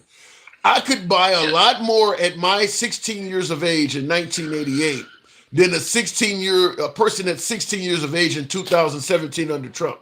You could barely afford a haircut and shit like that. I mean, the minimum wage should have been moving. This is what happens when they do what you say and they don't move it, is that the same people working the same job cannot afford anywhere near as much as I could have back in the 80s. No, I understand, but that's more of a problem of inflation than minimum wage. Like, if you stay on top of the economy and you keep inflation low, you would have that would mean you're not going to keep inflation keeping minimum wage. No. You're not going to keep inflation low enough to justify keeping minimum wage the same for 20 years. You're not going to keep inflation that low. And it wasn't that low under Trump. Then you're going to have to keep increasing. Then you have to keep increasing minimum wage with inflation. That's what every world country that's what every first world country around the world does, is they keep increasing minimum wage with inflation. Everybody else does that. I don't know why we don't. I mean, I'll go to the same argument as trans people. Like, how many people does this affect? How many people are actually working for minimum wage? And where are they working and why? And then if they're all being abused and they're all unhappy, then yeah, let's raise the minimum wage. But if there's very little people working for minimum wage and no one's complaining because they're all making way more than minimum wage, then why raise the minimum wage? If you look at the Trump presidency, when did he take office? January 2017. I say from 2017 to 2019, your question, how many people are working for minimum wage, the answer would have been a lot. There was a lot of people working. Now, because under Biden, a lot of people started raising minimum wage, and of course the pandemic. Wait, if you look at what minimum wage has been for the last 20 years, starting with, say, George Bush Sr., or even George Bush Jr. George Bush Jr. took office in 2000. So if you look at from 2000 till 2025, you'll notice that the biggest increase in minimum wage took place under the Biden administration. The wages just shot up. But if you look at what they were under George W. Bush for 8 years, even Barack Obama and Trump, you'll notice it was some increase, but it was very slight. Under Biden, the minimum wage shot up. Now you got people working in fast food restaurants making $17, $18 an hour. They were making half of that when you look at some of the other presidents. Inflation. That's inflation. That's 20% inflation. What do you expect to happen? I don't know. It's more than inflation. It's the fact that they had to get them back to work after the pandemic. But I'll give you the last word. I got to move on. I have a whole list of things that I never even got to talk about. That's how we do every day. Anthony Fauci retired like 2 years ago, first of all. Okay. Tim Scott and Byron Donalds, I would love for them to be in an administration, but then we would have nobody in the House or Congress. That's black. You know, so they can't be replaced with somebody else? We don't have anyone else. And, you know, with 8% voting for Republicans, we don't really have a lot of options. I wish we had a ton, but we're not going to push them up just to get more, you know, we don't play identity politics like the left. No, you don't play identity politics. You don't believe in DEI. Just somehow all the jobs are going to white people. I mean, that's who's on our side. If we get more African American on our side, we'd love to give them positions. Right. And then the last reason is because he can't afford to lose any more people in the House, and you know, he can afford maybe to lose Tim Scott in the Senate because we got more of a lead in the Senate, but he can't afford to lose a single person in the House right now because it'll be at least like 40 days to a couple of months to replace him, and that's just too much time where he can't get shit done. Fair enough. So he can't, you know, it was crazy that he lost the other idiot, Matt Gaetz, in the House. That hurt him a lot because now he's got even less of a lead. Yeah, if he had not tried to appoint Matt Gaetz to that position and left him there, he would still be in the House. I gotta go. I gotta move it on though. Yeah, go ahead. Damn, I have so many things on my list. We'll cover them next time. Pull me up. If someone brings me up or mentions me 3 times, bring me back up. We'll see what we can do. All right. Anyhow, appreciate it. Thank you, MAGA Reacts. Typical MAGA filibustering every. My last guess, he's really good at that. He has a special MAGA translator. He hears a lot of things that Trump said, and I'm like, really? Did he say that? Will G says, like Trump's federal cases and tax returns, electric car development will be on ice. Yeah, you're not going to see any of that from Trump ever again. I mean, he's just gone. Anyhow, folks, I do appreciate small. I didn't solicit, I guess, for you guys to push the like enough or to hit the screen. Wow, that's low. Man, was it that bad of a program tonight? I always ask you guys to tap the screen, get the like. So, wow, that's low. All right, fair enough. It is what it is. Hopefully TikTok is around and they don't get rid of this shit. Hopefully they don't. You know, that's what's still up in the air. My guess is Trump will save that. And I'm going to give him credit for it if he does. But I think he will save that. Fact is, if they get rid of TikTok, there's a lot of people out here who earn a full living from social media. TikTok being one of the places they do that. I mean, some people don't even work, you know, like I got to get out there because I got a day job. You know, a lot of people work, you know, especially some of these chicks, you know, sit around with big tits or something in front of the camera and people are giving them galaxies and shit constantly. People actually make a living with this app. So if the app gets banned, that's going to be some Americans that are equivalent to being out of work, that are going to be out of work. So we'll see. I do believe Trump will save it. I'll tell you from this standpoint. I see what it says, Budden might have saved TikTok. Really? I hope so. Will G. But I'll tell you this: they gave them an option. Either sell the app or we're going to ban it. My guess is you're not going to just let them ban the app when you can make billions of dollars by selling it. If people are offering you billions of dollars for something that is going to essentially it'll be similar to having something confiscated. Let's say, for instance, the police said, you know, the car you own, that is not street legal, and either you sell it or we're going to confiscate it. Those are your only 2 options. We're going to take it from you or you can sell it. You're not going to let them take it. You're going to find a buyer. At least let me get some money out of it. You can get billions of dollars out of TikTok. So my guess is, push come to shove, it will remain usable. It'll just be sold to somebody. You're not going to leave billions of dollars on the table. I just don't see that. Maybe sell off the U.S. version of it, whatever the case may be. But you're not going to just let them ban it when there's a ton of money on the table. And I mean a ton of money on the table. Biden saved it from going dark on Sunday. I didn't hear that. Well, hopefully Biden keeps at it. But I think Trump I don't think Trump wants TikTok to go away either. I mean, I just don't think he wants to start his term on that because a lot of folks believe that TikTok, the whole threat of banning TikTok is to stop us from being able to talk to each other like what we're doing now. So that the only place you can go for news is the local news media or MSNBC, CNN, or Fox or something like that. There's a lot of value in us being able to talk to each other. And some folks believe that the government don't want that. I don't think Trump wants to be a part of that. I think he would stop it. In addition to what Will is saying, that you believe that Biden stopped. So I do believe it'll carry on. It may go down for a day or two or whatever, a week or whatever, but eventually it'll either have a buyer or they'll come to some kind of conclusion that allows it to operate in some manner or another. Under Biden, inflation way outgrew his wage increase. And I don't know if I agree with that. Well, first of all, Biden didn't really increase wages. It was the states doing it. The liberal states gave significant wage increases. The Republican states did not.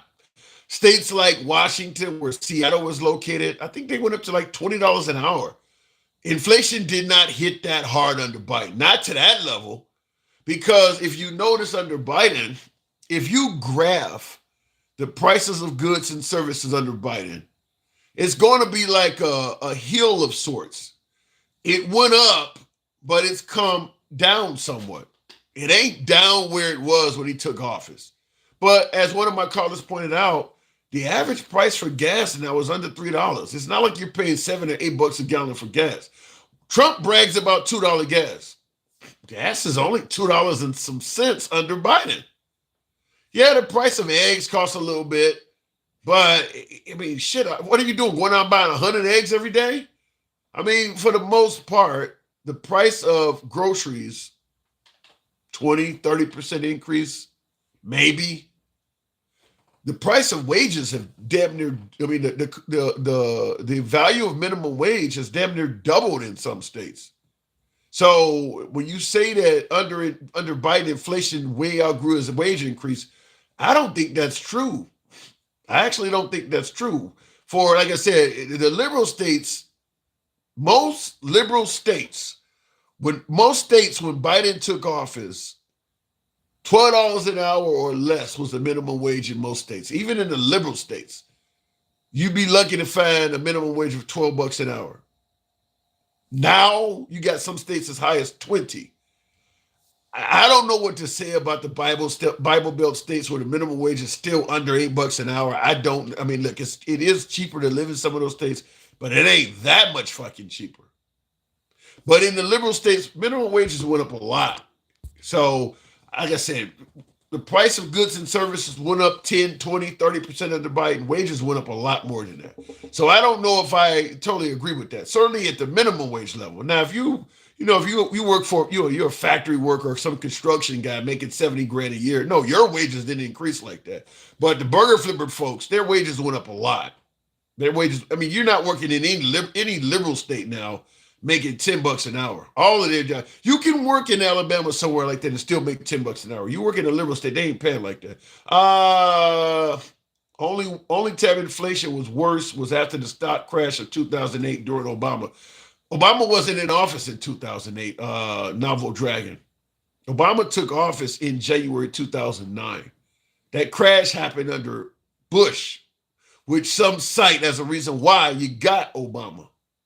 The economy shot up under Obama.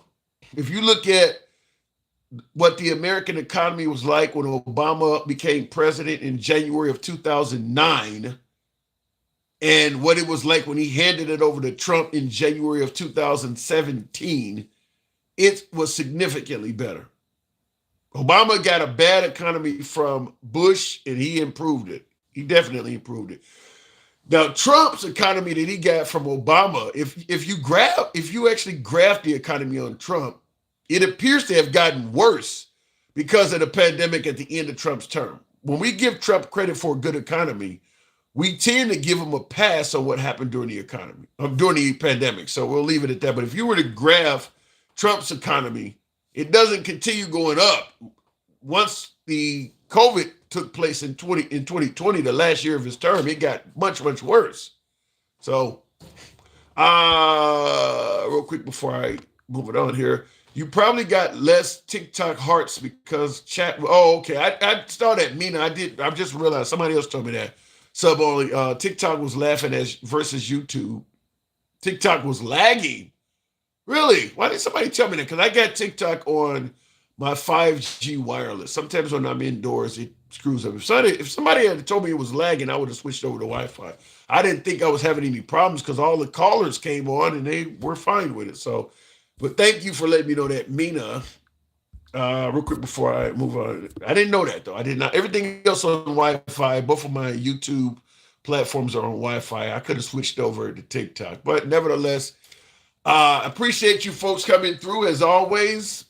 The few likes that folks did tap the screen, thank you. You will see me tomorrow as usual. It's your boy Tim, the handsome liberal. Gotta get up early for working for the man. You know how that works. So I'll catch you guys tomorrow. Take care. Have a good night.